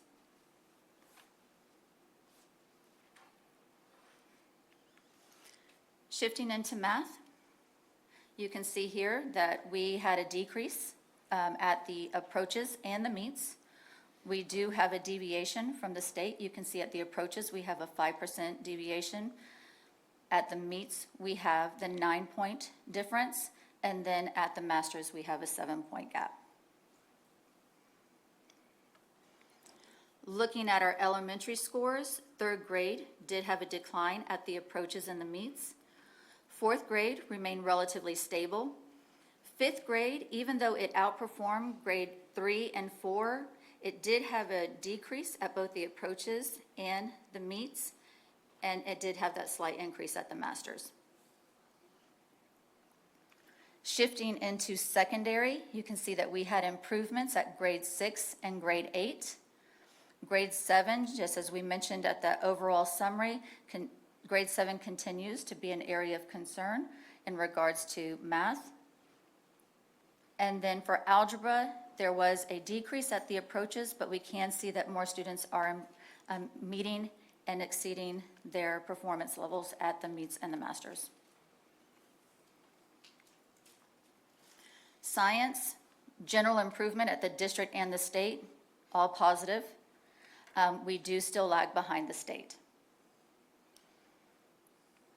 Again, looking at the 3 grade levels that are assessed in science, you can see that there was an improvement across all performance levels, particularly looking at grade 5, the approaches had a 12% increase.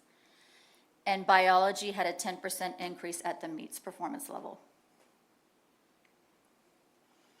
Social studies, we do see, again, a 3 to 4% deviation between the district and the state, and we had a decrease at the approaches and the meets performance level. So before I discuss data on this page, I think it's very important for us to look at those thresholds at the bottom, because U.S. history does have the lowest threshold for approaches among all of our content areas. So when we look at this data, we can see that grade 8 had to make a 43% to get approaches, whereas U.S. history had to make a 29% to get approaches. So we did have a general decrease among all performance levels at grade 8, and we did see a decrease at U.S. history in the approaches and the meets level. Any questions or comments you would like to make? Questions, comments? Mr. Mims? Ms. Hills, thank you. That was I think, that was a great way to convey the data, so thank you. Could we go back to where we talked, the slide number towards the beginning, where we were talking about, we made the comment that keep going back all the way towards the beginning, it had the different demographics, right? There? Yep, that one right there. Perfect. So as I draw a line from 70 being the district average down to the 43 being the special education approaches or above, and then that same line from the 41 to the 16. Is that a normal gap? Or is it exceptionally high here in KISD? This is pretty consistent of what we have seen over the past few years since we've had the redesign and also post-COVID. And when we look at our comparative districts, we do see that they have some gaps. They're starting to close them as well, some tighter than others if we look at some on the higher end of our comparative districts. But what is alarming here for us would be more so that special education gap is what we're looking at. So as far as the other subpopulation, there are going to be deviations among our other districts in the state of Texas. But that one's notable. That is notable. Alarming was your. It is, and that is something that is being addressed with Dr. Lawrenson and her team in conjunction with curriculum instruction and assessment. Thank you. You're welcome. Any other questions from trustees? Madam Vice President? Yes, ma'am. On that same chart, EB, what does EB stand for? Sorry, emergent bilingual. All right, and so we have all the different groups on here, AA, Hispanic, we don't have Asian or others? The percentage, so I'm going to go back a couple of slides if I may. I broke it down this way because of 85% of our subpopulations are our three largest, those are our three largest subpopulations, rather. All right. And so they are going to have the biggest impact on our STAR results, which then will impact our accountability, which is why I broke it down that way. All right, thank you. You're welcome. Colonel? Thanks, sorry, just looking at the data, is there a way to portray it by graduation year? So you're like seeing the same group of people year by year? So we can look at our seniors and how they performed and if they were retesters or not, but the way that it's assessed, most of our students are done testing by their junior year. No, I'm sorry, I wasn't clear. Sorry. Just, when you're in first grade, your graduation year is 18 years, you're in second grade, et cetera, or 12 years. That will be a subsequent presentation. Okay. Absolutely. That's a great question, but we do not portray it here because this is just our spring results. It's just one snapshot. High school students actually have 3 times to take it during an accountability cycle. So we can start tracking starting 3rd grade. That's when we start STAR, and we can look at how that cohort is actually moving towards their graduation, because then you have to take into consideration factors such as retention to determine if they're graduating on time and if they were able to pass the test once they get to high school the first time. But just separate from high school, like, the way it looked at, you could just see the performance as they move through, if you had, like, in 4th grade, poor tests, then in 5th grade, you'll probably have poor tests. Is there a way to look at the difference between how they did in 4th grade and then how they did in 5th grade and how they did in 6th grade? We do. We have that capability, yes, sir. Dr. Osborne. Don, do you mind speaking a little bit about how that is captured in Domain 2? And we track that specifically in math and reading with Yes, ma'am. subsequent tests? So what I showed you was really a lot of Domain 1, but it's only a portion of Domain 1. I don't want us to think that STAR is just the only assessment that goes into Domain 1. But as we look at Domain 2, which is our growth of our students, we are looking at basically a transition table. So when I made the comment about we want our students performing higher at that meets and masters, what we're looking at for growth is we're trying to see if students will move from the did not meet to approaches. Are they going to move from approaches to meets to masters? But if they stay at meets, then we can get a point for that. If they stay at masters, we can get a point for that. The concern is, and I know that we've talked about it, when we talk about those thresholds, they have a tendency to change just slightly every year because we talked about post-equating. We will not dwell on that at all. But here's the thing. When we're looking at the scores, if they regress from masters to meets, then we do not get points for them. So once we have students performing at higher levels, we need to maintain that.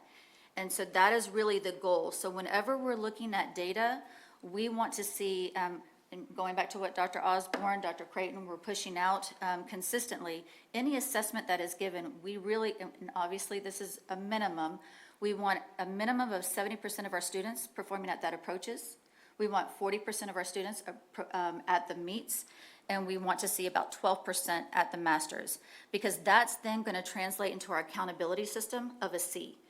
And I know that we want to aim higher than a C, but we have to start somewhere as well. And so as you saw our scores, we have some room for improvement to growing along that continuum from approaches, meets, and masters. You're welcome. Mr. Mintz.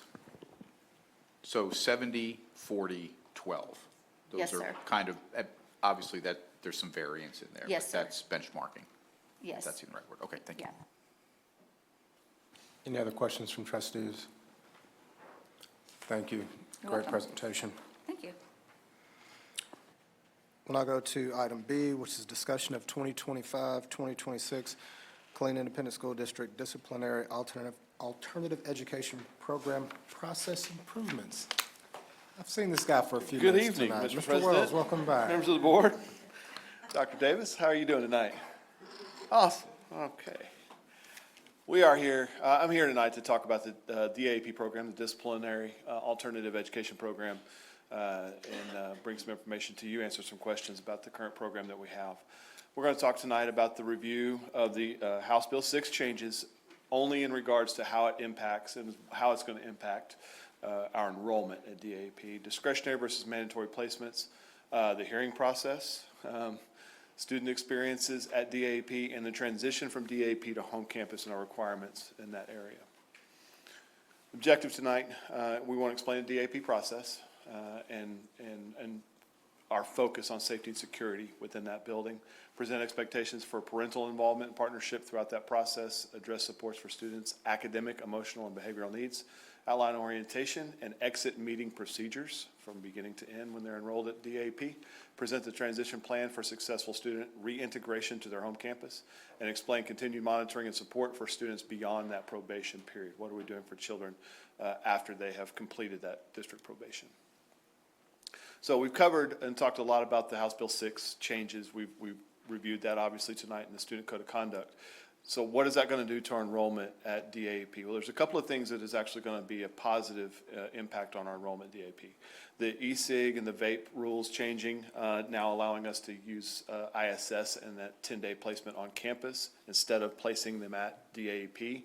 Obviously, will lower our enrollment and number of placements there. The virtual education for expelled students returning to KSD, as I explained earlier tonight, students that are returning before they have completed their expulsion assignment or not being enrolled at all in the JJAAP, they can be virtually educated, and so they're not going to be enrolled directly at the DAP. And then parents, through the use of the parent agreement that we will work through and work and talk about, by being able to reduce that assigned days in those certain situations by up to 10% would allow us to bring that enrollment down just a little bit.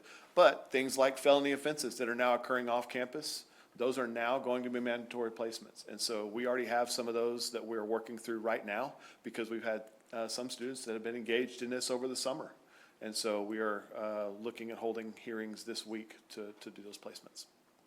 Student Code of Conduct comes from Chapter 37, Texas Education Code, and it states that a student may be placed when their behavior meets specific criteria outlined in this chapter. The placements can either be mandatory, which would be required, or discretionary, which is allowed by the administrator or the district's discretion. So when we look at some of these items, discretionary versus mandatory, discretionary we're going to lump into one category and say that's the administrator's discretion. And so here are some examples. This is not an exhaustive list by any means, but these are some examples of things that we see students engaging in. Cyberbullying is a discretionary placement. Engaging in bullying that encourages a student to commit suicide or attempt suicide. This is a discretionary placement. Let me stop on these first two and say, these two sound in writing like that's discretionary, but the point here is that the campus administrator has the ability to investigate the situation and determine the severity and all of the circumstances surrounding this. So you could have a very young student that says something out of context, not knowing, really truly understanding the weight of their words, but would fit this definition. So we got to have some leeway at the campus level to have that discretion. Involving in criminal street gang activity, any behavior that's classified as a serious offense, and this is kind of what we talked about before, that's a local code for us. So these are serious things that go out of that minor category. Minor category would be things like tardy, ID violations, dress code violations. Now, even though they can stack up and become serious violation, then one of itself would not be. But other offenses could be considered serious, and they would be, even on the first violation, could be a serious, would be a serious issue, and could be a discretionary placement at DAP. And then assault with threat, with the threat of imminent bodily injury. So not only are you, as a child, assaulting another student, but there is the threat of the imminent bodily injury would fit into the discretionary category. Things that are mandatory, which are required by law to be a placement at DAP, if they commit a felony on campus. If they sell, give, deliver under the influence of THC or alcohol while on campus, or another controlled substance. I put this here, and if you see in parentheses, it says amount not resulting in a felony. So if a student is in possession of marijuana, but it is a less than measurable amount, that wouldn't constitute necessarily a felony charge. So it would not go into that first category of committing a felony on campus. But however, that possession of any amount of marijuana on campus is a mandatory placement. Fighting or assault, we put these two here. These are local, and we have made the statement, obviously over the last year, we've actually escalated this in the number of days placement. And so to portray to our students and our families the seriousness of these things occurring on our campus. Behavior that will not be tolerated, and even on the first offense, we are going to take a serious stand here. I want to point out the difference between fighting and assault. This is not criminal assault. This is a local definition of assault, and I often have to explain that and talk parents through that. We're not filing charges on your child for assault. The difference here is in a fight, you have two or more students that are in a mutual combat. One student hits another student, the other student hits the student back. That by definition would be a fight. If a student hits another student and the second student decides, whoa, I'm not, hey, why'd you do that? And that's the end of it. The first student has still committed the same offense as they did before, but it would be defined as an assault because they didn't return. There was not a mutual combat. It was only one student involved. That's important because our coding becomes very important, and when you have two students involved, they both have to have the same linked event, but in an assault, there would only be one. They commit a behavior that is defined as public lewdness or indecent exposure on campus. That would be considered a mandatory placement. And then conduct is defined as harassment against an employee under the Penal Code 42.07. Now, I've been in contact with Chief Heidorn about this, and this is interesting because We hear a lot when a teacher or staff member gets hit or assaulted. But in order for it to fit into this category, they have to follow through with the investigative process and the charges. If they don't, doesn't mean that the child's getting off scot-free, but it may not fit into that mandatory placement category if that staff member doesn't follow through. I'll pause I'm talking really fast, but I want to, nope, no feedback.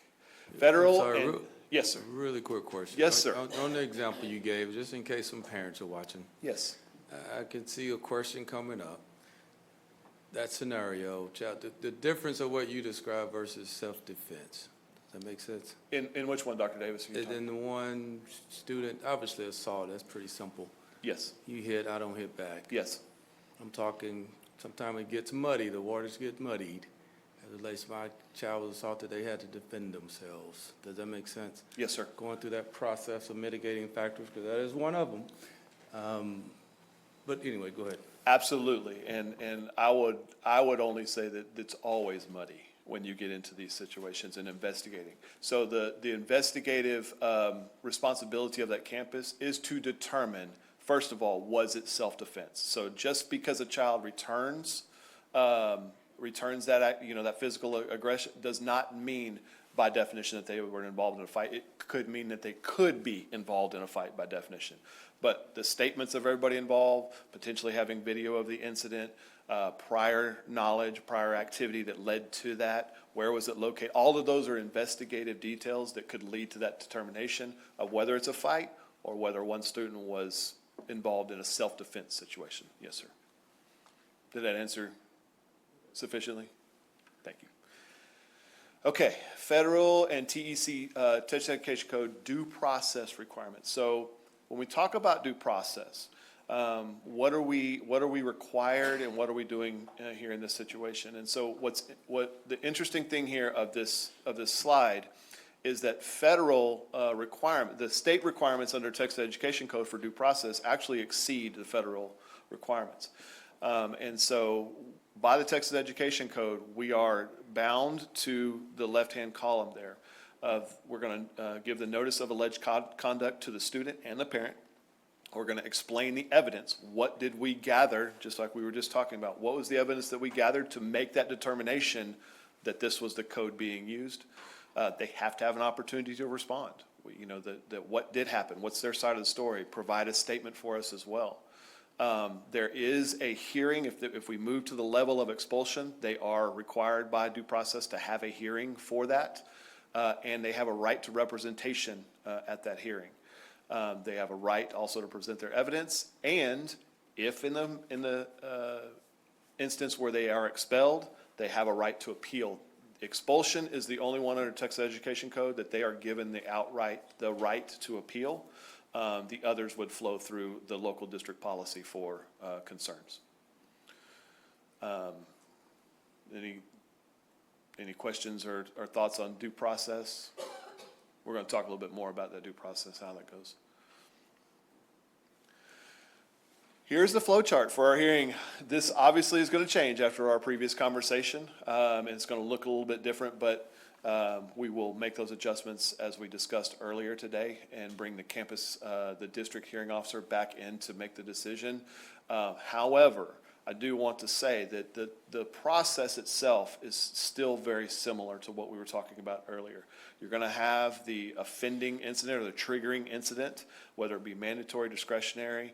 The assistant principal is going to contact the parent. They're going to schedule a campus level conference.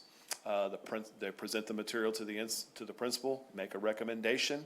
The principal will uphold, alter, make whatever decision, and if they're moving forward, then it will be forwarded, and the AP will take that then to the district hearing officer to be heard, and then the final determination will be made. This is just a representation of all the things that have to be done during that process. All the paperwork and documents that have to be filed on behalf of that student to ensure that we are taking care of all aspects of that due process along the way. This also represents and shows that if a student is special education or a 504 student, that has to be taken into consideration before the hearing to find out if the behavior that we exhibited or triggered the referral is linked to their disability. And if it is, then we have to flow back into an IEP or a 504 meeting to determine what accommodations we can put in place to help that child. This, again, obviously is going to change. This is, but this is still a representation of all of the things that we take into consideration when moving a child forward for DAP placement. And so all of the documentation, part of that due process that has to be in place and documented before that placement can be made. You have to have the student data worksheet, which contains all of the student's information, academic information, as well as attendance, the SCOC acknowledgement card, the parent and student sign that they have read and understand the student code of conduct, due process hearing procedure and parent rights. Before that district level hearing is conducted, they have to read and sign the form that shows that they understand what their rights are as they move forward. Any RTI or MTSS, RTI is response to intervention, MTSS is multi-tier student supports. Those are processes that we use when we're recognizing that a student might have an issue, especially behaviorally, academically as well. What are the processes? What interventions are we putting in place to see if we're helping the child? That documentation needs to be there as well. That fits into a category if you have a child that has had is showing a repeated pattern of behavior. We don't just let them continue down that pattern of behavior without helping them. So what are we doing? What are we stepping in to do? That's the documentation piece for that. IEP, if the student is a special education student or a 504 student, they have to have all the complete documents from that file included in this hearing report, including the BIP, which is the Behavior Intervention Plan. Again, once we go through RTI and MTSS, if we have diagnosed that student, go through the process, and the student is now entered into special education or 504, that behavior intervention plan will outline those goals and the specific interventions that are in place. And we are going to document that we're using those interventions and those accommodations for that child and what the outcome is. The SMART ISS tracking documents, I've talked about that. If a student is signed, that is a student with disabilities is assigned to ISS, we have that documentation proving that we're using and providing those accommodations while in ISS. Any truancy prevention measures. Oftentimes, we see students that are behaviorally challenged. They also have attendance issues. And so what is the tracking documentation? What have we done there with the parents to get that kid to class? Campus probation contract. Oftentimes, the campus, again, will use this as a device to get the parent and get the student to understand, hey, enough is enough. If you don't stop what you're doing, we're gonna move forward in this process. And they sign a contract, the parent signs it, gets a copy. If that has been done, that needs to be a part of this hearing folder as well. And then the student transition plan and student success plan, that is documentation that is contained in that student's permanent file and travels with the student as well. Once we have gone through the hearing process and made the determination that the student is going to be placed at DAP, the student is withdrawn from their home campus and they go to the DAP campus for enrollment and orientation. The enrollment process is very similar to enrolling at any one of our campuses, but the orientation process is obviously different. We do have a requirement that a parent and the child attends the orientation before they can begin school at DAP. It's very, very important that they understand exactly what the expectations are and exactly all of the processes that are involved at DAP. It is very different than their home campus. They need to understand exactly what they're stepping into. At the campus, during this meeting, they do receive a parent handbook, again, that outlines all of these expectations and procedures. The orientation process is going to focus on some main areas. The behavior expectations, obviously, of that student coming into the DAP. The academic expectations. We cannot forget that this student is coming to school to be educated. And the academic progress has got to be met along the way so that when that student goes back to their home campus, they're in good academic standing and we didn't create or cause or hinder or a roadblock for that student academically. The definition of the dress code, we're going to talk a little bit about there. Yes, there is a required uniform for DAP. If they do not come in dress code, they cannot attend that day. It's not a successful day. Arrival and dismissal procedures, obviously, they're going to be very different. So what are they? Where do they enter the building? How do they enter the building? What's the process for that? It's not going to be like their regular school where they just show up and come into the building. There's a specific process. For some time, cell phones at DAP have been prohibited. So this is a piece of technology they're not allowed to bring. We do not use yonder pouches at Gateway Middle School or High School like we do on our other secondary campuses. There's no need. They cannot have the cell phone, so there's no need for a yonder pouch. So the dress code, I've given you a side-by-side here with the elementary dress code and the secondary dress code. The elementary, black pants, they are allowed to wear shorts, solid white top. There's no logos or graphics on the top. It can be a collared shirt or a t-shirt, but there cannot be any graphics or emblems. If they're from 3rd grade through 5th grade at the elementary level, if their pants have belt loops, then we do require them to wear a belt. Coats and jackets, they can wear them to school, but they take them off when they come into the classroom and put them away. They do not wear them throughout the school day. No head coverings at either elementary or secondary. I just ran out of a column over there. No head coverings, so no hats, no bandanas, no headbands, things like that. And also at both campuses, there's no jewelry allowed. First and foremost can be a distraction, but it can also be a safety concern. If you have students that are involved in a physical altercation, it could be a concern there as well. The secondary campus, you have black pants. They're not permitted to wear shorts, no cargo pants. We don't need extra pockets and things like that for our students at DAP. They wear a black top, so a little bit different there. Collared shirt, t-shirt, crew neck shirt, but again, no graphics, no logos, things like that. They do have to wear a black or brown belt. And if you see down, the pants must be worn at the waist. They cannot wear shorts under their pants. And so that creates a problem when they do that. So one jacket or sweatshirt can be worn, but no hoods. So no hooded sweatshirts while they're in the building at DAP. This is strictly enforced every single day that they come to school.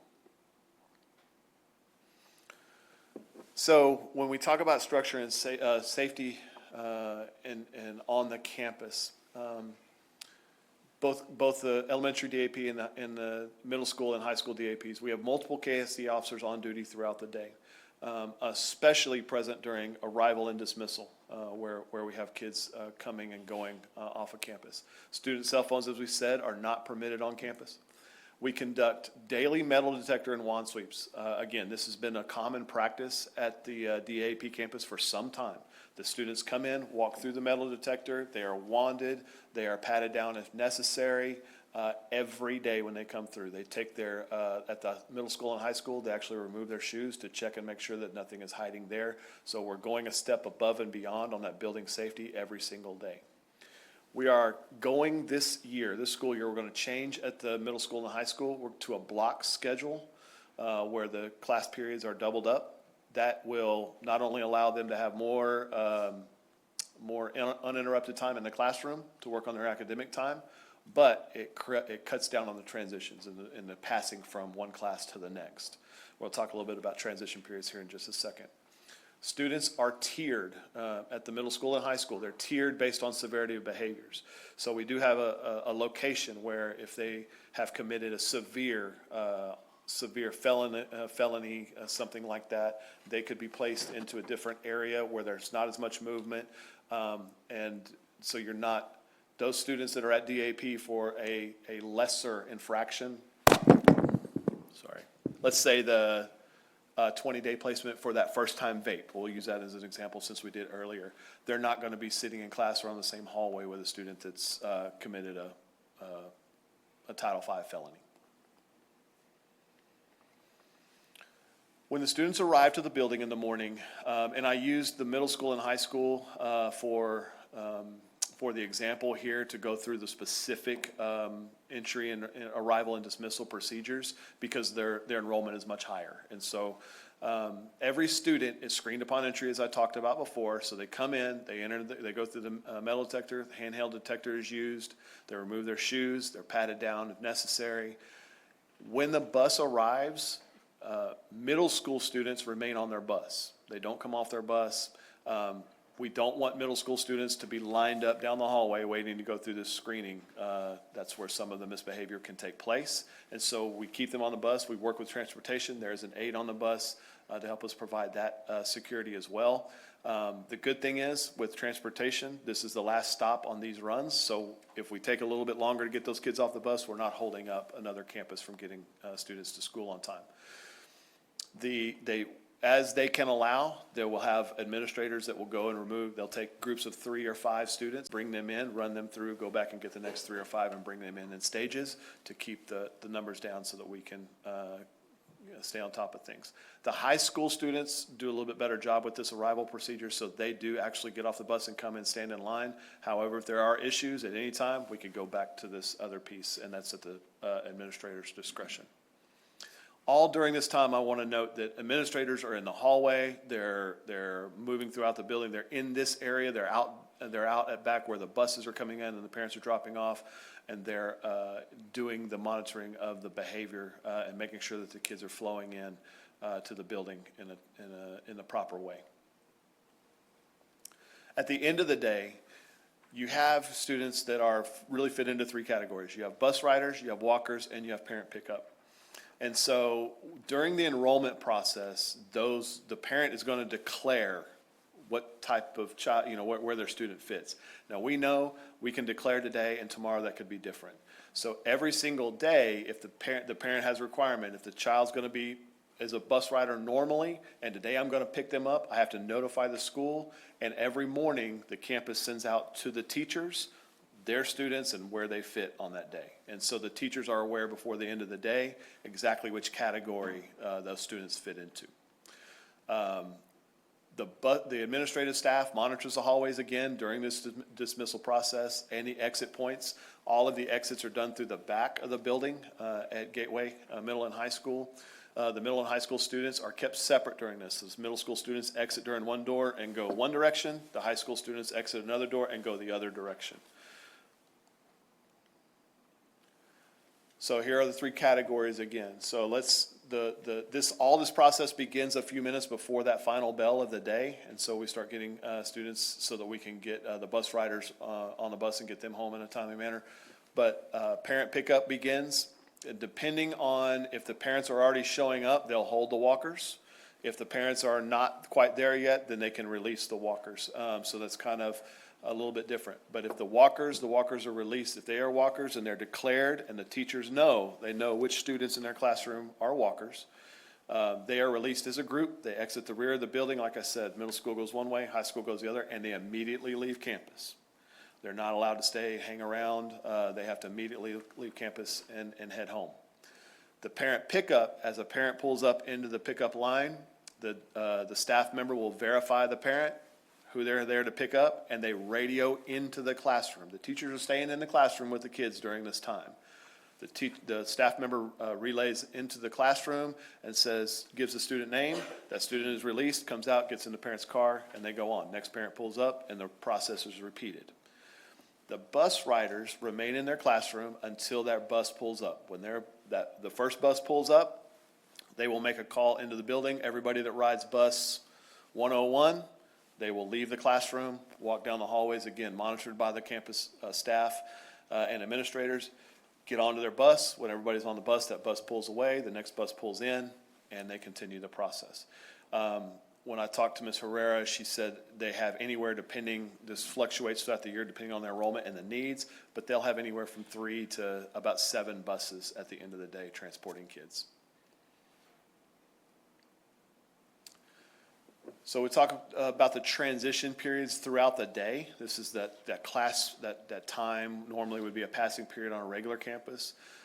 All staff are on duty during this time. They're in the hallways, they're at their doors, they're making sure that students are moving from one location to the next. High school students have a 3-minute passing period. They don't need the time. The school is much smaller. Where they're going is point A to point B, get to your next class and get ready. Middle school students, we do not release all at once. They're released by grade level. And so down in their part of the building on that campus, the sixth graders are released first. Once all the sixth graders are to class, then the seventh graders are released to go to their next period, and then the eighth graders are released to go to their next period. If a child is called out of class, let's say they're called to the nurse's office or called to the front office or counselor's office, they have to be escorted. They will be escorted from their classroom to that next location and carried kind of hand-to-hand carry to make sure that there's nothing happening in between and that they get to their location. If they need to go to the restroom, same thing. During lunch, they release to the lunchroom one class at a time. They go to the lunchroom, they go through, they pick up their lunch, go back to that classroom and have their lunch in the classroom. Once they're back to the classroom, then the next class goes down to pick up their lunch and continues the process. Restroom breaks throughout the day, again, with a block schedule, there's not as many, there's not as much time, so they do have to, during the day, go and take some restroom breaks. So they take their class scheduled. It is supervised by the teacher and the aide to make sure that the students are going in one at a time, that we're not going in groups in the restroom and getting into trouble. We're really trying to mitigate all of these issues before they happen. In the bathroom, all the high school bathrooms are locked throughout the day, so if they need to go to the restroom, they have to get permission, they have to have somebody escort them there, unlock the restroom, they go in. When they leave, that person that unlocked the door goes in to check to make sure nothing was left behind, that nothing was damaged, or anything like that. They come out, they lock the door, take the kid back to the classroom.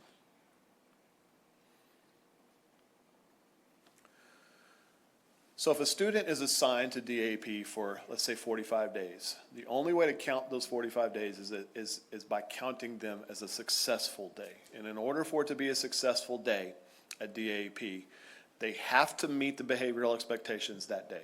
If a student goes to school that day and gets a referral, that is not going to be counted. It's going to be counted as an attendance day, but not as a successful day towards their 45-day placement. So the behavior expectations have to be met. No discipline referrals on that day. They're present for more than half the day. So what we're looking at there is that we're getting credit for that student being present at school during the day.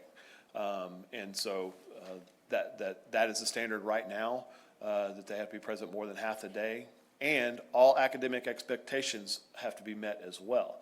We're not going to allow students to go to class, sit in a classroom, and do no work just because they didn't get in trouble and they were there for more than half the day, get a successful day. And now they've stayed there 45 days and they have no grades to show, and now they're in academic trouble when they go back to their home campus.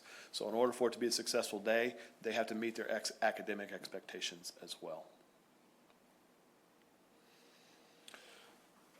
We have a lot of processes in place that help students change their behavior. We have to understand that this is a temporary placement. We are not sending students to Gateway or elementary DAP for a permanent change of assignment. This is temporary, so we want to help them, provide them supports to change their behavior so that when they go back to their home campus, they can be successful. So we have a social emotional learning specialist, or SEL specialist, as we often refer to them. They provide lessons, they provide group sessions, they provide one-on-one student mentoring opportunities to help build those emotional, social, and academic skills. We're going to use the Capturing Kids' Hearts programs, as we are on all of our campuses, to work with those SEL lessons and provide those activities for the students. Again, there's goal setting, there's reflection on their behavior that got them to the place where they are today. How are we going to change that? What do we want to do? There's a lot of work that is being done there from that social emotional standpoint. We want to track their academic and behavioral progress. We're not we need both, because a student that keeps up with their grades but hasn't changed their behavior is going to go back to their home campus and be back at DAP before we know it. And that's the cycle that we're trying to break. Targeted interventions to address challenges.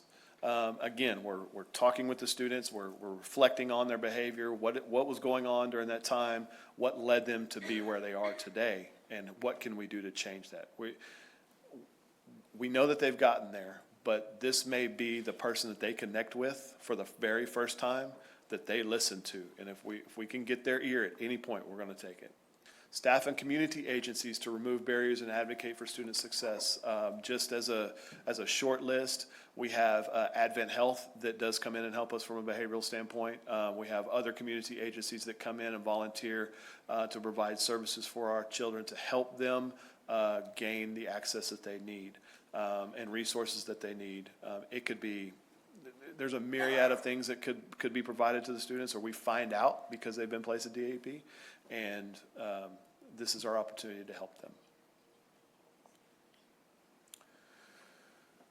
Under Texas Education Code 37.023, this is the section that requires that we have a transition process in place and a transition plan in place when that student returns to their home campus. They finish their 45 days successfully, they're in good standing academically, they're ready to go back to their home campus. We don't just pat them on the back and send them back to their home campus and say, good luck.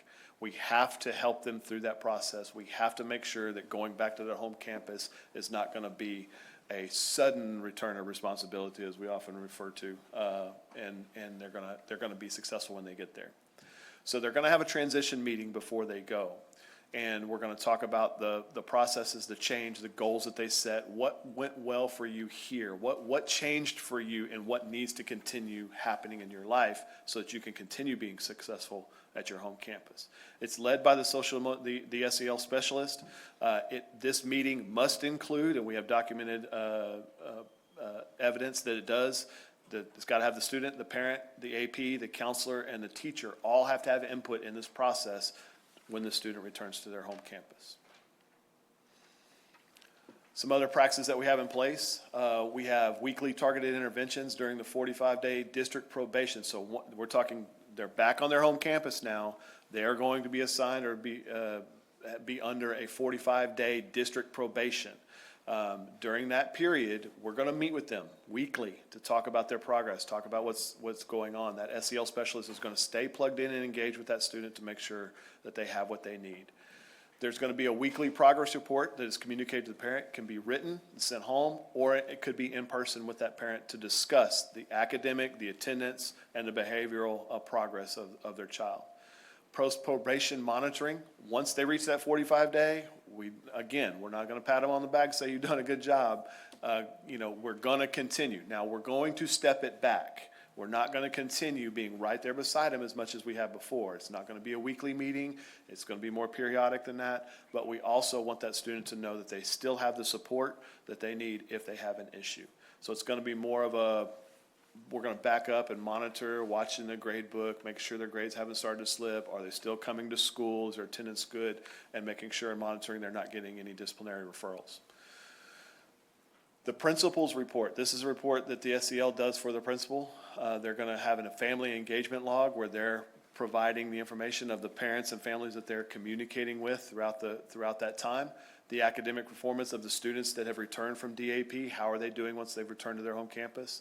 Any interventions that have been provided? What are we doing to help these students? And then the outcomes and changes of all of these things collectively, and how is it helping those students?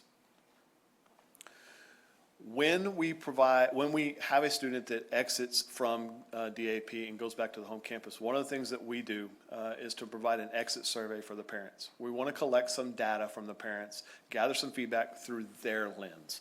What was the experience like from them with their child being at DAP? Was there timely and direct feedback on their students' behavioral, attendance, and academic progress? And then we're just going to collect some overall perceptions. This gives us a good insight into being able to say, where do we need to grow? What do we need to get better? What are some things that we can do to help students be even more successful? When they're back on the home campus, the SEL specialist on the home campus is going to continue to monitor the academic, social, emotional, and behavioral success. Again, we're not turning the student loose and just letting them go back to their old ways. The word recidivism is an extremely important data point for us. If you ask me what is for a goal next year, I want however many students are assigned to DAP. I don't want any of them to go back a second time. I want this process to be impactful in their lives, provide structures and changes so that they do not go back to DAP. And if we can start there and working through that process and break the cycle where we have students that are going from DAP back to home campus, back to DAP, back to home campus, those are students that are falling further and further behind academically, they're falling further and further behind socially, and we're letting them spiral out of control. Holding kids accountable is extremely important, and I do believe if students do not follow the student code of conduct, then we need to make sure that they are held accountable for that behavior. But what we don't want to do, once we've recognized that that's a capability or a possibility for them, we don't want them to continually slip down that trail. So in summary, we want to focus on strengthening student accountability. We want to make sure if we have students that are misbehaving on campus, we have got to step in and take care of that. We have the policies in place. Let's adhere to those and hold the kids accountable, even when it's uncomfortable. It's the best thing for that student. It's also the best thing for the students that are in their classroom as well, that are following the rules every day. We're engaging parents in the process. We've talked a lot about parent engagement tonight. I am a firm believer that at any point when we are able to get the parent engaged in the process, no matter where it is, that is a good thing, and we're going to take that opportunity. We want to support their academic growth and behavioral changes, and we want to incorporate safety measures at home campus and on DAP campuses to make sure that we have a strong and secure campus and that students can go to school every day safely like they can on their home campus. And then again, we're aimed at reducing repeat incidents and promoting that long-term student success. A student making a decision, poor decision, or mistake at one point of their career should not impact them for the rest of their career. They should learn from it, change it, and continue to move on successfully from that point. Now I will pause for questions and comments. Mr. Mintz? So I've been beating this drum for a while. I'm going to say my piece, and then if there's no organizational impetus on the leadership level to change this, then we live with the consequences. So what I'm looking at, I understand that. I'm looking at the presentation that was given to us back in March called DAEP Reimagined. So my question, is this still going, or is this still the model that we're executing within the four walls? Are you talking about the DAP Reimagined? Correct. So I was a part of a couple of those early meetings and a part of that process through my work with Capture Kids Hearts and Student Success. So I don't know specifically what you're referencing there. What I do know about the DAP Reimagined piece, and Dr. Bugley, I know you were involved in that, so you can speak to it if you like, but that piece came out of the Gibson audit. And the transition piece that we spoke to here was really the biggest first step for us in that DAP Reimagined, to bring that and make that a meaningful part of this process to, again, impact that recidivism and that student success long-term. Right, and the other things, I don't know what. I completely understand the Sure. I mean, it's legal, it's by law, we have to have it. Absolutely. I understand it. But, so what I'm reading here is we aim to transform the DAEP by focusing on social emotional learning, creating a supportive environment for students. So, and I've heard, I think people even come up in public comment and say, and I can't tell you how many times I've heard indirectly and directly, man, my kid loves being at DAEP. Like they'll go back. Like if that, is the campus principal here? I thought I saw her earlier. She did, but we let her go. She has school tomorrow. I mean, she has kids on campus tomorrow, so Okay, so, all right. we let her go. Noted. Yes. Sits here the whole meeting and then is not here for this. If the kids want to go back, then you can put all the supports, we can have all, and look, I'm glad you got your chest protector on tonight. We can have all the supports, we can do all of these wonderful transition plans, but if the kids want to go back, we're spitting in the wind. And, you know, I mean, even, like, again, I've kind of said it tongue-in-cheek, but it's not. Like, we're doing yoga here.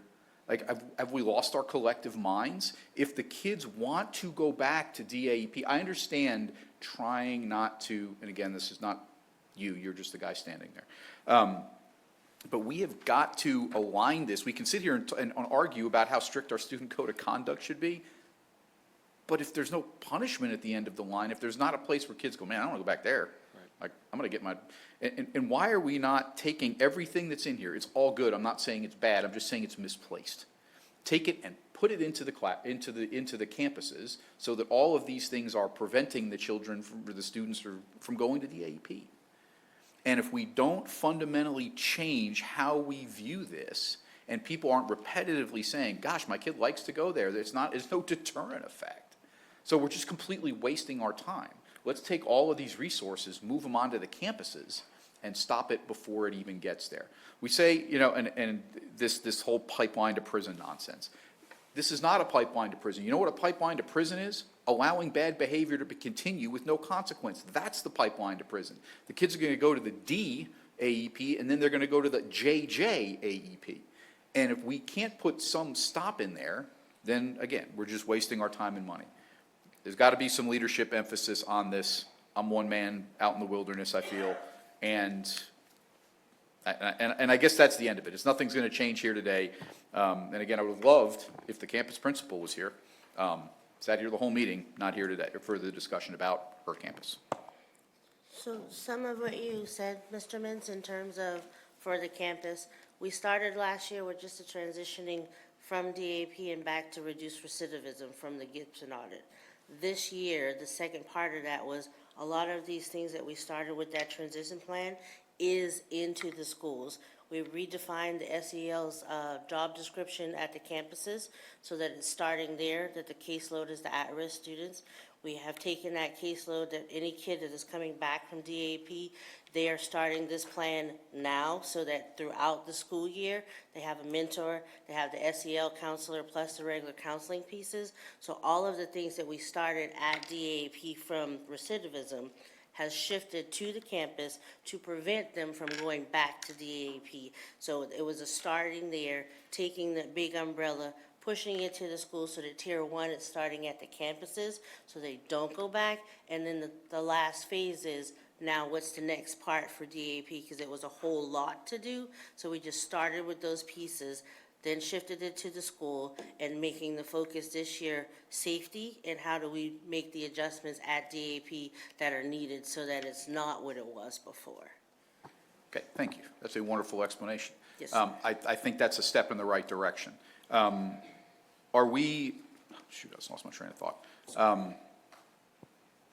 Okay, I think as we continue to, so I guess my question is, then why do kids want to go back? Like, what are we doing in the four walls that is creating that situation? One part of that is the fact that if I'm in the classroom, I have 20-something kids in the classroom and as a teacher. At DAP, it's smaller numbers. So for some of the kids, it's just safety because I'm not in a crowd of people. Some of them want to go back because I'm seen every day. I have a one-on-one person because it's a smaller number versus being in the classroom and I'm struggling and I don't want Sally and Sue to know that I really don't understand the content. So I'm going to act out in front of everybody versus a DAP is a smaller group. They have tutors in there and it's one-on-one and they're getting a more personal instruction versus the typical classroom. And then they're away from some of the people who they feel peer pressured from because I'm not with them anymore. I had to look this way for them and now I'm over here. I can just be me a little bit more. So for some of them, it's not that I like DAP.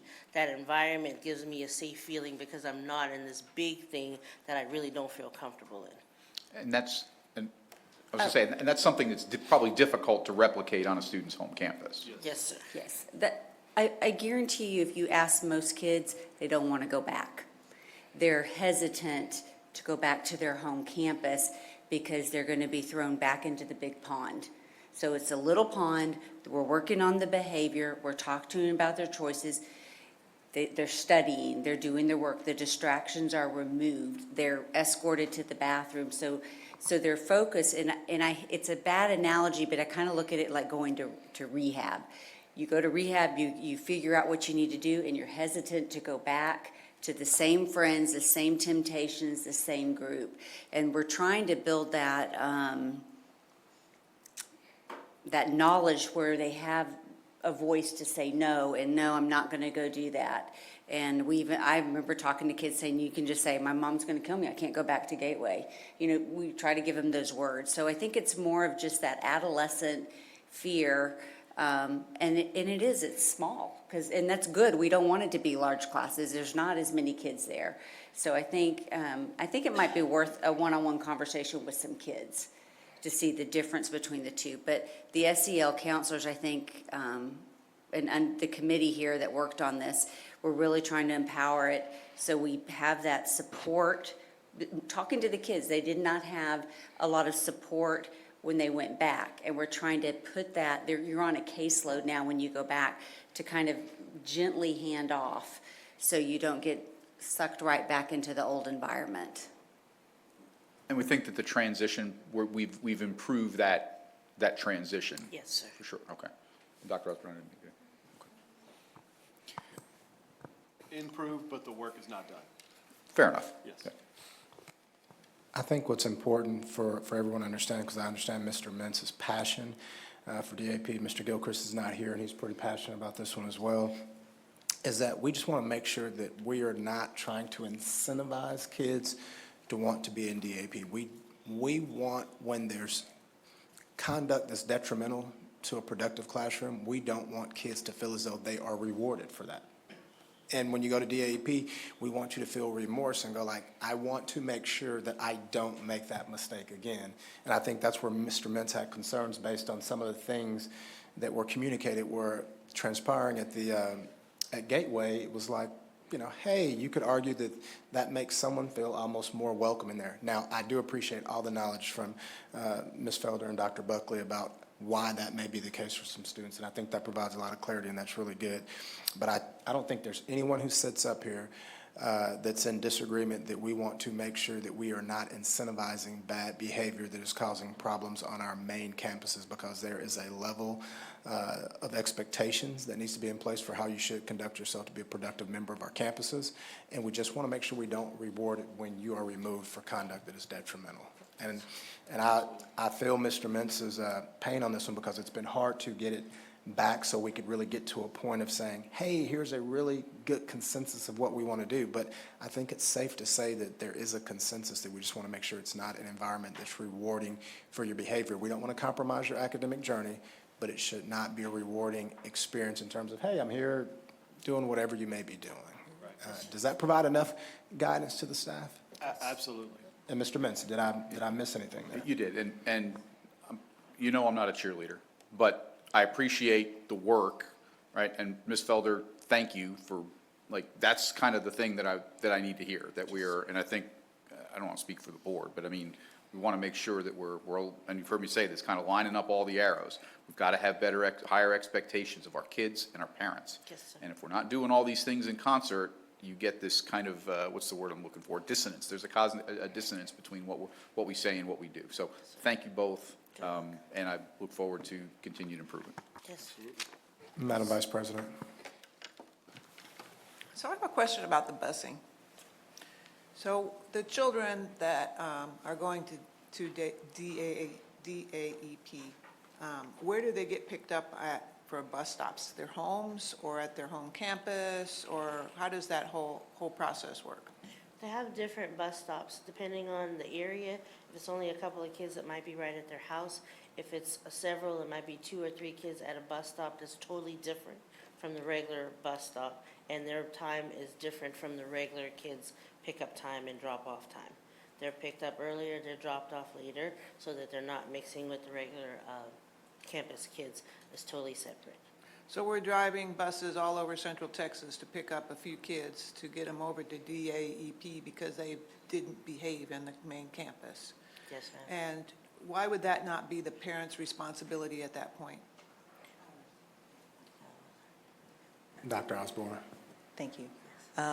It is unique in Killeen ISD that we offer transportation for students that have been placed at DAEP. Because I was under the impression, and shame on me for not knowing this, but I was under the impression that parents were responsible to get those children back and forth, drop them off and pick them up. And you just said there's 7 buses sometimes that are there. That's 7 bus drivers that's driving all over Central Texas, spending taxpayers' money on gas and staffing because their kids didn't behave in school.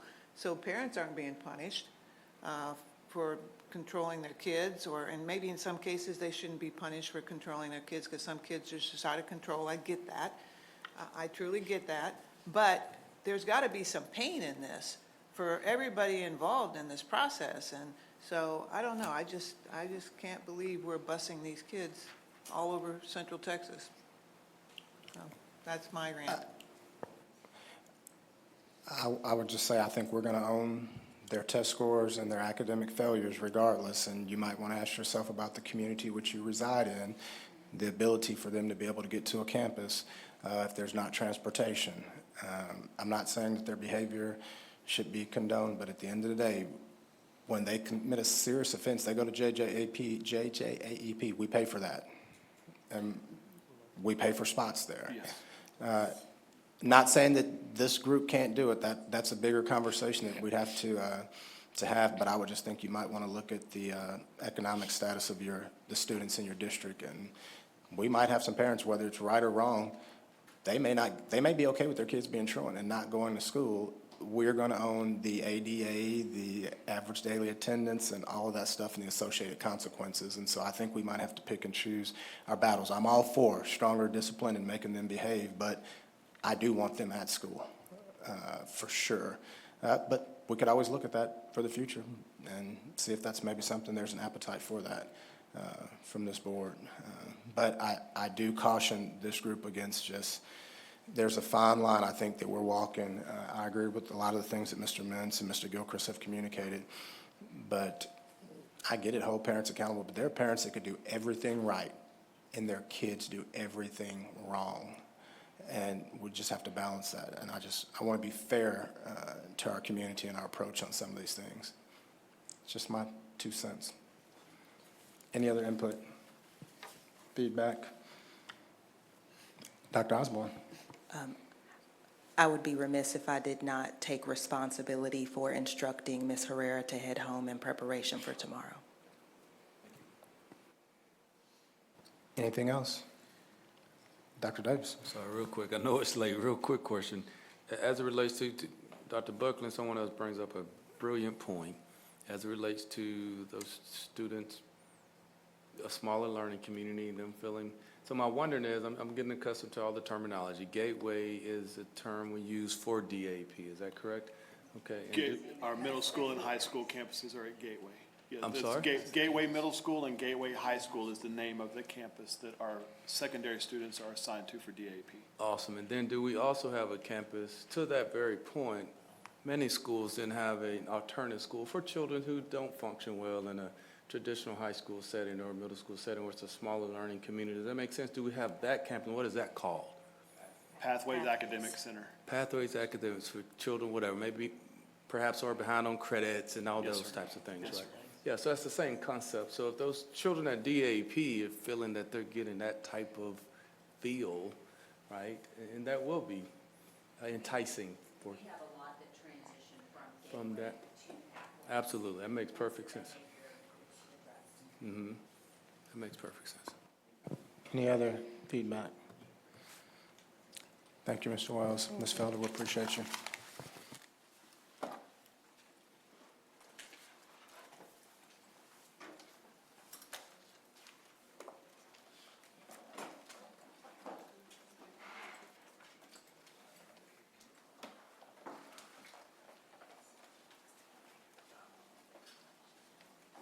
Gotcha. Okay, we're now going to go to item C, which is discussion of future board meeting agendas and trustee remarks. Dr. Terry Osborne. Thank you, sir. Members of the board, if you'll take a look at the agenda for Tuesday, August 19th. After public forum, we will have a superintendent's report, and myself and members of the senior staff will review the first week of school, including successes, opportunities for improvement, enrollment data, and any preliminary important data points to share with the board. Moving on to action items 3A, we will be bringing forward a discussion of a partnership with Graduation Alliance. That partnership is designed to re-engage students and increase our graduation rate through a program that is geared for dropout recovery. In item 3B and C, School Attorney Mike Harper will be bringing proposed revisions to Board Policy EFB Local, and that's in alignment with the Senate Bill 13. Skipping down to D, we are going to continue discussion around the employee clinic provider request for qualifications, rank order, and request that we do not bring that forward to ensure we continue conversation first in the board officer meeting and then additional discussion, so that would be struck. Looking at E, F, and G, in the action items, in light of our plan to move to one location as a district-level leadership team, we have a couple of items to what we would call backfill or renovate our existing buildings that would no longer be occupied, and Mr. Adam Rich will bring those architect contracts for consideration.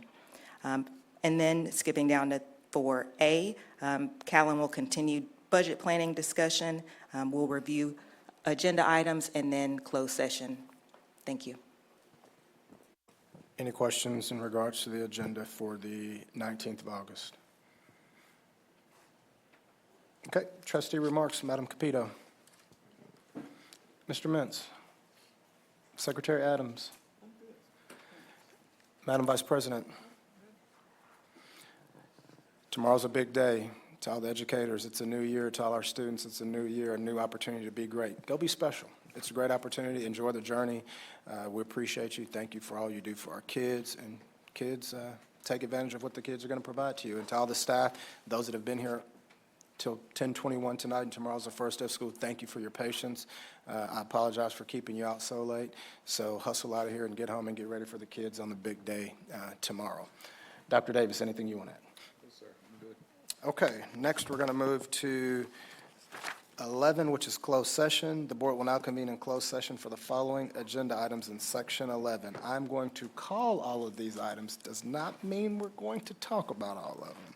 A, discussion regarding duties of acting interim superintendent as allowed by Texas Government Code 551.074. B, discussion of personnel matters as allowed by Texas Government Code 551.074. C, discussion of school safety and security as allowed by Texas Government Code 551.076 and 551.089. D, attorney consultation for pending or contemplated litigation as allowed by Texas Government Code 551.071. E, deliberate regarding board and superintendent communications, board operating procedures, board member duties and responsibilities as allowed by Texas Government Code 551.074. No voting will take place in closed session. Any action the board wishes to take as a result of discussions in closed session will take place after the board reconvenes in the open meeting. The time is now 10:23 p.m. and we are in closed session. Let me just stand here. I'll defer.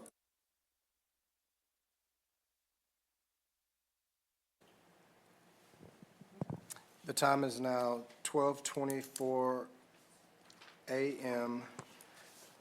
on Wednesday, August 13th, 2025, and we're reconvening from closed session.